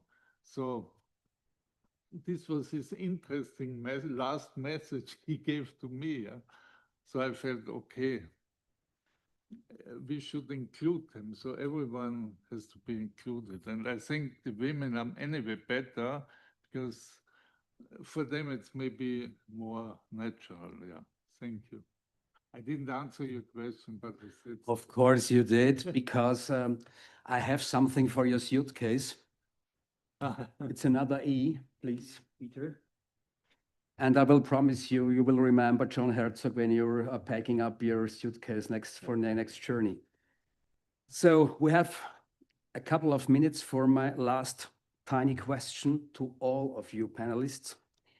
And it's a question of impact. To what extent can the outcomes of such a conference like this have a lasting impact? I want to start with Maria. What's the impact Or what could be the impact of this conference, of these actions, of this call to actions for women? To include everybody. In the family, we include everybody. We have no bad guys and good guys. We have daughters and sons to take the position of parents, father and mother. I cannot give birth to my child without father. Thank you. Thank you so much. What are your expectations on impact of this conference? I agree with Maria that the peace, it starts from inside. It starts with all of us. We all have to take a stand on what is our opinion, what do we want for the world. But then we live in a world, and the part of war is very male dominated. I would say that all women should take part of the security and defense dialogue, because we have to give our voice where we are not as much as we should be. We have to be in the male-dominated areas. Men have to be in the women-dominated areas. We must reach that balance. We were discussing over lunch, because we say, okay, but peace, it should not only be the women talking about peace. We have to have men talking about peace. And in the same way, we women, we have to talk about security and not let that be for the men, because then we will have the war dialogue instead of the peace dialogue. And I just wanted to say something else also, because word matters. And we are now in a situation where the Trump administration has decided that they have renamed the Defense Department to War Department, as it was before. Before World War II, it was everybody had a War Department. Why don't we ask for a Peace Department? Because a Peace Department would mean that we look at prevention. We look at how do we build a sustainable peace, and not how do we attack the aggressor or the other one, the neighbor. Oh, thank you so much. And I would like to say it's also necessary to ask for peace. A few days ago, I mentioned it in yesterday's press conference. I asked ChatGPT, what can I do to reach peace? And there comes an answer. Great question, John. And the second was, I need more time to think over. And after a few seconds, there came an answer, a ranking. 1 to 10, and on the first point there was written, it starts with the own inner peace. So, Patricia, what's your impact, your wishes for an impact of this conference? Well, John, since I'm 17 and the dean of the law university read us all the discriminatory laws against women, and I'm fighting for women's rights. And it's 24/7, I'm thinking about how we can move, not to wait 25 years to reach gender equality. And this call that if we can put the QR code, because many were not in the room, to have this petition signed by 100,000 men and women calling for women in peace building, because we need to be at the table of negotiation, men and women, hand in hand, if we want to have humanity back to the world and peace back to the world. So please let us be impactful. We are counting, please, each one of us has to put this QR code, send it to all our networks. We need to reach this 100,000 number to be impactful, and to send it to Secretary General and go see him and see world leaders to tell them we need to be at the table. Thank you.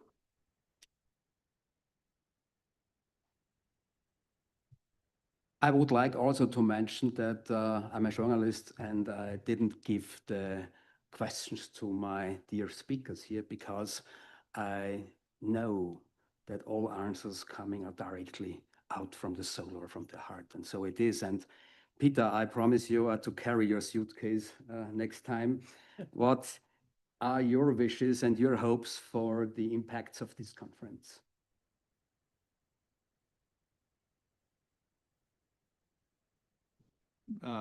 This proposal of Patricia is a very good proposal, yeah. Maybe you could connect it to Berta von Suttner. You know, she was the first woman Nobel Prize laureate. She was the one who inspired Nobel to start this Peace Nobel Prize. And she's a lady who at least lived around Vienna. She lived in different places, yeah. So maybe you could call it Berta von Suttner, but of course she's old, and even if you don't know her very well, she's not so known, but she is known. Yeah. Anyway, so, but I think this will be the best thing which can come out of this conference, because it's simple and it's very clear, and it's action, yes. Thank you. Thank you so much. So we have another few minutes for some questions from all of you coming out, dear human beings. If there are any questions to one of our panelists, please. Hi, I'm Ludmila from the Netherlands. I don't have any questions. I promote your peace verb. Peace, we have to start from inner. The inner peace is the most important. And for me, the second one is that we have to have a lot of compassion to each other. And the third one is respect. Thank you for your input. Thank you very much.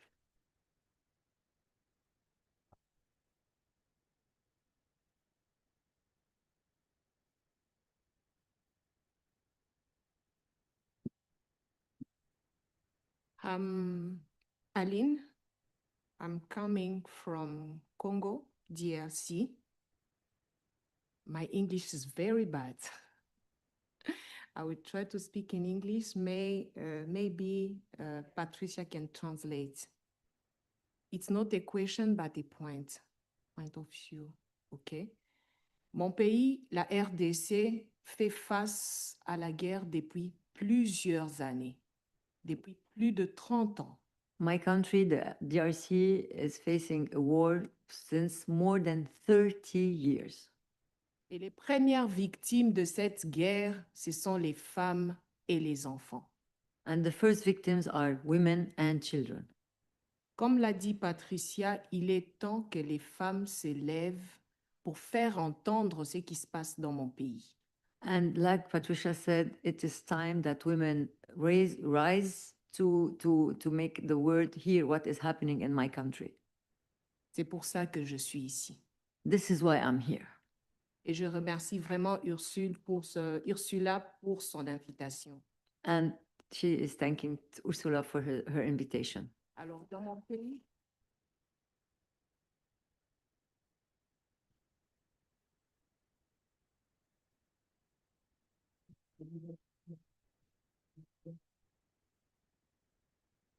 merci beaucoup. Yes. Merci vraiment beaucoup. Alors, moi-même, je travaille dans l'encadrement des femmes et la formation des jeunes filles des milieux défavorisés parce que j'estime que la base de toute transformation, c'est la formation. I work in capacity building for women and young girls because I believe that it's the basis for everything. On veut parler de la paix, mais nous ne pouvons pas parler de la paix tant que la femme ne sait pas revendiquer ses droits. We are speaking about peace, but we cannot speak about peace until the woman knows how to stand for her rights. She is right. Alors, dans nos stratégies de réflexion, il est important qu'on mette un point d'accent sur la formation des filles et des femmes. So in our strategy, we must put a stand on the capacity building of women and young girls. Alors, si je suis ici aussi, c'est pour voir ce qui se passe sous d'autres cieux, ce que les autres font. And I'm here to see what the others are doing. Pour emmener aussi dans mon pays. To bring this to my country. Alors, chère Ursule, en tout cas, nous voulons plus de ce genre d'activités. Nous voulons ce genre d'activités pour fédérer, pour mettre ensemble les femmes, pour lever la voix de la femme plus haut, pour qu'elle se fasse entendre et pour que le monde sache que les femmes s'élèvent pour la formation et pour la paix. Merci beaucoup. And dear Ursula, we need more events like this one to stand together and to hire the voices of women and girls and their capacity building for peace building. Merci.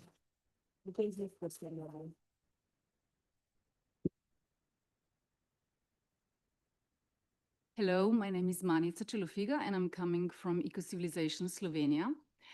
And my question is, when I was studying management at the university, I asked professor, what about the ethics? Where does that come in? And he said, well, that is your personal decision.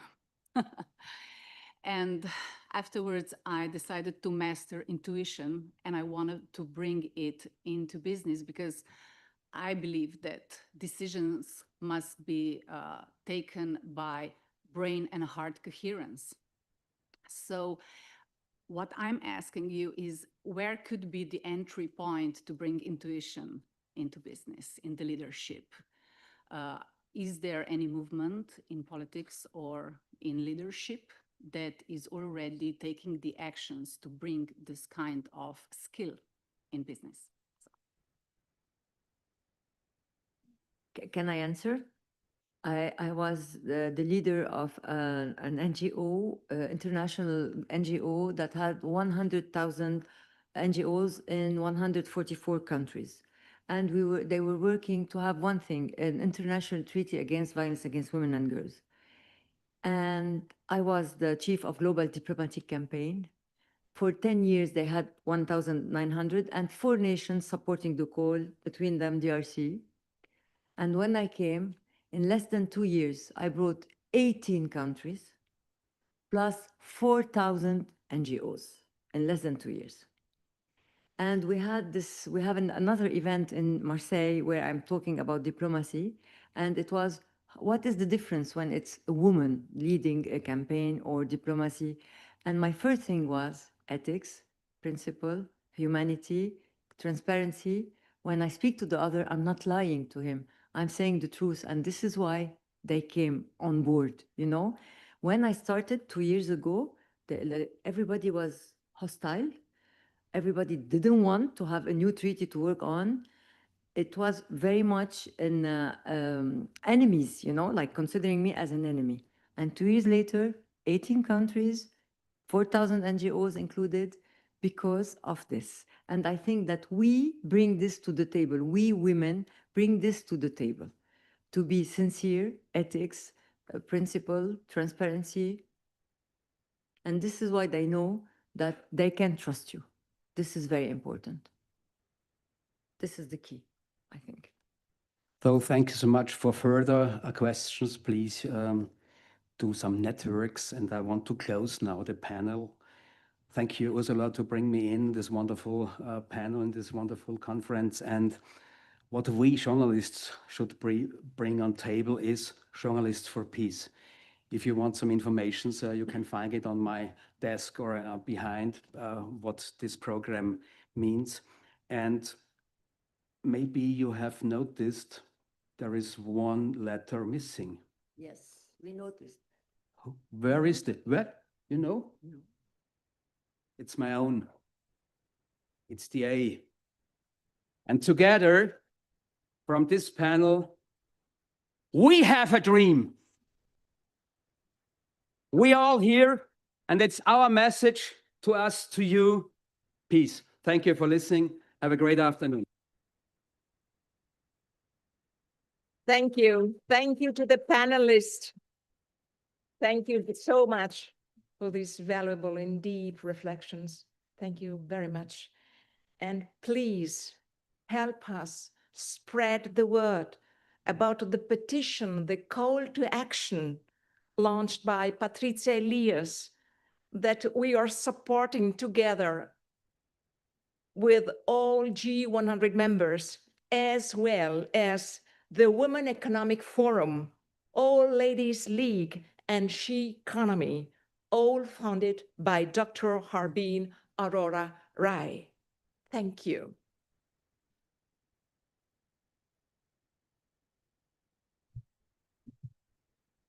And now, let's give a warm welcome back to Renee Schmidt-Peter, who will provide a brief wrap-up of our conference. Before we move on to the award ceremony organized by Brunilde Schramm. Renee, the floor is yours.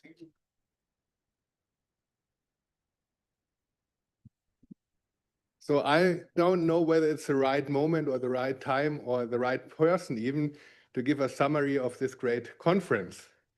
So I first was thinking about my role, and I had some leadership classes, and there was a professor saying, I once want to be a keynote listener. And that's what I have been today. Yeah, I was not a keynote presenter or something like this. We had so many wonderful presenters, and I was trying to listen carefully. And who knows me, this sometimes doesn't come easy to me. But I realized that it gave me a lot of energy. Yeah, sometimes it's even better to listen, not to talk. And maybe some men should also go this way to just listen what you are saying. It was just great. First remark. And then, of course, I'm still interested, are you still happy? Who is still happy? Yes, you are still happy, full of energy, because we had the last panel and it was very emotional. Yeah, so I was kind of happy that we addressed those very important topics, but at the same time, I felt also sad, yeah, that we have to talk about this even, because this is what is all our well-being attracting and affecting very much right now.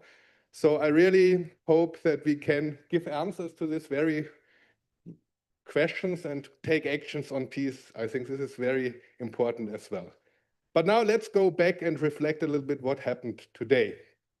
And this will all go to a white paper. That's something I have to mention. So we, of course, have recorded everything and it will go to a white paper. And we hope that we can distribute it till the end of the year. And of course, also the panelists, they did not always have the time to bring in all their arguments. I do hope that the panelists will bring in further studies and arguments, so that it will be hopefully a very good white paper we can all work on together in the future. But now, first we started with leadership. We had a very broad panel about big business, entrepreneurship, rural area, education, how the consumption is important for changing and transforming our world. It was of how can we empower women, but also how can women empower themselves, the self-confidence. Yeah? How can you as women not only wait for the man to change, yeah, and in the end we also have to change. I think this was also very much worked out on it, that it has to be a complementary systemic transformation where man and woman both play a very important role. We are all the same. We are all human beings. We have all the same rights, but we also are different. Yeah? We have to appreciate our differences, but not in a trade-off against each other, but really to bring it together. So we are all one, but also we have to appreciate the differences. So we are not the same, but all one at the same time.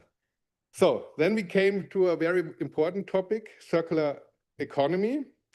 It showed us that the current system of accounting, economy, is not fitting to a circular model, and circular modeling our economy will be the most important key for sustainability. And we discovered also this is not only a technical question, it also very much is on a social level. Yeah? We have to develop a new mindset. Yeah? We have to bring in also social issues into circular economy. And when I talk to circular economists, this is often missing. Yeah? They tell me all about the technical solutions. We might even have all the technical solutions, but what we don't have is acceptance. We don't have the social dimensions and the maybe also redistribution of production and also wealth in some way where everyone is profiting. So I don't want to make a collective change of the whole society, but we have to bring in the strengths of every one of us, as also the lady from the second bank, now she's gone, we're addressing very much. So the social dimension of circular economy, and this also needs that we have a new accounting system. Yeah, and that's what my topic is all about, business administration. So we really have to change the business administration in many ways, in strategic thinking, in accounting, in HR, marketing. But this is a topic I will hopefully bring back to my university, that this is very much needed.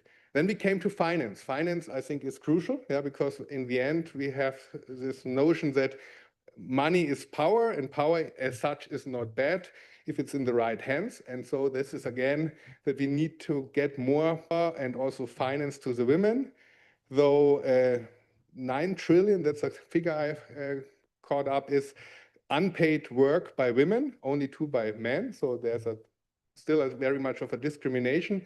So we really have to somehow judge unpaid work in a different way as today, because it does not contribute to the GDP. So the GDP is not the right measure for the well-being, the wealth of our societies. I think this was also brought up to the table. But, and this is the good news, women will have all the means. So 60% of the spending already today is taken by women. So they have to, again, self-empower and see that they are already in a very powerful decision, because they make the spending decisions, and billions, I don't know how many, will change in the future. So there will be even a bigger role for women in the future, as long as they can realize what they can do. So in the end, it's a cultural change in their minds. And for this, we need more data. I think this is especially important for scientists, because a lot of the studies and economic foresights are not done with any sufficient data which addresses the role of women. Yeah? And I think this is also why a lot of economists' forecasts are wrong, but also in the medical science and other sciences, we need much more science-based approaches. But for this, we also have to bring in the women perspective to science in a much broader way, especially in finance, I would say. So this is short wrap up on this panel. Please, if anyone wants to add something, I just have, of course, a selective listening capacity as a man. So, and I have my own perspective, and I have my own perspective on this. So I don't want to say this, you take the same with you, but that's at least what I take with me. And then I come back to peace, which is, I think, the most important topic right now, why we are even discussing all the other issues. Yeah? Because in the end, we want to have a good life. We want to feel well, happy, as we just asked.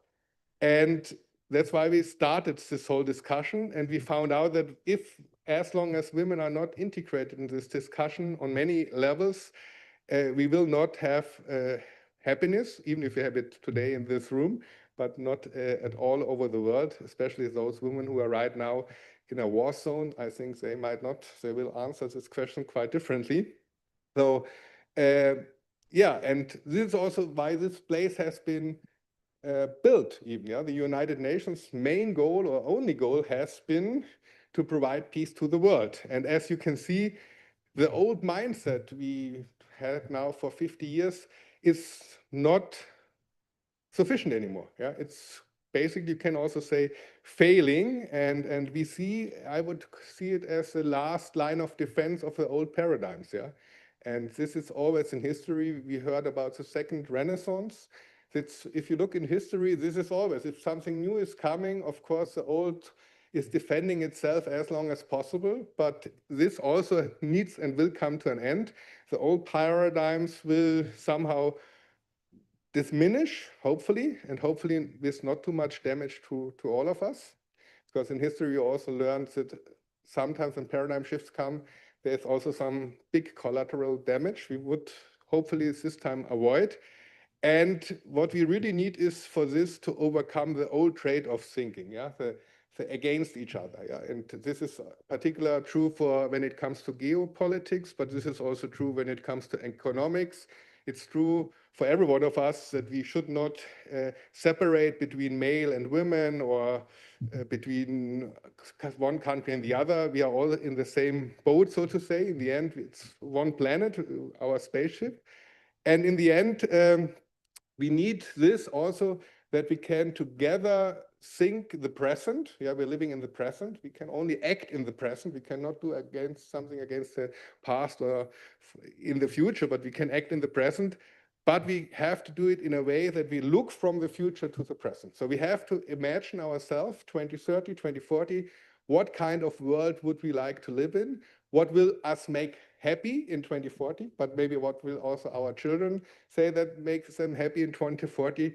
And from this will be the North Star, the orientation. We have to make the decisions now. And the time is very pressuring right now, which is on the other side good, because if we don't have pressure, and this is also human nature, we don't act. 10 years ago, everyone say, oh, it's good, so I have a good job, I have enough money. But now more and more people feel the pressure, and I think this could also be good energy if we transform it for a journey we all started. So we were discussing, it's a journey, it's not something we can fix next week.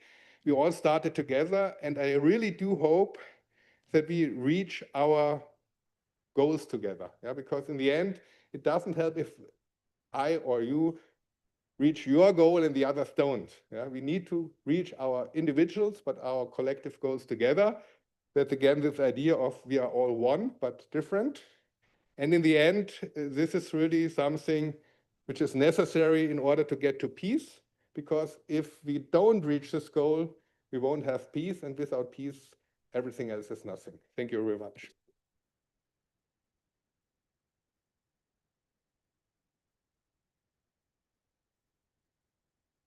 Thank you again, Renee. And now we have arrived at the moment of the award ceremony. For the award ceremony to FACC operations in Ried in der Riedmark, Austria, please come to the stage Brunhilde Schramm, Ursula Oberhollenzer, Bettina Höstreich und Florian Steindl. The ECOS 22 certificate and the award in sustainability goes to FACC. Where are they?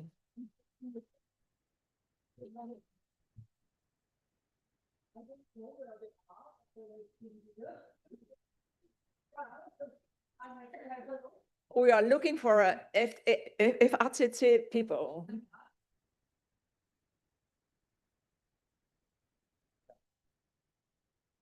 I would like to say that FACC is a leading global aerospace company specializing in advanced lightweight components and systems for civil aircraft, passenger, and logistic drones. With expertise in aerostructures, engine and nacelle components, as well cabin interiors, it is a key technology partner for all major aviation manufacturers. Over 3,800 employees from more than 50 nations drive innovation for the mobility of the future, with an export rate close to 100%. The ECOS 22 certificate recognizes FACC operations as a pioneer in sustainable business excellence.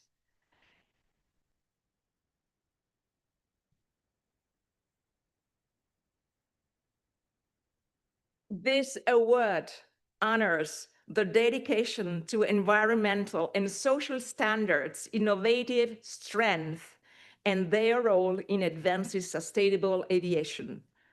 Certified for holistic CSR and sustainability management, according to the ISO 26000, FACC sets the benchmark in the industry for responsible and future-driven business practices. The ECOS 22 certificate is awarded by Quality Austria, the leading authority for system and product certifications, represented by Bettina Österreich, member of the supervisory board, and Florian Steindl, ECOS 22 project manager. The CS or Dialogue Forum is an UN accredited ECOSOC NGO and leading competence center for integrated sustainability. Through dialogue, networking, and certification, including the ECO's 22 Seal of Excellence, it empowers organizations to drive sustainable transformation and address today's key challenges in business and society. The seal is presented by Ursula Oberhollenzer, Secretary General, and Brunhilde Schramm. Congratulations, congratulations. The podium so we can see them on the camera. They should all stand here. Yes. Do you want to stay here for, or maybe there, for take a picture? Something, okay.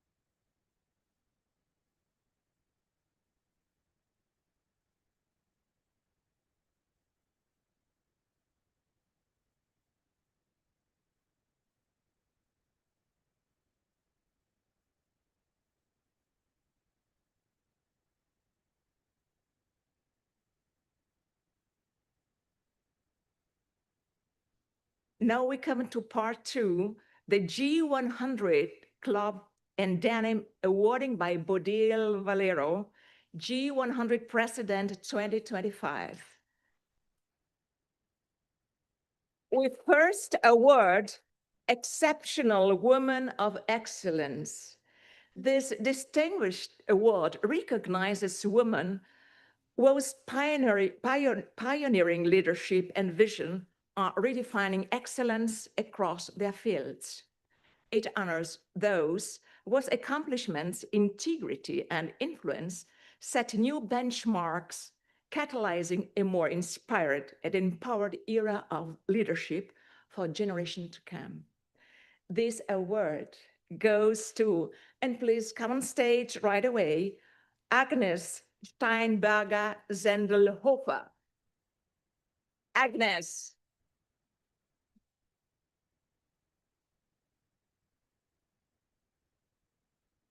Agnes.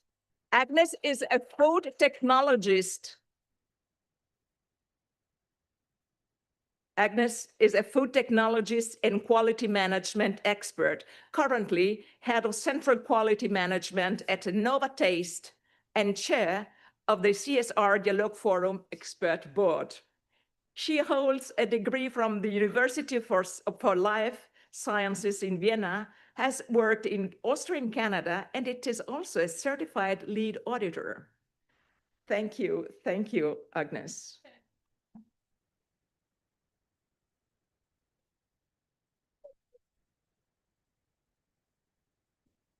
Agnes, maybe there, take a picture, yeah?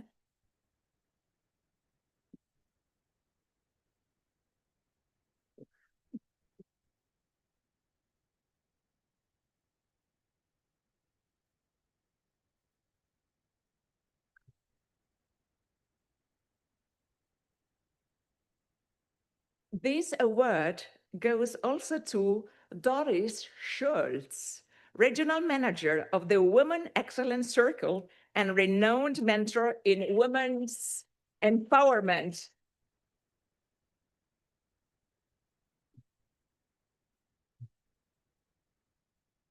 She is an experienced media professional, author, and PR consultant with 15+ years as a TV editor.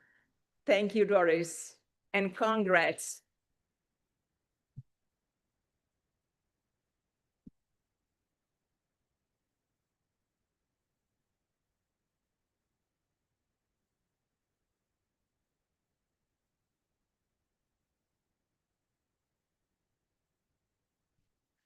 And now, the G100 Award, iconic companies creating a better world for all.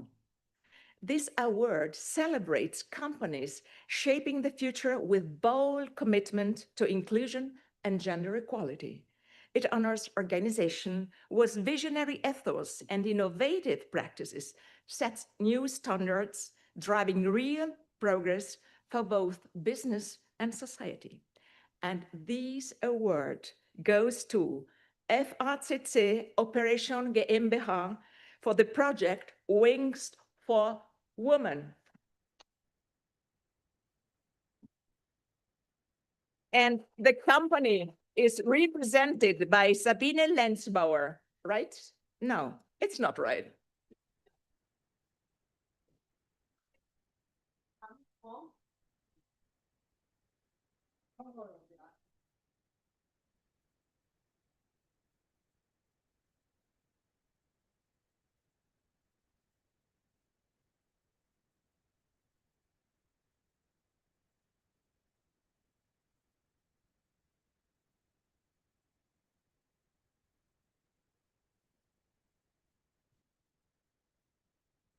We now move on to the third part of the ceremony, the awarding by CSR Dialogue Forum, presented by Ursula Hollens-Heller, Secretary General of CSR Dialogue Forum. We want to take the opportunity to award two great projects that support the mission of CSR and especially SDG 4 and 5, education and gender equality. They both target women and girls and strengthen them through education and information spreading. Aziza Abbasi could not join us today due to the national strike in France, but please welcome Doris Dienst-Schreivogel. Please, Doris, come to the stage. Doris Dienst-Schreivogel is Managing Director of Jane Goodall Institute, Austria. The Jane Goodall Institute, Uganda, supports girls and women in the Clever Girls project by showing the advantages of contraception and school attendance for easier job search, higher income, self-determined life planning, and participation in society. Project Clever Girls, empowerment of women and girls.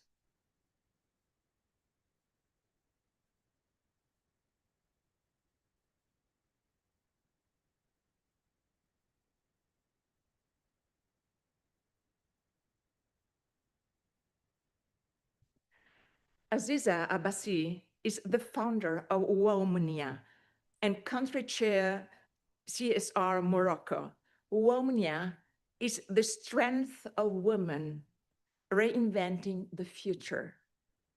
Through educational content and innovative initiatives, we shine a light on women's skills, leadership, and engagement for a sustainable and transformative future. To make her voice part of our gathering, she has sent us this inspiring video message.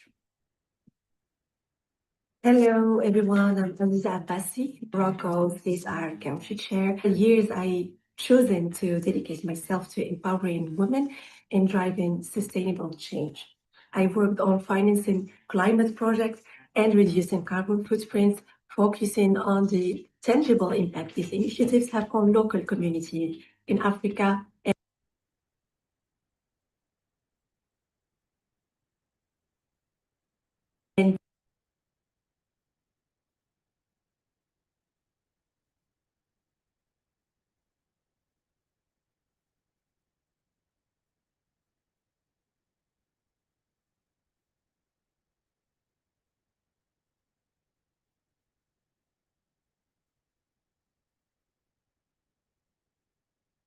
Hello, everyone. I'm Aziza Abbasi, Morocco's CSR Country. Womnia and the Women's Pledge initiatives, platforms dedicated to women and the sustainable development.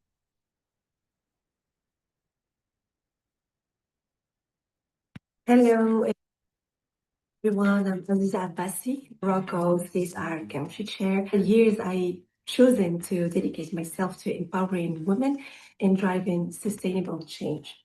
I worked on financing climate projects and reducing carbon footprints, focusing on the tangible impact these initiatives have on local communities in Africa and beyond. This journey inspired me to create WUMIA and the Women's Pledge initiatives, platforms dedicated to women and the Sustainable Development Goals. This is where stories of courage, leadership, and innovation are amplified, connecting local solutions to global challenges.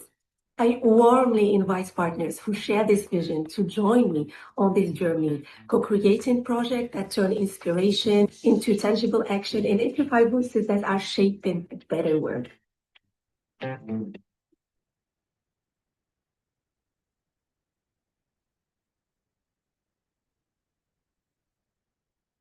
Congratulations again, once again, to all awardees. Before we hand over to Brunhilde Schramm for the final closing, once again, thank you to everybody. Thank you to our all panelists, and Brunhilde, the floor is yours.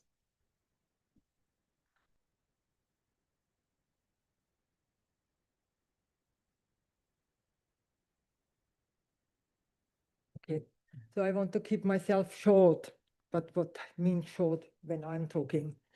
First of all, there are certificates and etc. But there are 3 people in this room. I want to say thank you for 18, 20 years of companionship. First, I know him for a very long time, and he is working, he's a he. He is working now, I have to, he's the head of the Department for European and International Family and Youth Policy at the Austrian Federal Ministries for Family and Youth. I can't always remember, it's a very long name. Magister Andreas Schneider, thank you very much for coming this day, and thank you, my heartful thank you for your support all those years. Thank you. He is a fighter, a real, he's still, yeah, of course, but become a bit older. The second one, it's for me, very, very important person. I learned from him a lot. I always look on him. Dr. René Schmidt-Peter.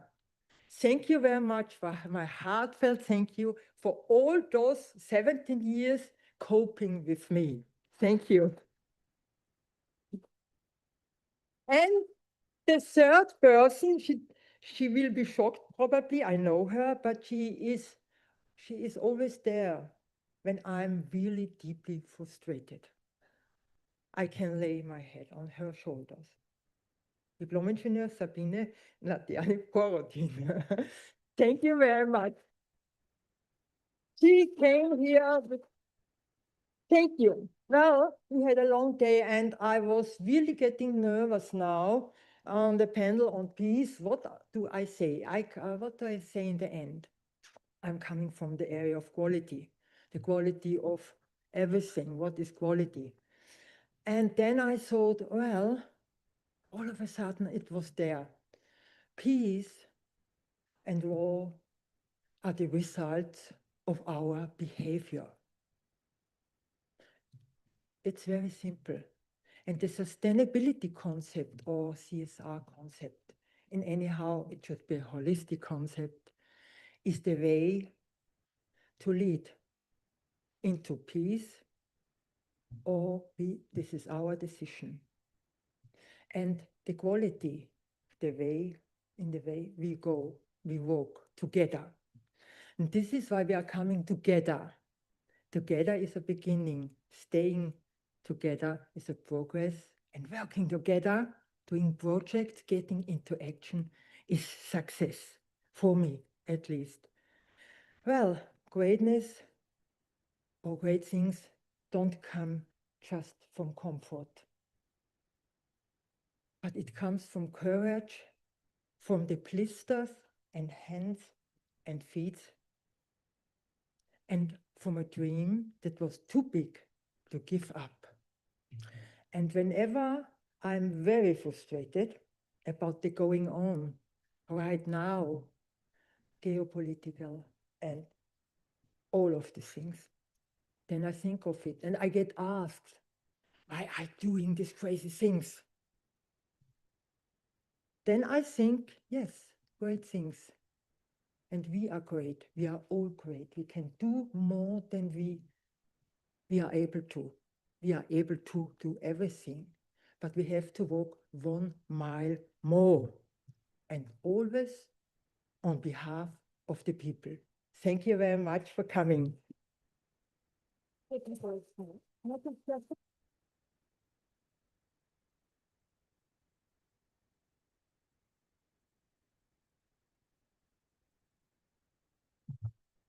Thank you again. Thank you again, Brunilde and Ursula, for organizing such an amazing and impactful event. Thank you. A standing ovation for you.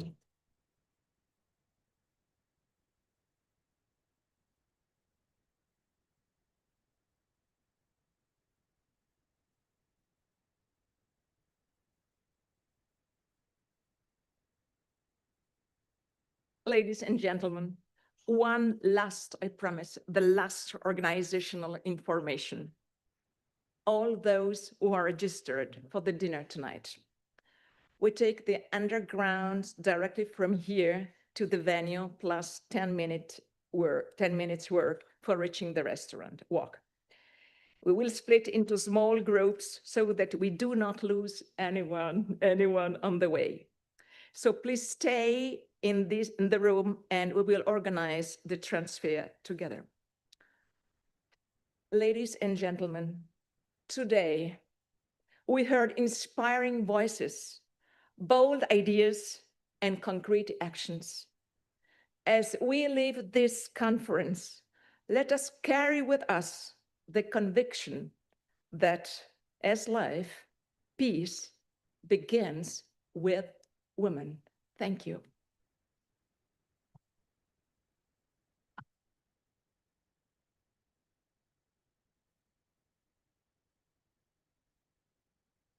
I'm very sorry. I'm sometimes getting a bit nervous, and then my head gets stressed up and I forget the most important thing to say thank you to Ursula. This is the thing, you know? People who are so near, you sometimes miss to say thank you. Thank you very much. I am happy you crossed my way. And thank you very much for taking over the CSR Dialogue Forum and starting in a new area. Thank you very much. And also to Doris Balt, we know each other for 25 years. I don't know how old I am now because I know her so long. Thank you very much. And she's an entrepreneur like me, and sometimes our ways cross. There's a lot of difference between us, but we always bridge the gap. Thank you, Doris. And also, Christina Markel, thank you very much. She is a new one in our group. I didn't know her. We were telephoning like we know each other for many years. Thank you for your support. Thank you very much. And also, we had some troubles with moderator, things got, everybody who is doing an event, a challenge. Yes. And we called her a few days ago. And she on Sunday afternoon called me. And Ursula with this challenge. And she took over, she said, yes, we get that. And she did a great job, I think. Thank you very much. I hope I didn't forget anyone. Okay.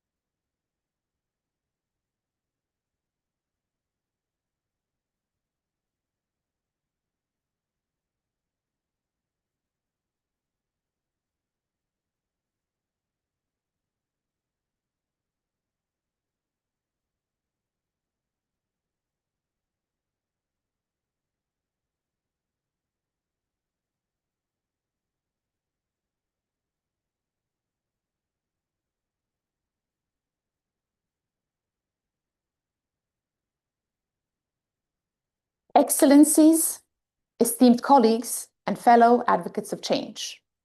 It is a privilege to join you today